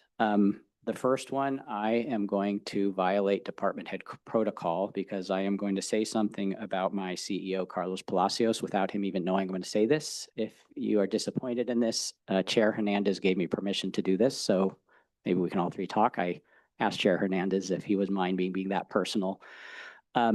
Carlos hired me, and in my interview, he said, I really need to figure out a way to do better by the unsheltered in this community. I think the county needs to do more, and I actually think Health and Human Services have a role in this. If I hire you, what would you think if you stood up a homeless office? And this was clearly a pass-fail question. I must have passed. He hired me. And Carlos, I cannot underline how much your leadership is behind everything that we are going to present, and this being your last board hearing before you retire. I would be remiss if I didn't take a minute to say, as a department head and a division director who often are in front of you, the work Carlos has done behind the curtains quietly is why this division exists, up to and including, I think, my 3rd supervision meeting with Carlos, when he mentioned earlier in the HR1 presentation, we went on furlough. We had net county cost reductions. And I said, Carlos, I assume this means we're putting a pause on standing up the homeless office. And Carlos said with great heart and clarity, no. I need to confirm with the board members that they support this because the optics don't look good, but there's never going to be a good time. He got back to me in a week and said, proceed with hiring and stand up this office. That led to the hiring of Robert. Carlos, without you, and the many things that have happened in the last 4 years. So please, in honor of you, just one of many as you get ready to retire, thank you for caring so much and supporting us. The second how did I do, Chair Hernandez? We agreed I would say that. So anyhow, wanted to do that. The second, I actually want to say this to you as a new board from when I started. Some of you have been here a couple of years. I think it is really important that we identify the phrase political discipline. Almost every city council, every board meeting in the state of California, people run to be elected on solving homelessness. And then when we end up in front of you as staff and talk to elected officials, the pressures you face as elected officials at city and county are relentless. And so what can happen without political discipline, without a strategic plan, is we don't make careful decisions that are rooted in making sure when we help people, we help them in a way that helps them get housing. Because when we don't do that and we don't have political discipline, we end up in a situation where we're just throwing money at things, responding to visible crises, and the money's gone and people are still unsheltered. So I want to say that political discipline does not come from staff. That comes from partnership with you as electeds. Thank you for your role in helping support us, including hard questions and not majority vote sometimes, because these are not easy conversations. I'm going to end with, we have to talk about it. There are 4 funding streams that have been braided together over the last 4 years, and every one of them has a challenge. These 4 funding streams, if scaled, would solve homelessness in California, in Santa Cruz County. We just don't have enough of them, but I want to make sure you understand this because this then pivots to where we are today and what's coming. Number 1, and this gets back to Carlos and the board, general fund. In the 4+ years since we've stood up this office, and I think 5 budget cycles, if the community doesn't know it, the CAO budget office sure does, $3.4 million of general fund has been added, including the hiring of Robert. It went from 2 analysts to 20 staff. And as I said at the budget hearings, that $3.4 million has returned ninefold return on investment in terms of having an infrastructure to get federal and state grants, and Robert's position and his staff position are all leveraged federal and state funding through a claim to offset the cost of that general fund. Number 2, we talked about it as one of the 2 big issues this morning in their HR1, Medi-Cal. Medi-Cal is the funding source for services. Many people before 2014 who were unsheltered were ineligible for Medi-Cal. There were not so many waivers in California, and California's progressive nature has built an opportunity which we have taken advantage of and layered into most of our programs, that Medi-Cal is the billing source to fund services to people we're helping. And the last 2 are the ones where this gets very difficult. One-time state grants. And I'm going to be very direct, and I'm going to pause to make sure you really hear this and the community hear this. We have a combination of federal and state grants. I'm going to focus on state grants because federal, who knows what's coming, but likely as bad or more.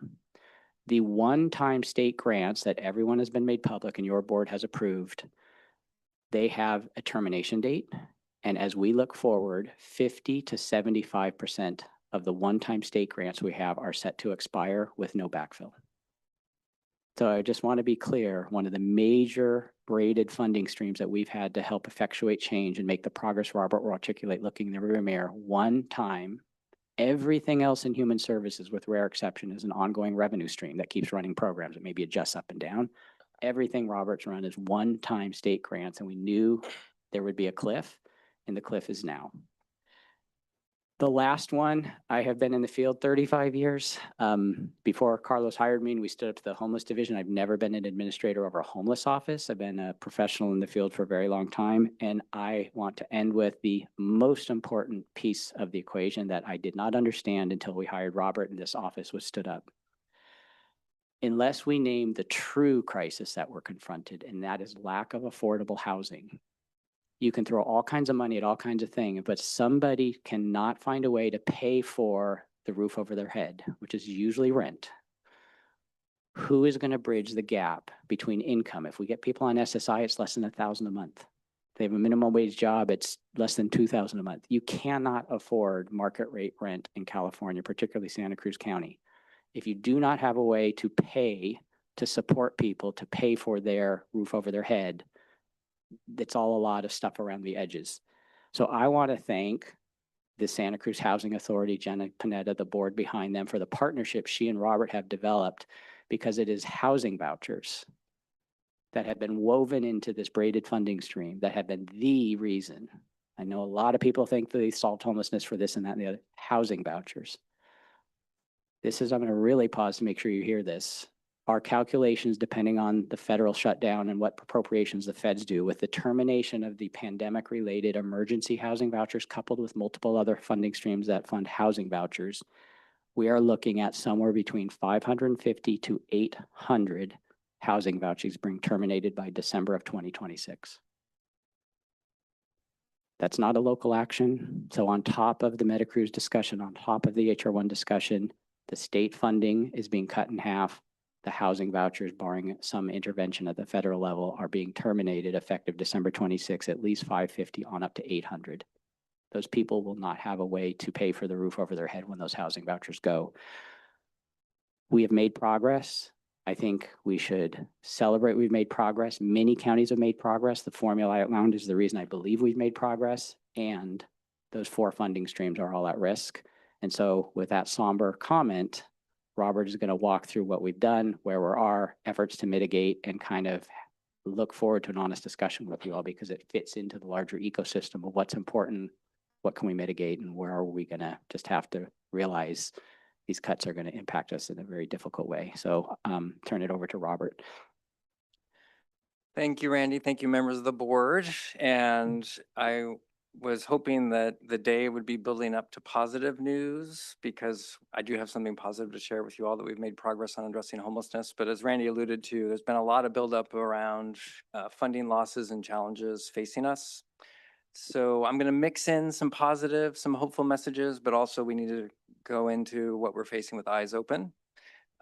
This is an overview of what I was hoping to cover, and I also want to save time for questions and discussion on topics. So first, going to give an overview of the point in time count of people experiencing homelessness in the county and trends, some accomplishments we've made since we last reported to the board. I want to talk about in more depth than Randy shared, what are the pillars from my perspective, and I think a lot of people who do work around how do we combine efforts to end homelessness? Like, what are the key pillars that make a difference? This is where we get into unpleasant territory, the funding situation, and then outlining risk in year ahead, and then go through the proposed board actions that are part of the board packet. I was thinking about the presentation today, and I often look to quotes from people that are wiser than me to give me some sense of direction. So I pulled this quote from Confucius because we're entering a very stormy period. You can't see it? Yeah. Oh, up here. So the green reed which bends in the wind is stronger than the mighty oak which breaks in a storm. So I would say, after all the presentations I listened to today, it's very stormy right now in terms of policy and funding.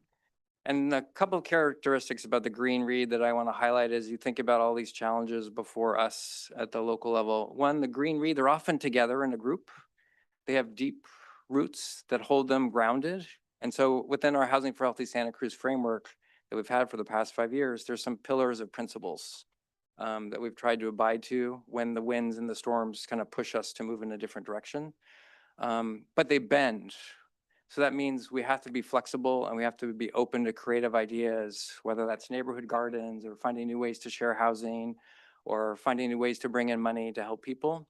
So I encourage us to think about being reeds rather than mighty oaks. We've got to bend and we got to hold on to our principles and our roots as we face these challenges in front of us. Point in time count. So this is good news, I think. Since 2020 in Santa Cruz County, we've seen a general positive trend. This is an annual survey we do of people who are experiencing homelessness. We look at data from what's called the Homeless Management Information System. We mobilize about 100 volunteers to visually count the number of unsheltered people. And we've seen the lowest count ever in 2025, just over 1,400. That's the blue line. The orange line comes from our data system, all the programs that we are involved with supporting that help people experiencing or at risk of homelessness. And generally, you can see the numbers that are exiting to housing has been going up. So there's a sign on the data side that our efforts are resulting in more people exiting to permanent housing, and our annual survey is showing the numbers are going down. The 2025 orange bullet, I want to show you that that number went down a little bit. And I have a couple of hypotheses. One is the one-time money that Randy mentioned, it has been drying up. So our ability to help more people is contingent upon the resource commitments. The other thing that I think is happening, and this was alluded to earlier, I think Supervisor Martinez, you asked a question about this. So there's efforts in the housing space in the Medicaid or Medi-Cal world where providers are leveraging money and housing deposits. That data doesn't show up here, but I think it in the orange line, but I think it shows up in the blue line. So I think some of the investments on the medical side around housing services and healthcare management is helping reduce homelessness. And those are at risk, as we talked about earlier. So accomplishments, things that are a reflection of all the work we've been doing in the past year. This board approved of, I think, a really innovative program to focus on preventing homelessness in South County. We had seen some data a couple years ago that homelessness was significantly in the rise in the southern part of the county, and the board committed to dedicate funds to start a new program. Community Action Board will be operating that program. I'm really excited to be a part of supporting that effort. And they're also networking with other counties and nonprofits around the state to learn some best practices so we can help people keep their housing. Prevention is really critical. We had a lot of gymnastics and negotiations with state officials to get an additional $4 million to support the Harvey West Studios Housing Matters project to help subsidize the rents for people that are moving in.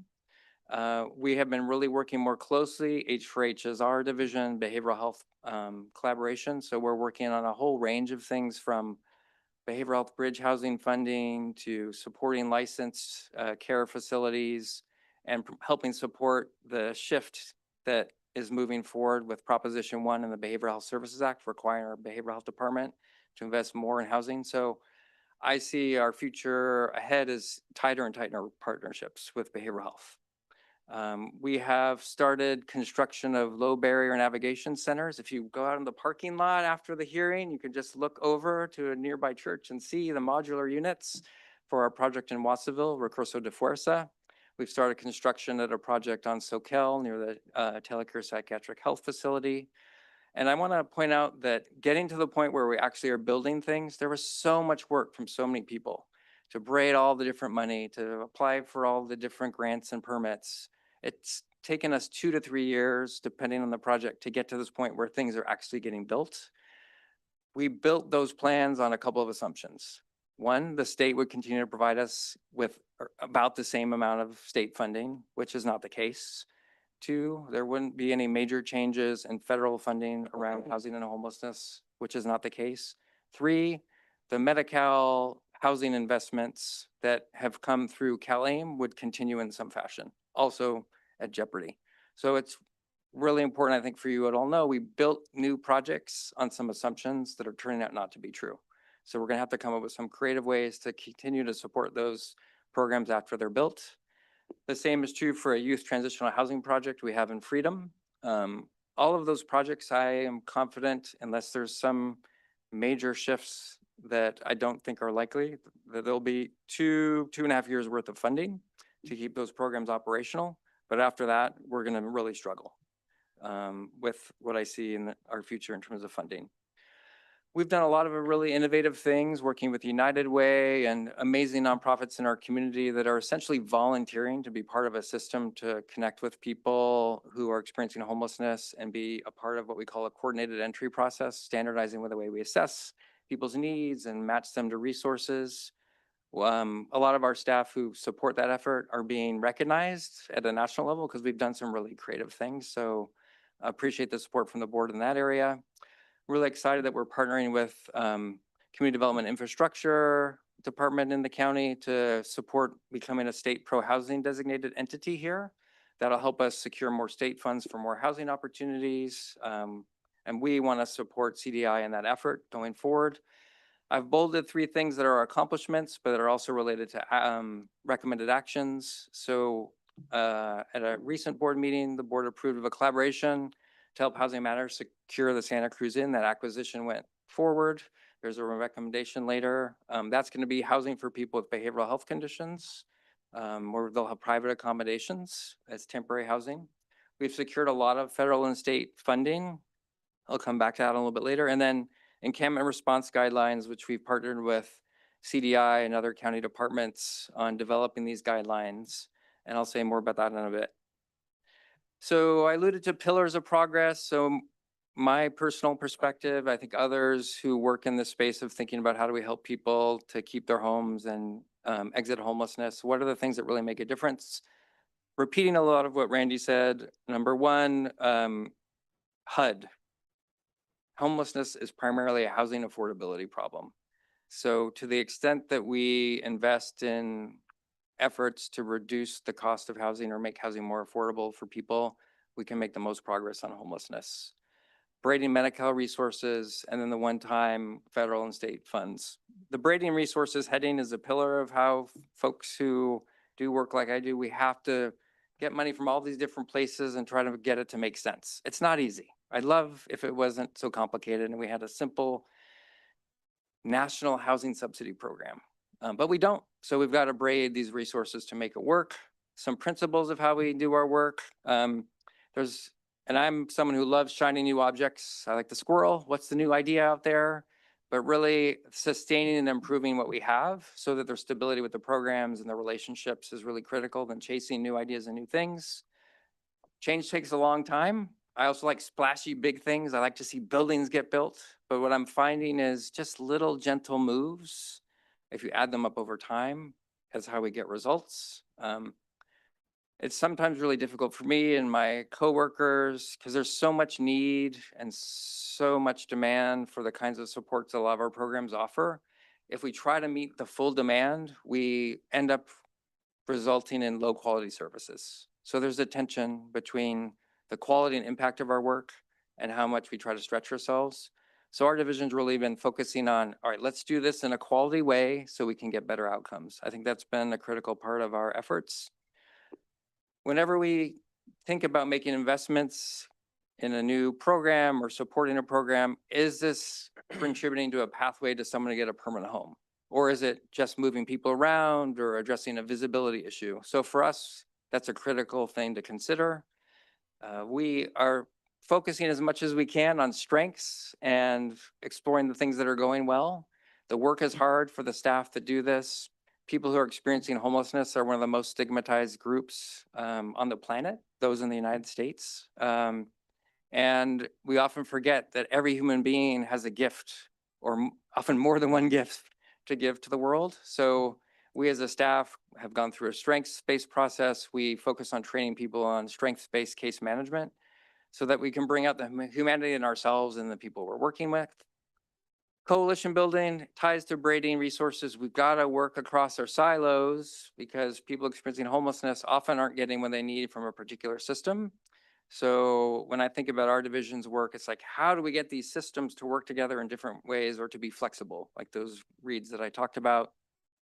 Hearing from people what it's like to experience homelessness here and how to get their input on what can make a difference, and then supporting our staff. We have some of the highest turnover rates of any health and human services professional group, people who work on housing issues, because the funding's so unstable and the work is so difficult and isolating at times. So we're trying to do what we can to support staff. Funding, okay, we're getting into not as pleasant information. So this is a graphic that I'm not going to spend a lot of time on, but this is an attempt to show you two main sources of funding that have come through our division. The blue is state block grant funding. You can see the peak was in 2018.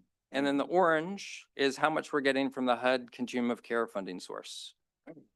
So generally what I hope you can see here is the blue is erratic and is going down. The orange has been growing up until recent federal policy shifts. So 2025, there is no blue. In the current state budget that was approved for this fiscal year, there was no block grant money set aside to address homelessness. No money set aside to address homelessness. We did set aside $200 million for a special election. But the amount that the state had budgeted historically is around $1 billion. For 2026, the state has committed to $500 million of block grant funding to address homelessness. So back to Randy's point, we're living year to year, wondering what the state's going to do. I know many of you have been advocating for more stable, consistent funding from the state. That's really critical. The orange is radically unstable at the moment. So you'll see in 2025, the orange shading is a little bit different because the current federal administration has been proposing significant changes to the grant agreements and the expectations with the federal money to address homelessness. Right now, we receive around $7.7 million a year, which is on the graph here. And most of that, I think 85% of it goes to permanent housing programs where we're providing rental assistance and some kind of permanent subsidy. Those programs, as of last week, we're helping 290 people. I think you'll see in the news tonight or tomorrow that the federal government is planning to, from HUD, restrict the amount of those dollars that can go to permanent housing and limit it to 30% of the total grant. Among other expectations that we're hearing in my circle of colleagues that HUD is going to announce when there's an annual funding renewal cycle. So we'll find out in the next couple of weeks what's going to be expected. But based on the tea leaves, we can expect cuts to the permanent housing programs. I also think that folks who are in this kind of work are going to be working on lawsuits because we don't think that those proposed changes to the program are consistent with federal law. But all that's going to mean slow down, harder to get funds, et cetera. So the funding picture is looking very challenging. I wanted to highlight, and I think this is often forgotten. So back here, the biggest amount of money we got, if you look back in 2018, is just around 13 million. And I talk to people who know what I do for work and like, oh, that's a lot of money, Robert. And then I say, well, let me tell you how much things actually cost. I think people forget how much things actually cost. So this slide, I think some of you have seen it before, just comparing the different interventions we have in the housing world. Paying for an outreach team for 100 people, 1.2 million a year. Paying for 100 shelter beds, 4 million a year. 100 rapid rehousing that services with some time limited subsidies, 3.9. I want to highlight that's actually less than paying for shelter. Shelter, we pay for food, we don't collect rent. There's other costs with running shelter that make it more expensive than subsidizing rent plus services. Rapid rehousing is time limited. Permanent supportive housing is intended to be as long as people need it. And that's for people with disabilities typically. And then on the bottom, I added this just to put some context and to give you all some information as you're preparing for the kinds of requests that we're gonna see as funds dry up. On the left-hand side, the outreach alone and the shelter shows you what percentage of people in those programs in our county actually exit to permanent housing. So outreach alone, 20 to 30%. Shelter, 35 to 45%. Statewide, the average is 30% of people in state supported shelter programs exit to permanent housing. But rapid rehousing and permanent supportive housing, where we subsidize people rents, many more people exit and are able to stay in housing. So there's going to be a lot of talk about we need to invest, including from the federal government in this announcement that I'm predicting. We need to put more money into outreach and temporary housing. We know from our data and from research over the past 30 years that what makes the most difference is people getting their rent subsidized for a period in which they need it and the supports for them to be able to keep the housing. But we are not doing that. We're moving the other direction. And you all are going to be challenged, I think, by many pressures to push more of our resources to the left side of this diagram. I encourage you to just remember this and think about it. What are we investing in and why are we investing in it? Upcoming risk, I already talked about the state funding reductions. I talked about the COC funding cuts. I just want to speak a little bit to some of the other expectations coming from HUD. One that I think speaks to the moment is in the HUD contracts that our department had to sign, we had to sign a contract that said, we're not going to promote abortion. And we aren't going to serve immigrants, essentially, undocumented immigrants. And we're going to make sure we're not serving undocumented immigrants. And we're not going to have a radical gender, sexual orientation agenda. So this is part of our HUD housing contract.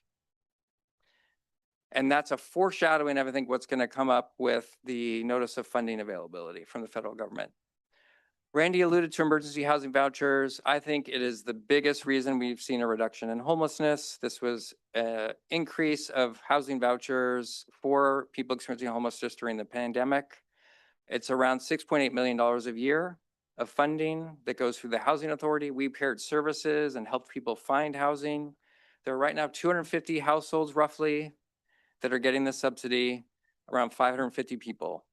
The money's going to run out in December of 2026, and I'm working closely with colleagues in the Housing Authority to try to find other options for people.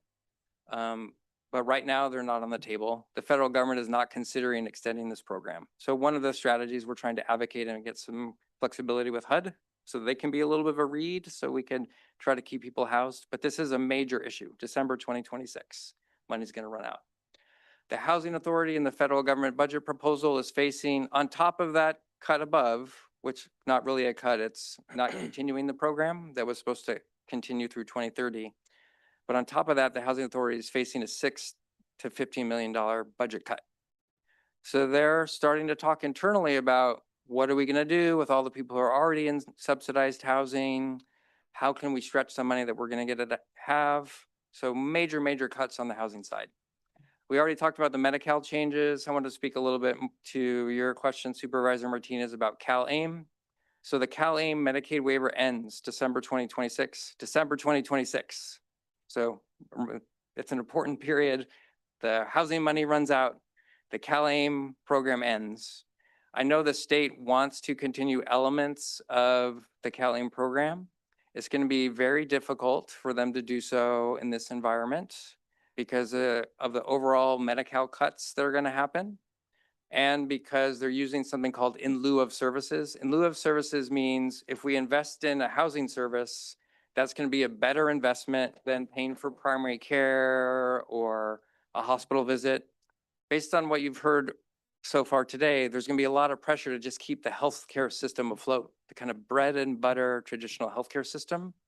So that means if you're a managed care plan, are you going to help the hospitals or the clinics, or are you going to help people with housing? And I think in the absence of a commitment from the federal government, which we don't have anymore, that housing is and food are social determinants of health, and that should be part of the program, we're going to be faced with this tension, this trade-offs between supporting the traditional healthcare system and investing in things that are not traditionally part of the healthcare system that we have been doing here in California. There's a study by UCLA that looked at housing deposits, and housing deposits alone resulted in a 30% reduction in healthcare utilization cost. Now, we're all going to be faced with these difficult trade-offs as these budgets happen. But so Medi-Cal changes are going to have impacts on housing and homelessness. All this to say, we should expect the point in time count number is going to go up. Even before all these things that I've said that are going to happen, we're all kind of in retrenchment mode, expecting these cuts and changes. So people are fearful of doing any new things or expanding. We're trying to save money for a rainy day to keep programs alive. There's no new housing vouchers getting issued. That's been a big key for our efforts to increase the number of people exiting to permanent housing. And then the last point, the White House issued an executive order on homelessness, and it was very clear that they think homelessness is primarily an issue of substance use disorders and crime. And that rhetoric in some ways echoes statements from our governor's office in California. And there's going to be an increased pressure on all of us to focus more on the visible problems associated with homelessness, needing to criminalize some of the behaviors we observe, and we need to institutionalize individuals. I think what often gets lost in these conversations is institutions cost money. Institutions cost more money than services plus housing. But we are entering an era where that's where the policy and the rhetoric is pushing us back to higher cost, less humane institutionalization. So I encourage all of you to really think about it as you're weighing the pros and cons of different investment choices. Year ahead, we've got these 4 new housing programs, the Santa Cruz Inn, the 2 low-barrier navigation centers in youth. Transitional housing, we have an effort to do what we can to maximize while we have the chance. Medi-Cal for housing services, behavioral health and housing for health, tightening up our partnership, being the reeds that flex and we do things differently. 120 permanent supportive housing units are coming online. We have the emergency housing voucher issue that's going to affect us. The South County Prevention Project, Home Key Project, we have a couple that have funding gaps. One of the positive things of the One Big Beautiful Bill with an asterisk is that tax credits to help create more affordable housing have actually been expanded. And I'm hopeful today there's an announcement that one of our Home Key projects is going to get a tax credit award. I'm going to check my phone after the hearing. And another one has a high probability of actually getting tax credits so that we can finish those projects. And then the HUD COC funds I've talked about ad nauseum. We need to focus on, and this is for me, flexing, we need to integrate our services, share data more, and work together more to serve people with less money. And then I am, and you all are going to be faced with a lot of difficult resource allocation and trade-off decisions. And you've heard that over and over again today. I feel like I'm piling on with the story about the housing situation. So what are the specific board actions? We want to come back in 12 months, at least within 12 months with an update on how we're doing with this work. I'm going to come back to the encampment response guidelines. In your board packet, we're recommending with those HUD COC grants, the Health Services Agency received some grants. Our department received some grants. We haven't been approaching how we apply for and renew those grants in a standardized way. We're recommending that you give us some guidance in the board packet that we handle those consistently. And then for the Santa Cruz Inn project, it's a collaboration between the city of Santa Cruz and us. And we are drafting documents together. So we want your blessing to work together and co-fund legal representation to make sure we have the appropriate contract documents. Leaving encampment response guidelines for the last thing that I wanted to talk about. I've been involved with CDI and other county departments for, I think, probably over a year. One of the county strategic objectives was that the county would bring departments together to come up with some guidelines for addressing how do we handle and approach people who are unsheltered living in encampments. And I am very thankful and appreciative to all the time that all the other county departments put into this issue. And I think what we're sharing with you all is a culmination of that work, lots of compromises and discussions. And there's a couple of things I want to highlight. One, the money that's available from the state going forward requires that we have adopted encampment response guidelines. So the next round of state block grant funding will require that we have adopted guidelines. We've missed a couple of opportunities here locally because we don't have guidelines adopted to actually apply for funding related to housing and responding to encampments. So there's a funding consequence for not having formally adopted guidelines. I think the other consequence is that we as staff are not centered around what are the core principles and ways we're going to try to work together to address this really complicated, unfortunate situation that we have so many people without shelter. So what the guidelines attempt to do is provide a framework for us around principles, how are we going to assess the situation and what's the best way to respond, and how are we going to consider the trade-offs between asking people to leave a camp and trying to continue to support them to get onto a path to housing. A couple of other things about the guidelines is that they're guidelines because the resource situation is so in flux. In some ways, some of my colleagues wanted to frame it as a pilot. I hesitate to call it a pilot because it's an ongoing quality improvement effort. The goal of the guidelines is for us to articulate a general approach and principles with a commitment that we're going to keep evaluating and working together to see how well it's working and make adjustments over time as needed. It's not a firm, rigid protocol. And I think the guidelines, if you've had a chance to read them, we've tried to emphasize that over and over again.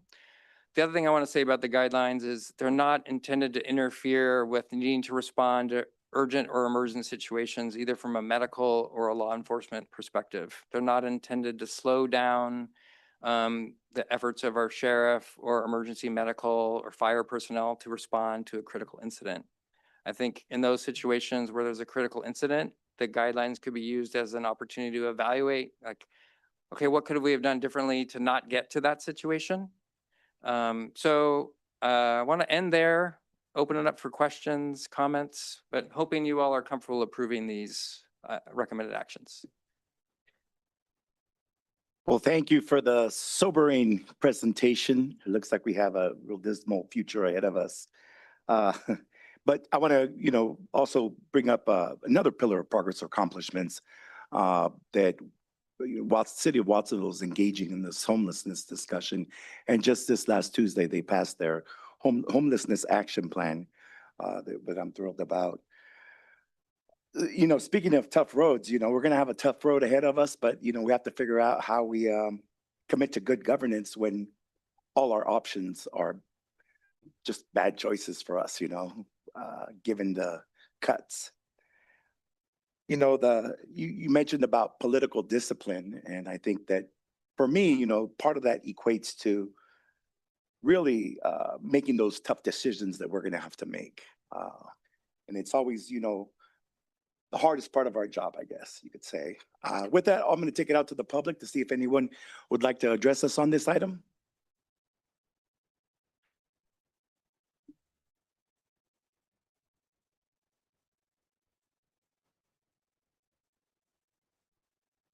Hello, everyone. Thank you all for having these challenging conversations that are so important to our community. My name is Mike Kittredge. I work for the Community Action Board, and I'm the Director of the Homelessness Prevention and Intervention Services Department. Before I go on, I want to take a moment and recognize Supervisor Martinez. I worked under her at the Homeless Services Center, and she helped get me on this path, so thank you.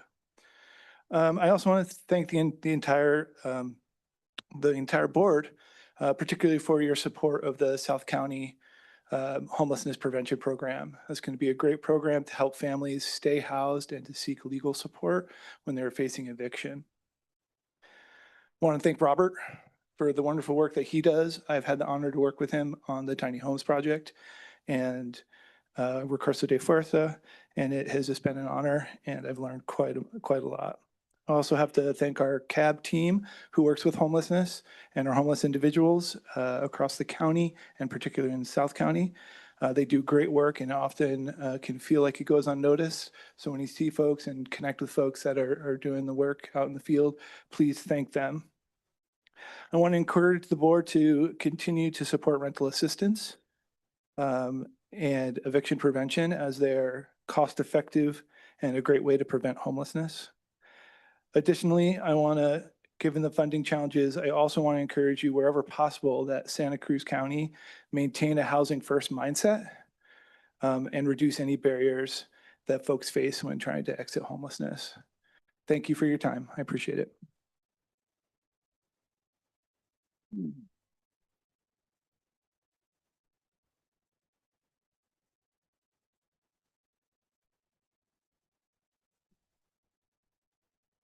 You always forget to turn on this thing.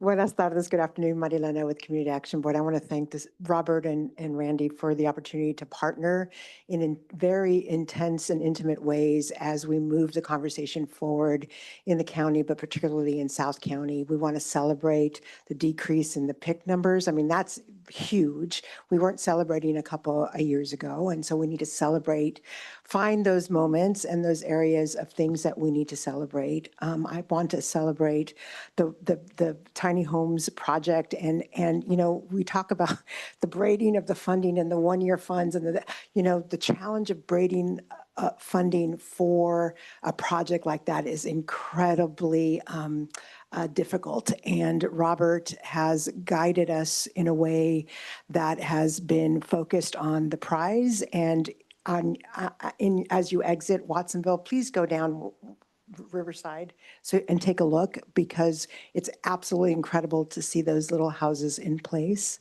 And I want to echo what my colleague said about the eviction prevention and the work that Supervisor Justin always gives voice to, about the importance of eviction prevention and supporting the renters in our community. CAB was around for a long, long time, and at one point we were probably the only ones doing eviction prevention. I'm talking years ago. And so it's important to keep that highlight because we know what it means for South County. We know what it means for high density living in for our families and our agricultural families. Thank you. Thank you. Is there anyone online? Yes, Chair.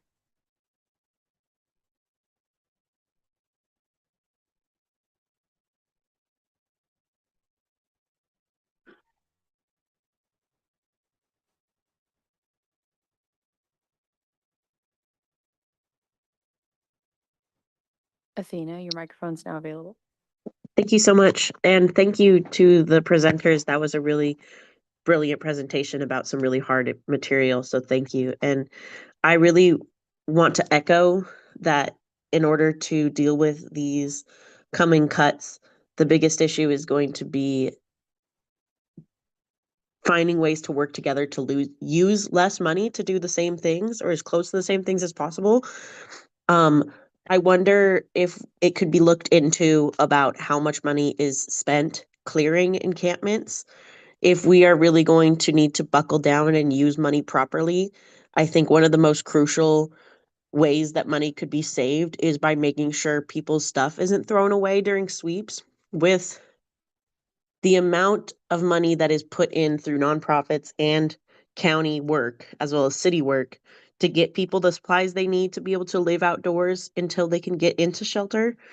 One of the biggest ways we lose money is spending so much money on public works and police to go and throw away carelessly so many very useful items because they are so contaminated by being outside, which is evident by the fact that people are living outside, and dirt shouldn't count as a reason for something to be thrown away.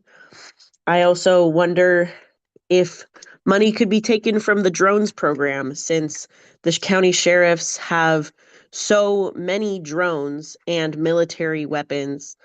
If some of that money could be allocated better to prevent crime by actually taking care of the people.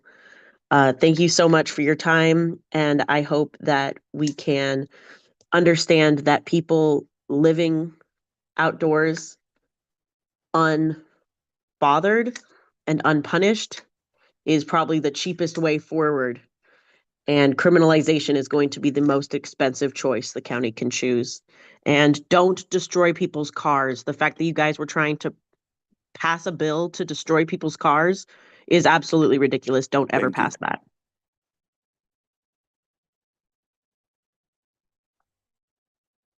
I see no additional speakers online, Chair. Thank you. With that, I'll bring it back to the board. Any questions or comments? Supervisor Cummings? Thank you, Chair. And I just want to thank again, everyone for all their hard work on a topic that is definitely a bit of concern for folks. And, I think just highlighting again, before 2020, we didn't have a homelessness division.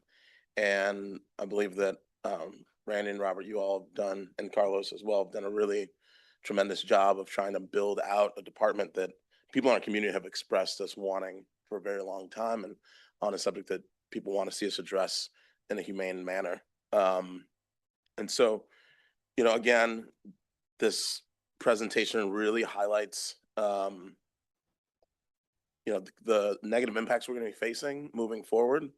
I also think that it did highlight, one thing in particular where, the state for years has helped us invest in, trying to get some of these projects moving forward. And the fact that they didn't put any money in the budget really, puts counties in a tough spot. And so I think that, in addition to the direction we're proposing, I also think that it would be good if we direct staff to help draft a letter for the chair to send on behalf of the board to the city councils, our state and federal representatives, on how these state and federal cuts will be impacting the county and our ability to really address homeless services. I know in the past, when I was on Santa Cruz City Council, there are times when when different jurisdictions are pointing the finger at each other, but I think it's really important in this context that, the state, in addition to the feds, have cut their funding to help support these efforts that we've invested a lot of time and energy and effort into really standing up, given the demands by the governor and our community members. And so I think it's really important that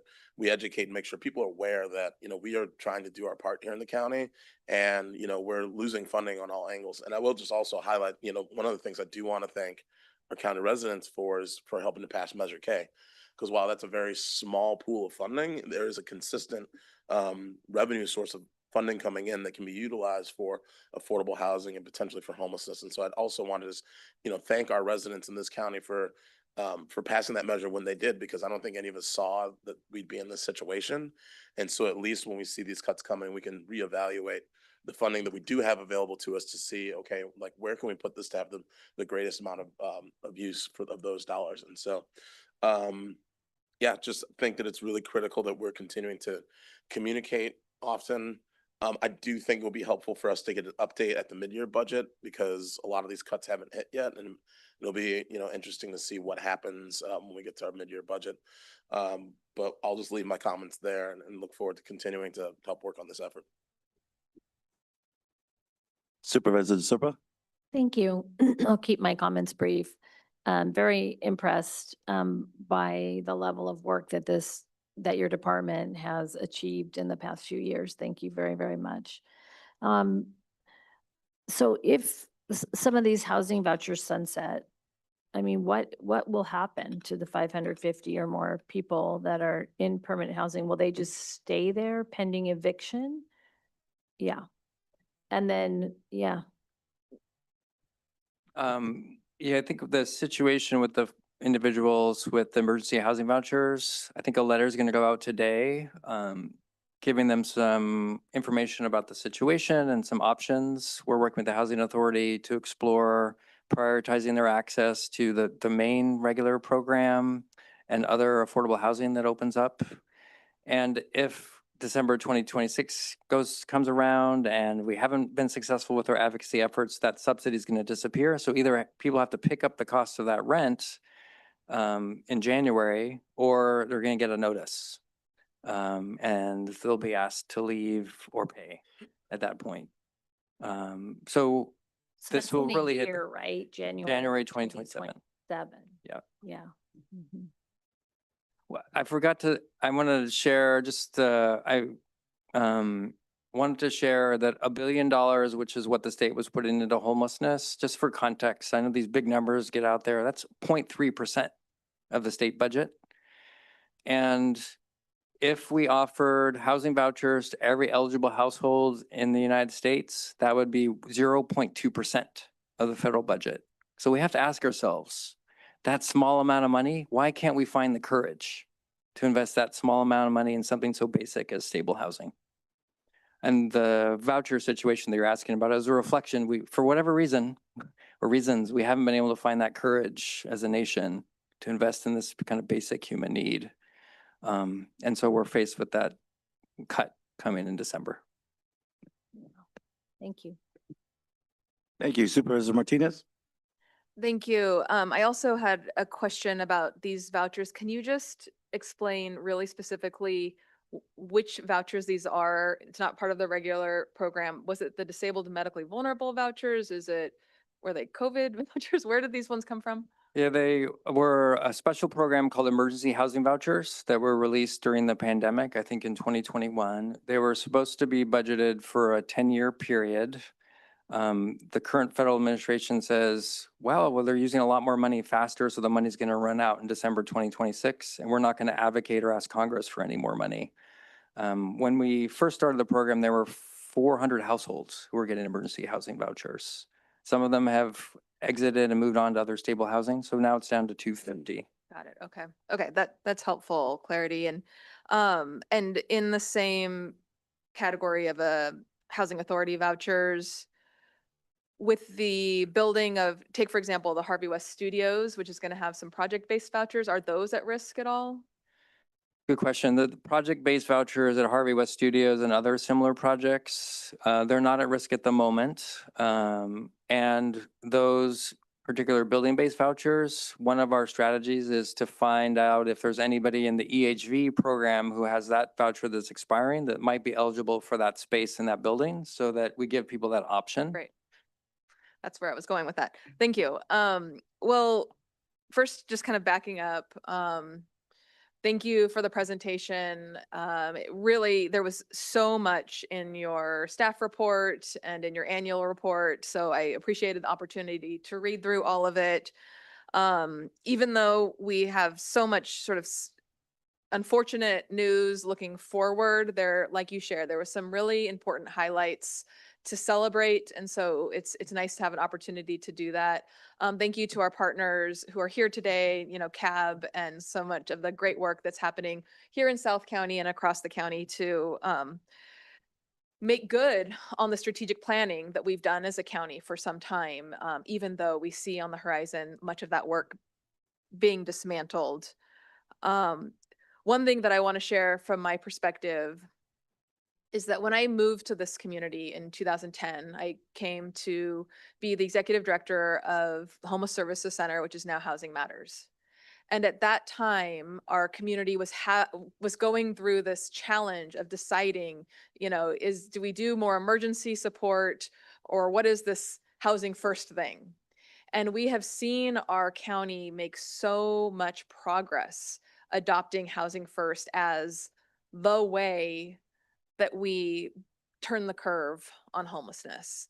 And we're seeing it in our numbers, we're seeing it with our PIT counts, and we're seeing it with just the quality of life of so many people who've been permanently housed as a result of all of this good work. And so it's incredibly disheartening to hear that there may be a 180, you know, that number's very significant, there may be a 180 in the other direction, moving away from permanent supportive housing and housing first models, because those are the evidence-based practices that are proven to work. So as a board, I hope that when these decisions come before us, we can continue our commitment to investing in practices that are data-driven, evidence-based, and create results, because that's what's gotten us here and the good progress done to date. And as we face this difficult decisions, I think those are some values that I hope we can continue to use to make those decisions. I did want to just take a moment and pause on the and have a few comments on the encampment guidance protocol. What do they call these? The encampment response guidelines. You know,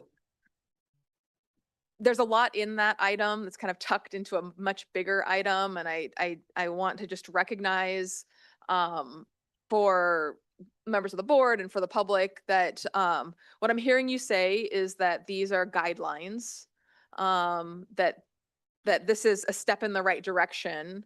And if and when our county needs to respond to encampments, there may be opportunities for us to adjust and improve these guidelines. Is that correct? Yes, the in spirit of them is that we want to have continuous quality improvement. Look at, are they working? Are they not working? How can we improve them? Okay.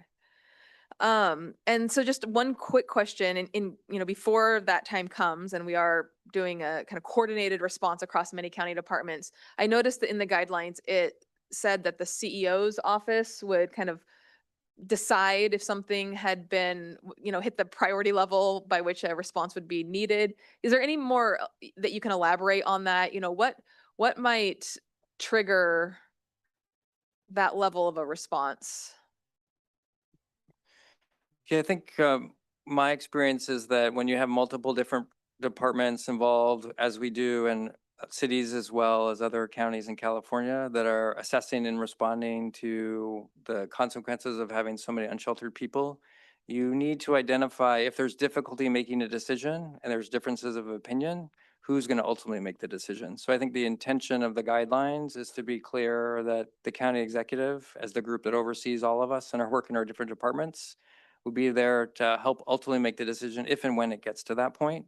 And I also think that our group felt like it was important for them to be in the conversations that we're having about encampments to understand the trade-offs and the cost and how it impacts the different departments.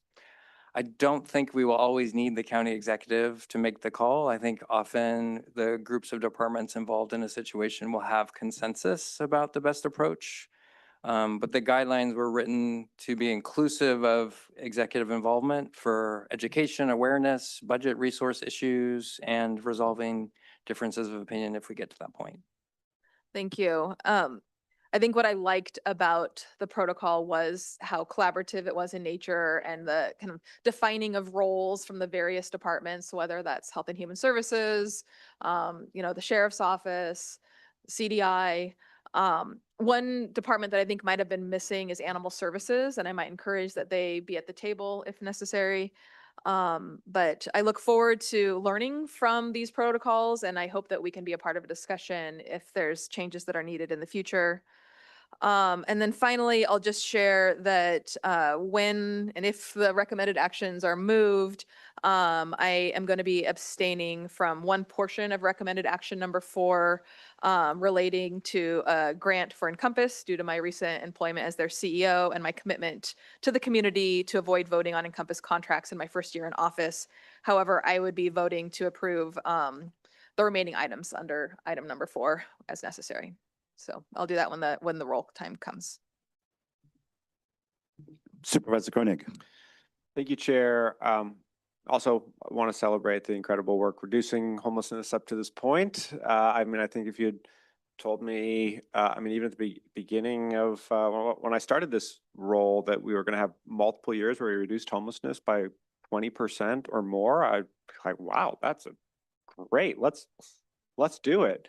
And so the fact that you've delivered that, that this community has delivered that working in concert is just phenomenal. Having been on the COC, the continuum of care, and knowing that process for applying for funding is pretty administrative, I'm totally fine with taking an approval step out of that process from the board. I'm just curious how HSA and HSD would just provide updates to the board in the absence of kind of that approval. Yeah, great question. We can include in our annual updates the status of the COC funding. And I think there was a request earlier, just kind of the general budget. Given what's happening with this funding source and others, I'm happy to be here for budget conversations too and give updates on the status of that money. Okay, thanks. And then I understand there's been some permitting issues with Live Oak Landing. Do we still anticipate that they will be opening to serve residents in the beginning of October? Or are we going to meet all our state requirements? I think that ultimately that program is kind of going to help us meet some requirements around the behavioral health bridge housing opening by a certain date. Where are we with all those elements? Yeah, I think that the kind of early October was maybe a little bit ambitious for getting things launched in terms of new staffing and getting everything lined up. I'm still hopeful that by end of October, early November, we'll have things up and running. The particular funding source that's primarily being used to start up that program is actually the City of Santa Cruz Encampment Response Program. And the state recently extended the spending deadline, which is incredibly helpful because the funds were supposed to be entirely spent by 2026, and it's got extended another year. So that gives us more time to stretch out those dollars and support the program. We are getting requests from the agency that manages the Behavioral Health Bridge Housing Program funds. Go faster, you're not using this money fast enough. I have to say, as a staff member, a lot of state officials say, use the money fast. And then we say, well, where's the next round of money going to come from? And they're like, oh, we don't know. We can't promise anything. So I say, well, we're not going to use it fast then. We're going to stretch it to help level out the situation. So there's some tension, I'd say, between local governments and the state around their push to get money out quickly and their lack of willingness to commit to ongoing funding. So some of that is maybe what you're hearing. There's a little bit of tension there. Okay. A question related to Section 8 vouchers and our housing authority. I mean, we've heard just sort of this rollback in funding in general for our housing authority, but as we literally sit here on the eve of a possible government shutdown, I understand that kind of the money that our Santa Cruz County Housing Authority has isn't going to be taken away, but are we worried that Section 8 vouchers could just not be paid for after a couple of months? What kind of timeline does our housing authority have before rent payments stop?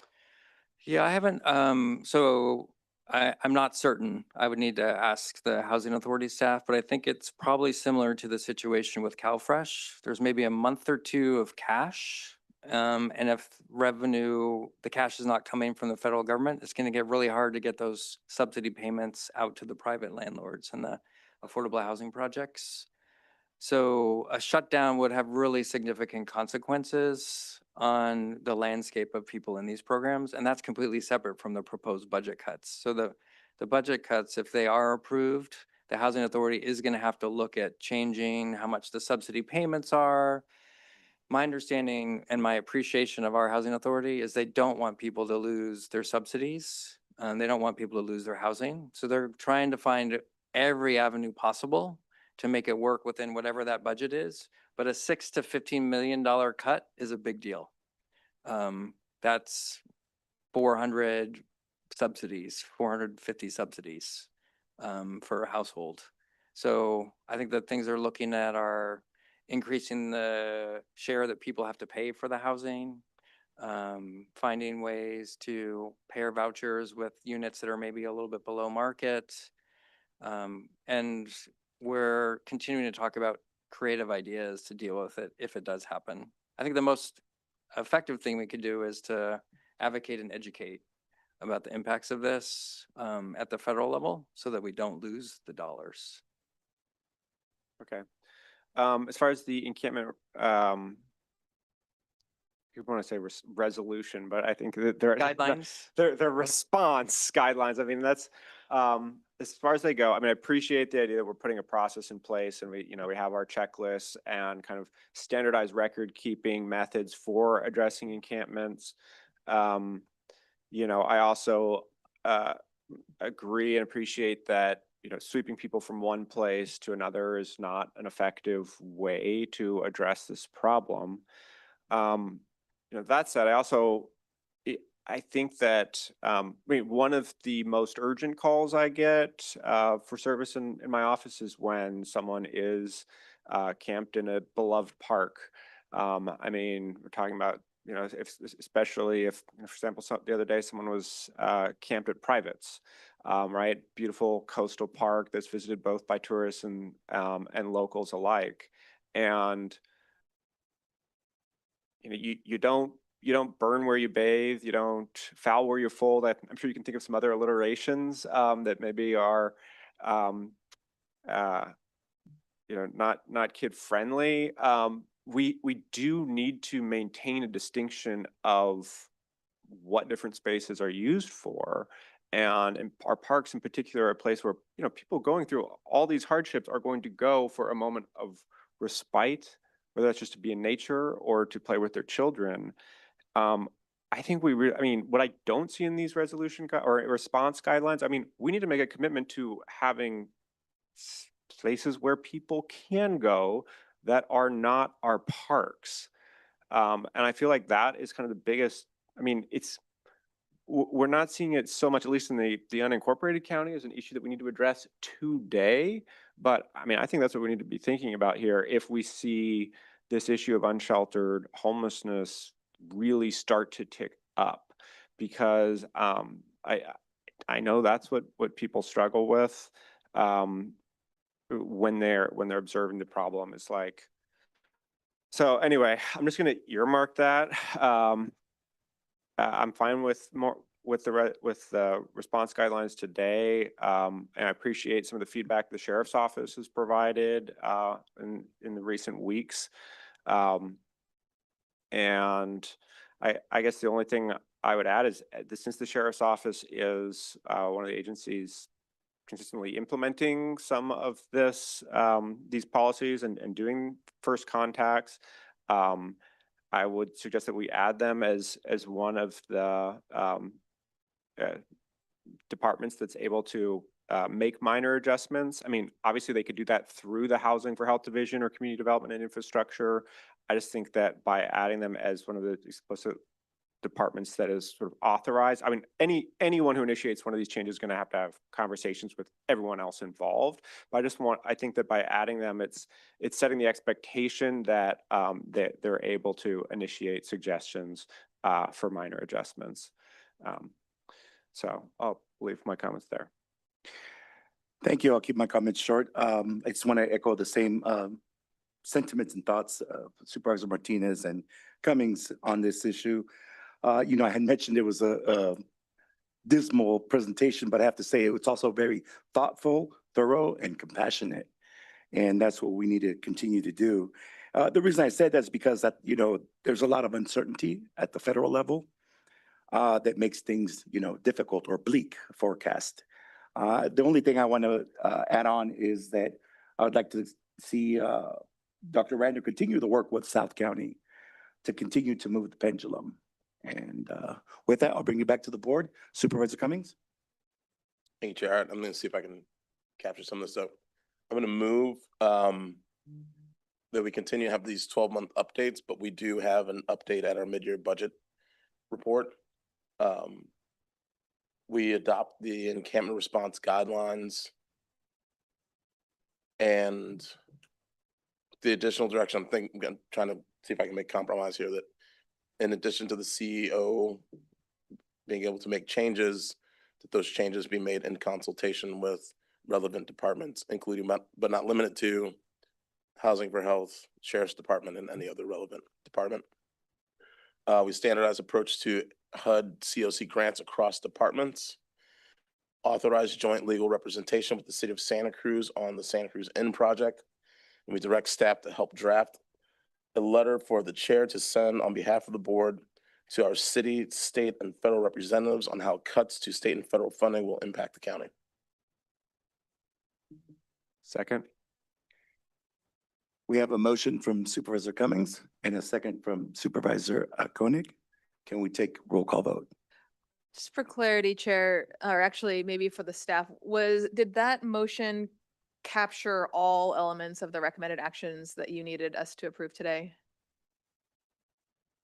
I think so. Great, thank you. And Monica, sorry, Supervisor Martinez, did you need that last bullet point separated? The one that you're from the I remainder? will, when I vote, I will Okay. reference it. Thank you. Okay, thank you. Madam Clerk? Supervisor DeSerpa, Aye. Cummings, Aye. Martinez, With the exception of recommended action number 4, where I'm abstaining on the grant related to Encompass. thank you. Supervisor Koenig Aye. and Hernandez. Aye. Motion passes with the exception of item number 4 relating to Encompass with Supervisor Martinez.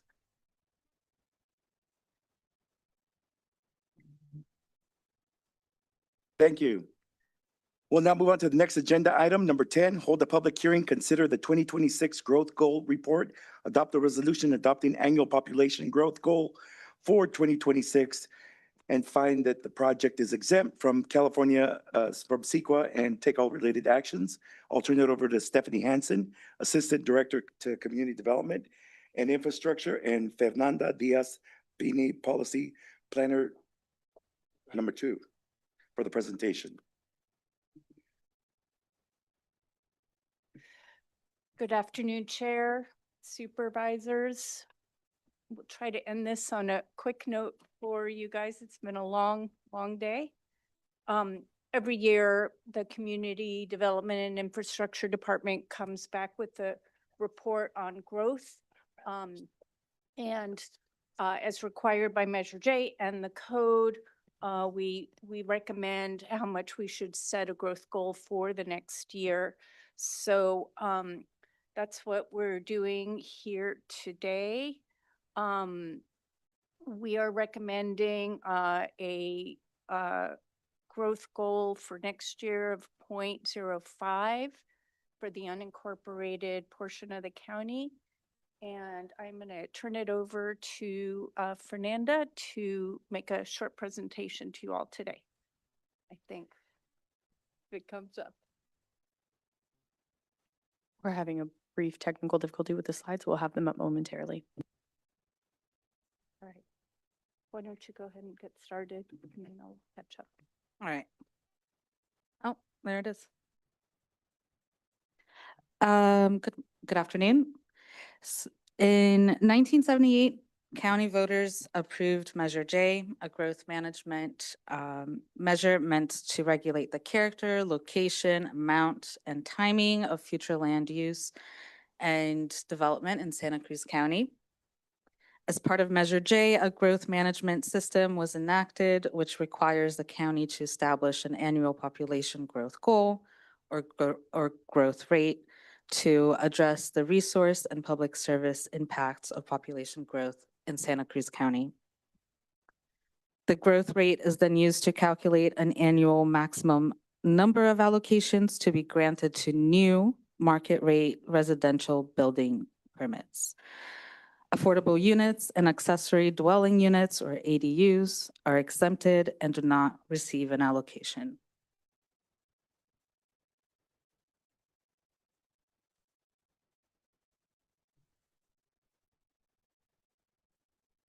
The growth goal report examines various factors used in establishing the year 2026 growth goal, including an analysis of population growth trends, housing needs such as progress towards meeting the county's required regional housing needs allocation, or RENA for short, an ADU annual report, and the current pipeline of major and affordable housing projects, as well as the status of 2025 Measure J residential allocations and potential growth impacts. In recent years, the unincorporated area of the county population has been mostly stagnant with a slightly negative growth rate based on annual estimates by the California Department of Finance. However, the county overall and the state of California have experienced a small positive growth. And projections from the Association of Monterey Bay Government, or AMBAG, and the census, the latest census data indicate a steady population increase is likely to continue. Measure J also requires that at least 15% of new housing units constructed each year to be affordable to moderate and below moderate income households. Additionally, it requires developers of new rental projects to either pay an affordable housing impact fee or provide affordable rental units.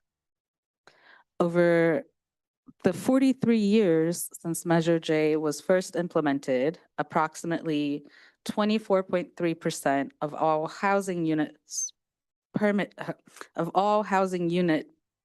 permits issued, including ADUs, have been for affordable units. The growth goal report also summarizes the status of 2025 residential building permit allocations. As a reminder, an allocation is a conversion of the maximum number of market rate residential building permits that can be granted each year. Last year, a total of 373 allocations were set by the board. 10 allocations have been given out as of July 1st of this year. If the trend continues, 20 allocations will be granted by the end of the year. Demand for allocations remain low compared to previous decades, and staff anticipates that there will be more than enough allocations available for the remainder of this year. Additionally, unused allocations from 2025 will be carried over to 2026. As this graph shows, there has been more than sufficient allocations available to meet the demand to construct new market rate housing units in the past 20 years. Please note that only market rate units are subject to the growth goal management system, and therefore affordable units and ADUs are exempt. To support affordable housing goals, the county continues to exempt affordable housing units and ADUs from the need to obtain permit allocations.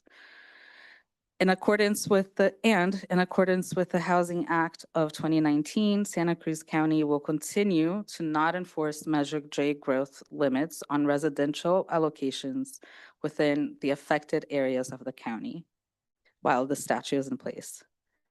As you can see in the map in blue, in Santa Cruz County, the affected areas include the following census designated places: Live Oak, Pasatiempo, Paradise Park, and Soquel. Staff will continue to track Measure J allocations and subsequent building permit issuance in these affected areas for reporting purposes only. So for calendar year 2026, staff recommends that the growth goal be set at 0.5%. Modest growth population predictions, recent upzonings of properties, housing projects currently in the county's permitting pipeline, as well as continued state legislation aimed at facilitating housing production, point to a likely increased demand in the future. Moreover, Santa Cruz County, like many jurisdictions around the country, continue to face a housing shortage and affordability crisis. The growth rate of 0.5% for 2026 would allow the for the county to continue to provide its fair share of statewide population growth and would not constitute a limitation on providing much-needed housing units and meeting the county's RHNA goals. The proposed growth rate would result in a total of 261 market rate residential building permit allocations for 2026. Allocations would be distributed between the urban and rural areas of the county at a 75-25 ratio to recognize the greater potential for infill development in urban areas. And pursuant to Chapter 17.4 of the Santa Cruz County Code, staff recommends, as in previous years, that unused market rate allocations from 2025 be carried over to 2026. This would result in a projected total of 614 allocations. Additionally, staff has found that the establishment of a 2026 growth goal is exempt under the California Environmental Quality Act, and a notice of exemption has been prepared and included in your packet. Staff therefore recommends that the Board of Supervisors hold a public hearing for the proposed year 2026 growth goal, adopt a resolution of the Board of Supervisors for the County of Santa Cruz adopting the annual growth goal report for 2026, and find that the project is exempt from the California Quality Act pursuant to subsection 15308 and subsection 15061. And this concludes the staff report, and we're happy to answer any questions. Thank you for the presentation. You know, being part of AMBAG, I'm also, we got to see some of these numbers beforehand. And I'm just always surprised how much work goes into it from all the departments and all the cities and counties for this 26 growth goal. With that, I'm going to take it out to the public to see if anyone wishes to address us on this item. Seeing none, anyone online? Yes, Chair.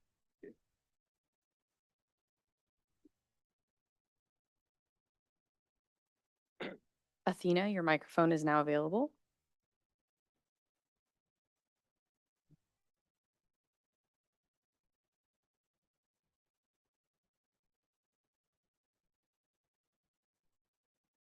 The speaker has put their hand down. I see no further speakers online, Chair. No more? No additional speakers. Thank you. Any, Latina's not able to get on? Okay, She's put her hand down. I believe Okay. she does not want to speak. thank you. With that, I'll bring it back to the board. Any comments, questions, or entertain a motion? I'll move the recommended actions. Second. We have a motion from Supervisor Koenig and a second from Supervisor DeSerpa. Madam Clerk, if we can please have a roll call. Supervisor DeSerpa. Aye. Cummings. Aye. Martinez. Aye. Koenig Aye. and Hernandez. Aye, motion passes unanimously.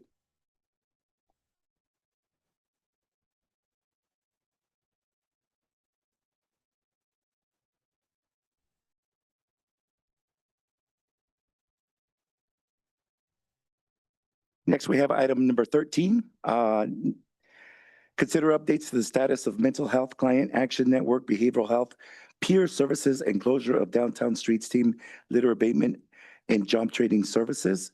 I'll turn it over to Nicole Coburn, Assistant County Executive Officer, Connie Moreno Peraza, Health Services Agency Director, and Randy Morris, Director of Human Services Department, and Carolyn Burke, Assistant Director to Community Development and Infrastructure for the presentation. Good afternoon, Chair Hernandez and members of the board. I'm Nicole Coburn, Assistant CEO. Today, I am joined by Randy Morris, who is Director of Human Services, Connie Moreno Peraza, who's Director of Health Services, and Carolyn Burke, an Assistant Director with our Community Development and Infrastructure Department. So we're going to be providing you an update on two programs. One is the Downtown Streets Team, and the other is the Mental Health Client Action Network. So regarding the update for these two programs, both of these are operated by nonprofit partners that have served the community for a very long time. And for different reasons, as you know, we are needing to both support and transition services for our residents. We're going to provide a concise update today on the Downtown Streets Team transition and the current status of MHCAN. Today's focus is on the continuity of services for clients and other reliable services. We're going to close with some next steps for board consideration. So I'm going to start off by turning it over to Director Morris, who's going to start with some context about the Downtown Streets Team, what it was, and how it operated locally. Okay, good afternoon, Chair Hernandez and board again. Randy Morris, the reason I'm here is because there is braided funding that has funded Downtown Streets Team, and one of those three funding streams is a contract administered to my department tied to the CalFresh program that we talked about earlier today, federal SNAP program. But I want to just note, given I was just up here with Dr. Robert Ratner, this Downtown Streets Team program was established before the Housing for Health Division happened. There was very, very few tools in the toolkit for the county to help sort of the unsheltered population. And there was this effort to marry different moving parts to try to help clean streets, give job opportunities to unsheltered, and be in partnership with community. And then where my department comes in and my predecessors is to leverage federal funding as long as the services provided met the criteria. So we are now in a different place. You heard we have a lot of different services, and the three funding streams that have braided together to provide the Downtown Street Team funding is litter abatement, which our Public Works colleague will speak to, syringe cleanup, which our healthcare colleague may be speaking to, but that program ended, and then our program, which is CalFresh Employment and Training.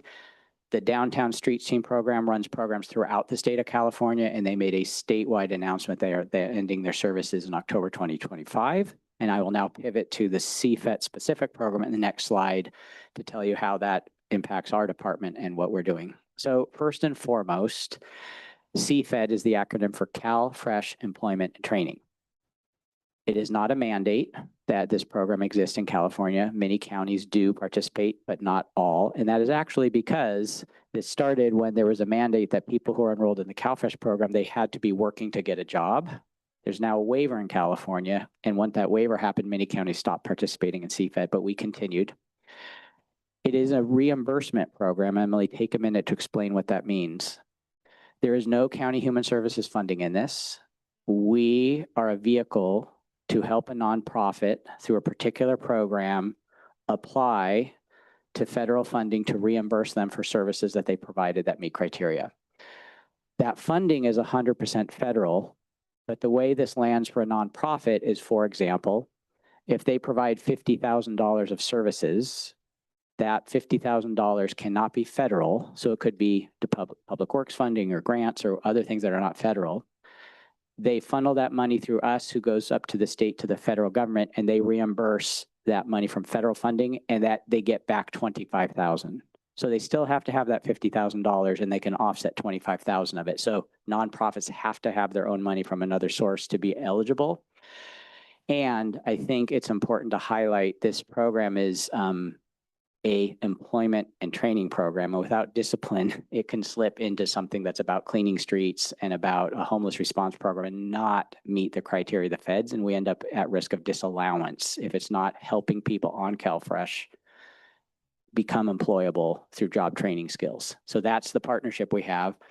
The last comment is, what are our CFET partnerships?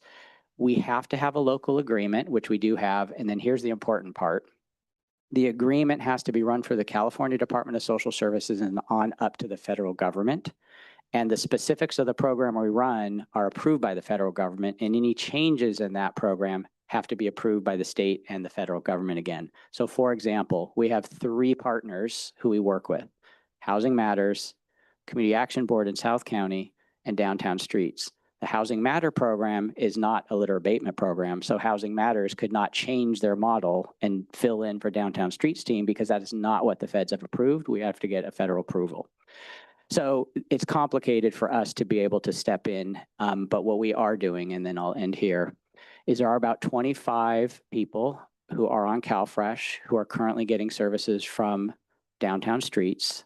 Downtown Streets is working closely with my department and my staff in the Employment and Benefits Division, and they are looking at how to do as many warm handoffs as possible with all 25 people to other services, including if there's services available in Housing for Health, or if Community Action Board has any capacity within their approved contract to help. And we'll work on those warm handoffs, and then pending what the board says today, we can explore how and if, but the federal government is very unclear if they're going to approve anything in the future when we ask to be given federal funding for a program like this. So that's hopefully helpful context, and then we'll turn it over to our Public Works partner. Good afternoon, Carolyn Burke, CDI Special Services. CDI Solid Waste plans to maintain the annual Downtown Streets Team annual allocation of $240,000 for litter abatement, which gives us an opportunity to scale route frequency, hotspot response, and reporting without impacting other solid waste programs. The limited work Downtown Streets Team performed along Highway 9 will transition to Caltrans, with our teams coordinating on requests and safety issues rather than duplicating jurisdictional responsibilities. By integrating litter abatement into existing services, either in-house through parks and roads or a contracted vendor, we can better set fixed routes and service levels. We do know that there is a desire to replace one-for-one Downtown Streets Team services, and I'll hand it back to Nicole to talk about some of the barriers to doing that. So right now, we don't have a nonprofit positioned to assume what Downtown Streets Team has been doing in relationship to the geography and scope. And as Randy stated, adding a new CFET vendor requires state and federal approvals and a strong cash flow capacity to be able to float the payroll while waiting for reimbursement. In the near term, we'd like to give a warm handoff to existing CFET providers, including the potential for one of those providers to expand services into Downtown Street Team's former areas.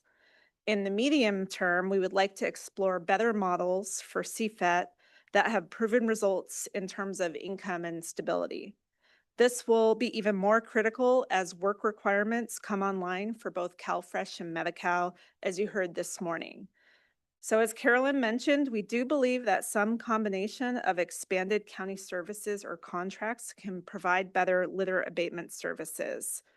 I'd like to close the Downtown Streets Team portion there and then turn it over to HSA Director Marina Peraza to talk about MHCAN. Good afternoon, Connie Peraza, members of the board, Chairman Hernandez. MHCAN is the Mental Health Client Action Network. It's a peer-led organization, nonprofit. This is a contract we have with Behavioral Health Division in HSA, and we pay with Mental Health Services Act.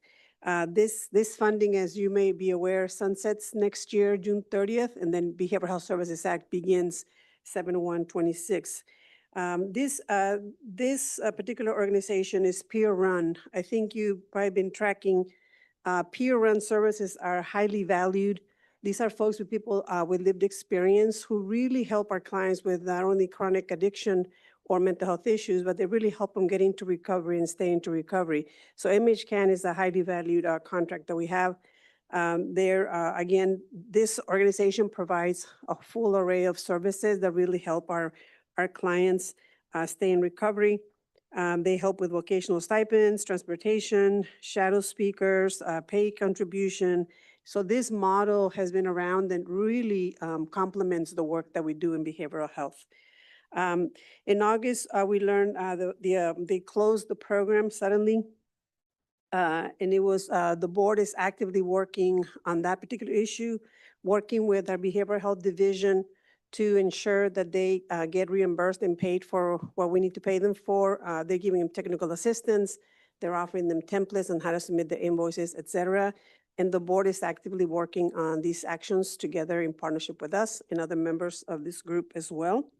So we, the county, again, our behavioral health department, we are working with them to help them with what they need to reopen. That is the goal for them to reopen soon. And again, There in the peer space, the equity is very important. So the equity lens that we keep talking about is people first emphasis. Nothing about us without us is what peer organizations live by, and we are very, very supportive. So we are very excited that they're working on some of those things that they need to improve so we can get them back open. With that, I'll turn it over to Nicole. Thank you. I've been working very closely with the Health Services Agency on MHCAN, and they are making progress in trying to clean up some of the things that they need to do to reopen. So that is very encouraging. But we are trying to support MHCAN, keep those peer-supported services available to the community. And with the Downtown Streets team, trying to transition individuals to other forms of employment support and maintain clean public spaces without interruption.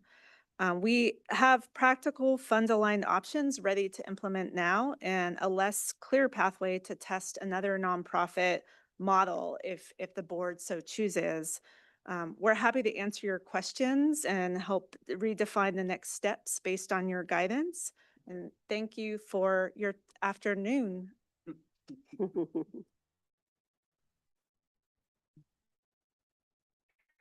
Thank you for the presentation. I'd like to see if anyone in the public would like to address us on this item. Seeing none, anyone online? I see no speakers online, Chair. I'll bring it back to the board for any questions or comments. Supervisor Cummings? Thank you, Chair. I just want to thank staff for this presentation on this item. Both of these services occur in my district, and I know some of the Downtown Streets team also works up in the 5th District. And so when, you know, and I know that this board continuing to support MHCAN, given that the work that they do for an extremely challenging population in our community.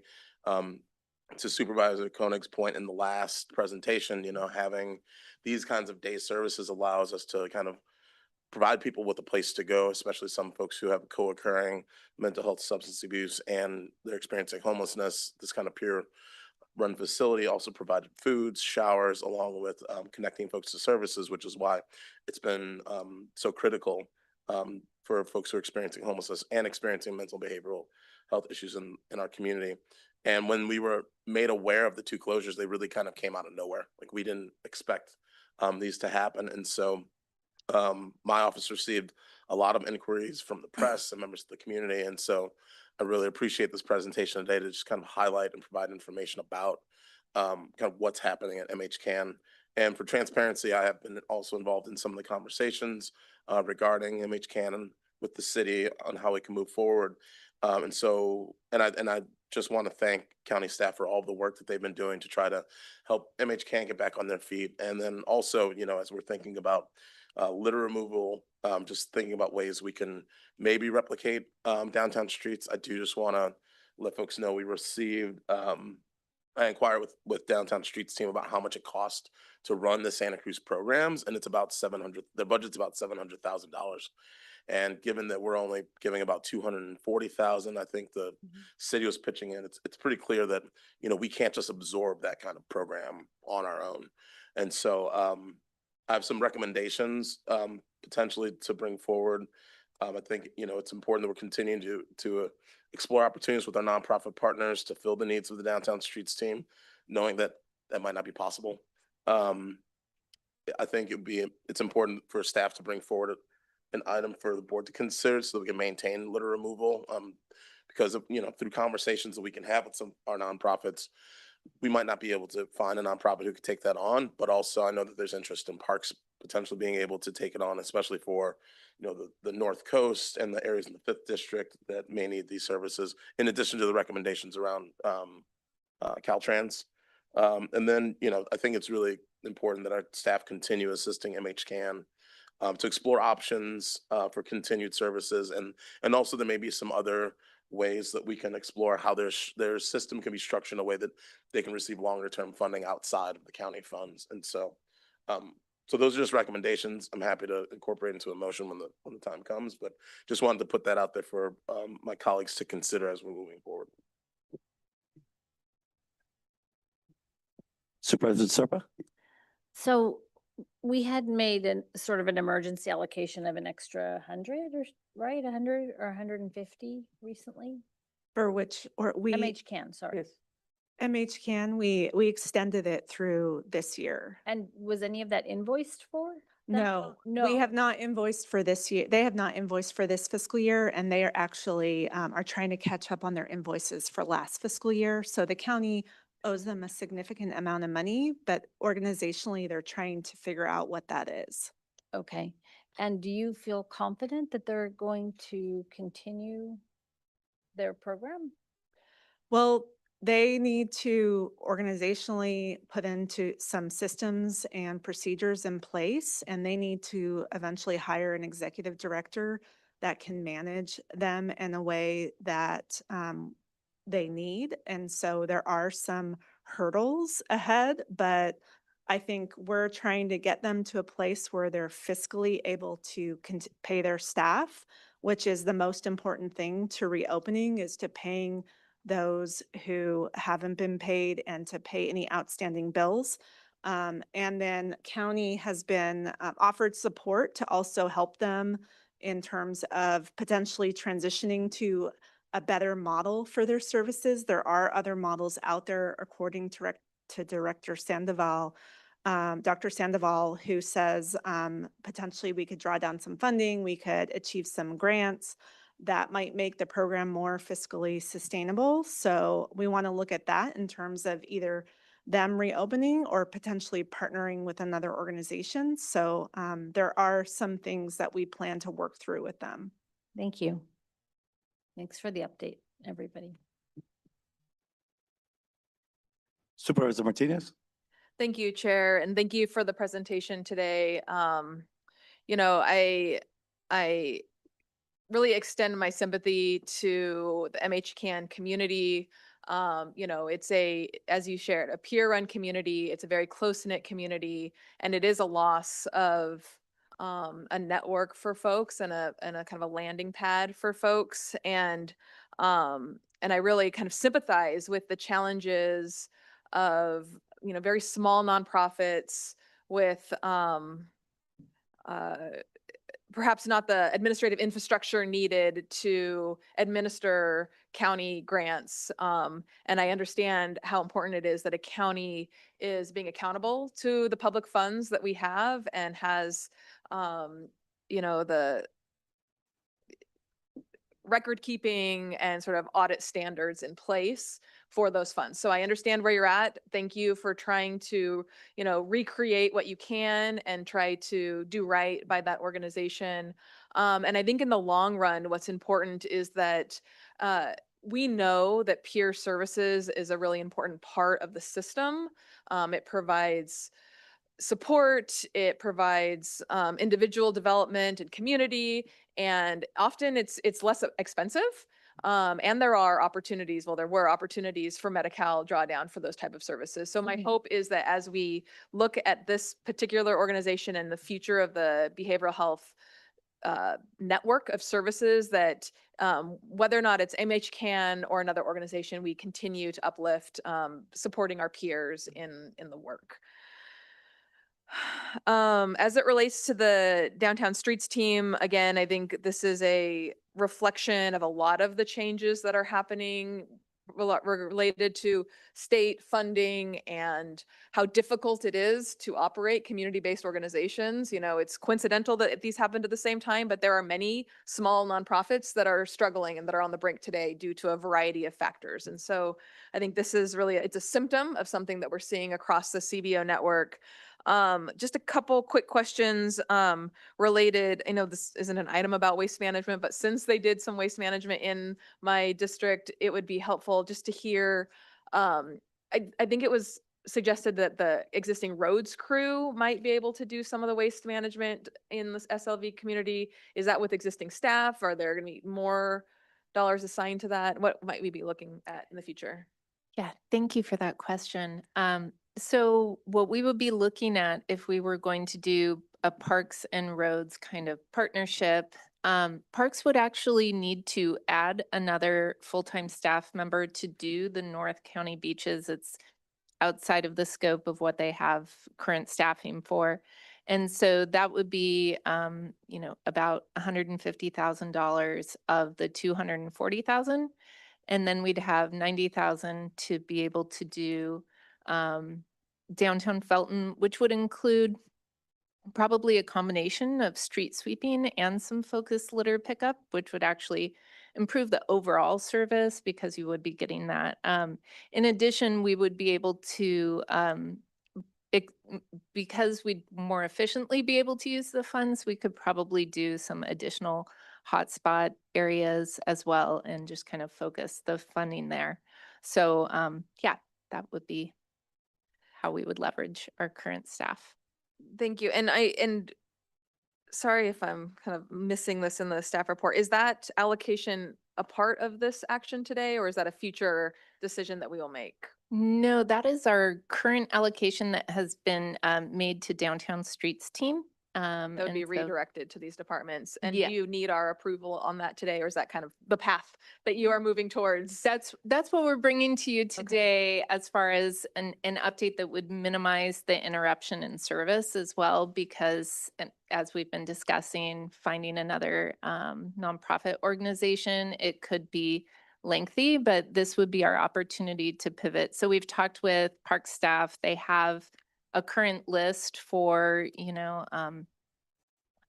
maintenance workers, so they would be able to get moving on that. And I think they could assume operation for the beaches, and then our roads crew could take that up right away. And with the roads crew, is that, it doesn't sound like it's you're adding to the existing staffing. They just might dedicate time differently? Exactly. Okay. Yeah. Okay. All right. Well, thank you for answering that. And I'm supportive of that plan for now and appreciate all of your work bringing this before us. Okay. Thank you. Thank you. Supervisor Koenig? Just thank you for this report, opportunity to review the status of these services, and thank you so much for behavioral health staff taking an active role in trying to right-size MHCAN and get them back operating within our community. As Supervisor Martinez said, we know peer services work, and I'm hopeful that they'll be back operational again soon. Thanks.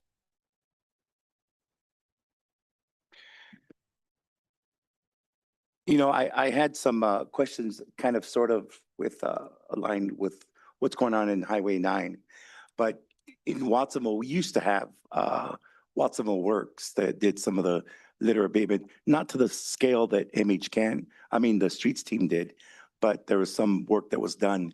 As part of my office, we do a monthly cleanup, and I know that Watsonville Works would always be there and be supportive, but I believe they dissolved into something else. They're working on something else now, and they dissolved that program. But there's still a need in South County. And I want to just, make sure that we're talking about the 5th district, 2nd district, that we also address the 4th district, and some sort of, help that we could do there with any work like that with the streets team. But that was my only thing that I wanted to bring up. But if you want to. Yeah, I just want to make a comment about Watsonville Works. So that's the name of the program that Community Action Board runs, and they were added to our federally approved CFET plan. They did suspend services for a while, but they have started them up again. And what I would say, given this spans all districts, and I have to imagine if I'm you, having a reimbursement is certainly an appealing thing given this time. If agreeable to your board, I think there's many reasons why we want to pause on repurposing CFET. It doesn't disrupt Watsonville Works, and this is why. The HR1 discussion this morning, work requirements in Medicaid doesn't go into effect until 27. Work requirements for SNAP goes into effect now, tomorrow. It is very, very likely that State Department of Social Services and possibly even the federal government, because they have imposed work requirements on CalFresh, that CFET might become something gets repurposed and rolled out in a broader way in California. And I think we need to prepare ourselves more broadly. So Supervisor Hernandez, Watsonville Works continues. Supervisor Cummings, Downtown Street Team is dissolved, but we together are probably going to have to repurpose CFET once we get new state and federal governments getting the CalFresh work requirement issue. I think at that point, when we have that federal and state guidance, we'll be able to talk more comprehensively with your board and the community about ways in which we can connect to bring that reimbursement back into our community. But Watsonville Works is up and running again. So they continue, but it's a different focus, right? having to do with the tiny village, the tiny homes? Oh, Work- okay. I think I know what you're speaking. I'm looking at my staff, Irma, who oversees I think what you're speaking of, we had a concept which has not been effectuated yet. The concept was to build CFET reimbursement into the 3 navigation centers, Housing Matters North, Mid, and Watson, CAB South. We have not submitted that plan to the feds. That has not been approved. But when and if unsheltered people move into the low barrier navigation centers, they're very likely eligible for CalFresh. It's possible, but we would have to submit a whole plan. We'd like to involve your board. So I think that's the 2 issues you're thinking, that Community Action Board was open to that concept to change, but we haven't initiated that yet. Until then, they still run the Watsonville work program that you're used to, other than that pause. I think it was a quarter or 2 quarters. 1 quarter they paused, but they're back up and running now. Okay. Well, with that, I'll bring it back to the board. Supervisor Cummings? Yeah, I'm wondering if somebody, well, I'll ask this and depending, maybe if somebody from Parks is online, they can help answer this, but maybe you all can help with this. I think the one thing I think we should take into account, into consideration, I completely am on board. Well, I agree with the approach that that CDI has taken, but the one concern I have is that if there is a nonprofit that we may be able to partner with that could take on some of these services that Downtown Streets team provided, there is this opportunity to have this federal match to expand that $240,000. And my understanding is the Downtown Streets team is going to be running until the end of October. And so, my hope is that maybe we have an opportunity to explore whether there's a nonprofit that can conduct that work, because if we allocate these funds and, for example, Parks goes out and hires a full-time FTE, like we can't pull that funding back. And so we'll lose that opportunity to have that federal match. And so I'm just wondering, if we maybe direct staff to, bring back an item for us to consider after they've had some conversations with some of our CBO partners, because if we can find somebody out there who we can work with to get that ability to, pull down those federal dollars, then that's going to expand, that $140,000 or $240,000. It's going to go a lot further. And so I'm open to hearing what folks say, but I do understand that, there's this desire to have the continuity of services. Well, really quick, I'm open to any organization that's willing to take any of this on, actually. But I do also want to say that, if we go the other route, I'd like to see those services also extend to South County as well. Whether it's a CDI, Parks, collaboration, I'd like to see those services also expanded into South County. Supervisor Martinez? Yeah, just in response to Supervisor Cummings' suggestion, I think that what's been difficult about the DST model is that it's kind of trying to solve 2 things. We have the litter issue, and then we have the workforce development issue. And knowing what I know about CFET, I operated that grant one time. You're kind of shoving a square peg into a round hole by using CFET to pick up trash in your neighborhoods.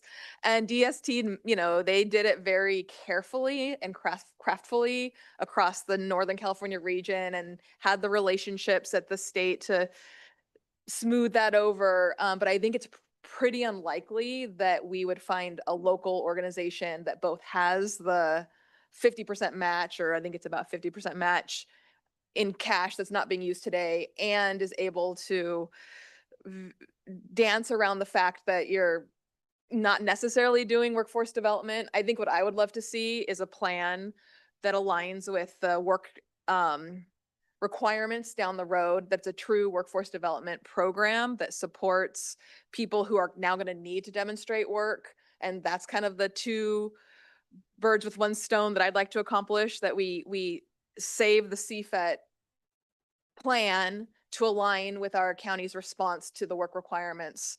And I think that could get us where we need to go. So I love the idealism there, but I don't think it's probably not going to be as beneficial of an exercise at the end of the day. And so I'd rather see it go in the direction it's recommended.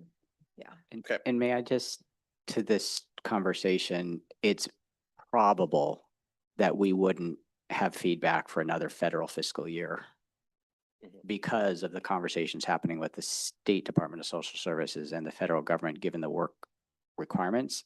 My recommendation is to not poke the bear and keep the current services that Housing Matters runs and CAB runs.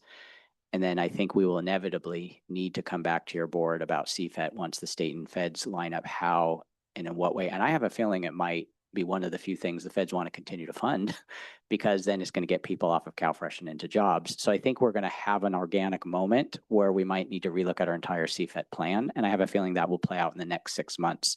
If that's agreeable, I kind of support the idea of not running the risk of disrupting the current approval we have with Watsonville Works and Housing Matters and giving it the year to figure out when we come back to you based on federal and state actions. Okay, I think I have a motion. So move the staff recommendation with the addition that we direct staff to continue exploring workforce development opportunities with local nonprofits and CBOs.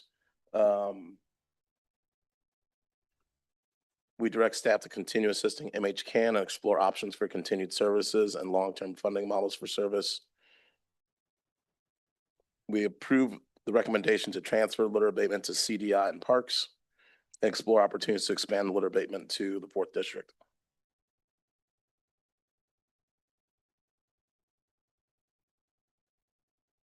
I'll second. Did that cover everything that the four of you need? Yes. I would say, yeah, that we would have to look at, given that we were capping our funding at 240,000, there may be, some alterations because I know there's priorities in each of those districts. So we might have further conversations with each of you to determine what the priorities are so that we can allocate, funds to be able to meet those needs.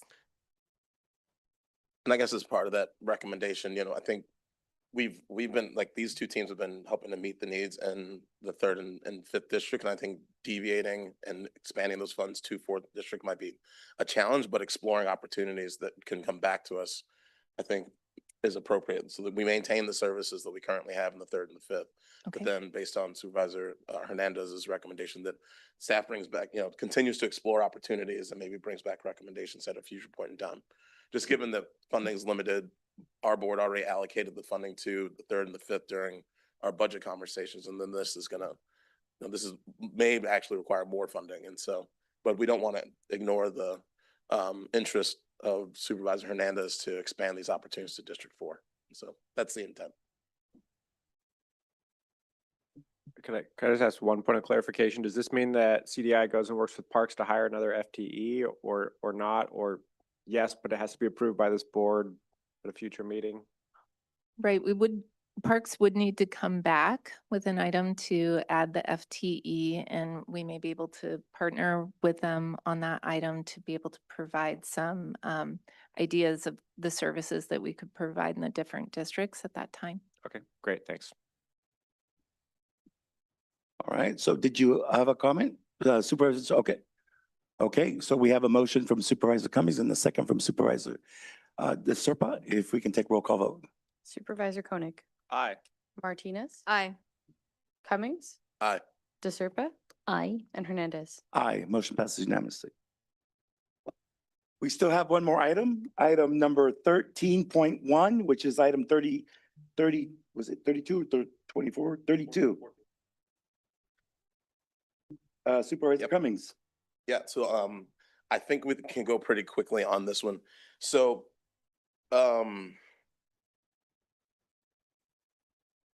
this item was related to the radiology lab funding. And the reason why I pulled this is because in the language, part of the recommendation was that we eliminate funding for radiology. And based on the direction that was given at the past meeting, which was captured in the minutes, item number 5 within the minutes directed that the Health Services Agency Director and staff to work with SEIU and affected employees seeking options to maintain radiology and county services broadly. Within the first, and give me a second to bring it up.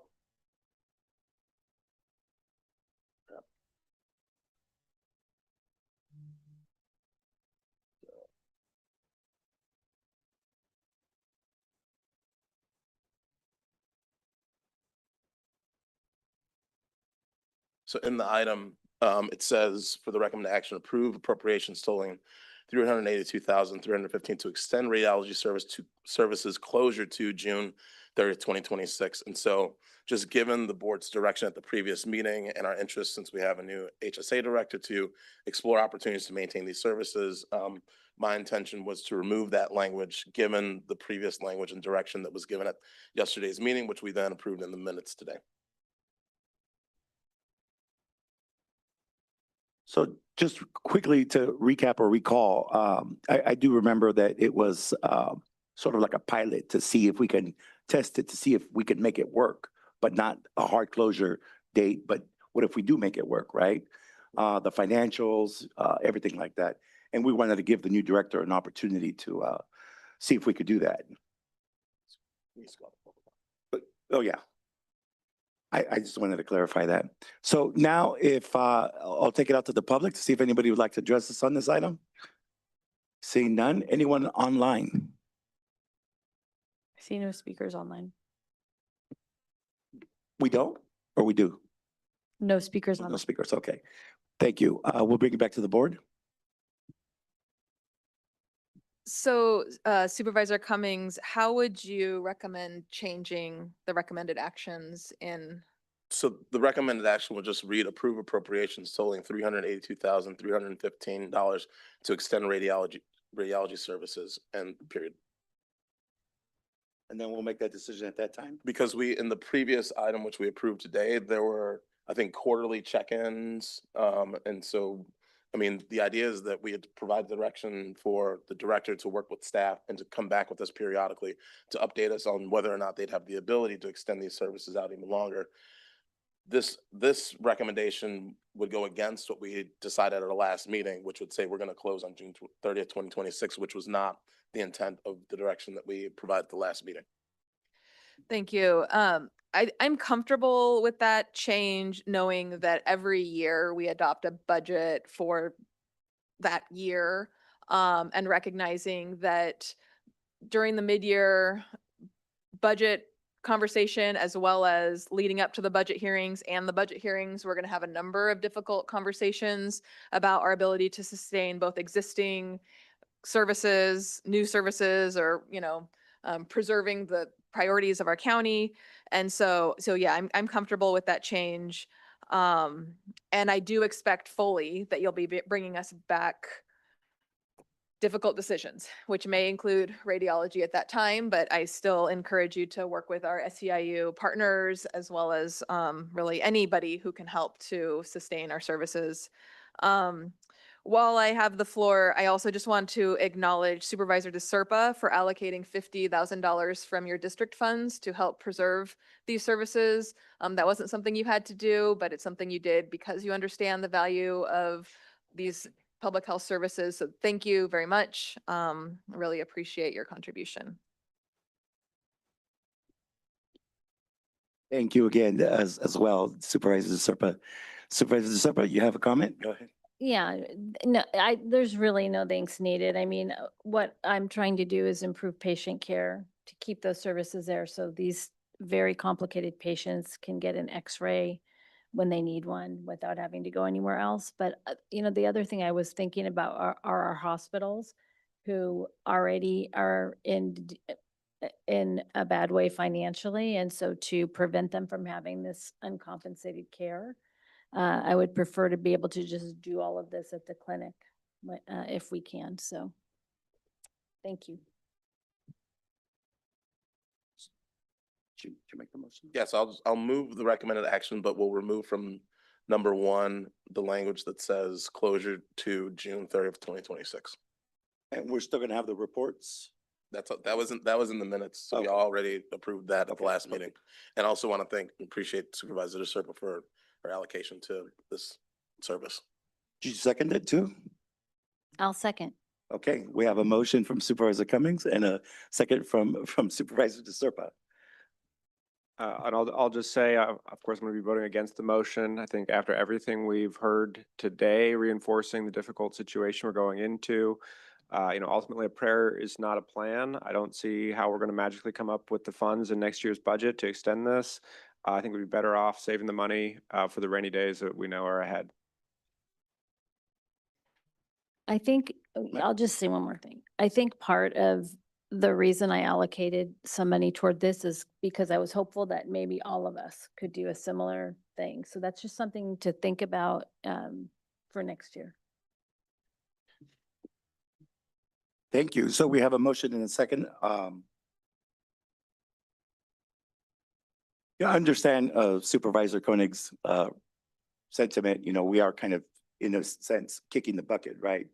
But I think that we don't know what the future holds. And so I'd rather, you know, still hold on to this until we know what actually is going to happen and what can be streamlined or, you know, more profitable. But with that, that's all my comments. If we have a roll call vote. Supervisor Koenig, No.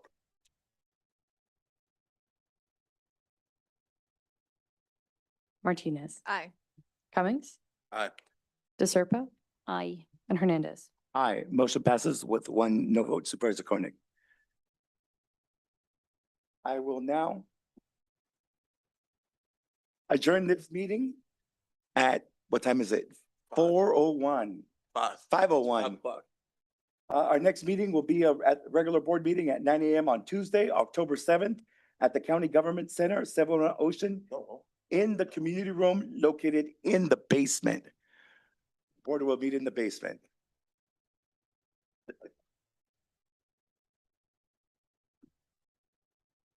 Is this ours?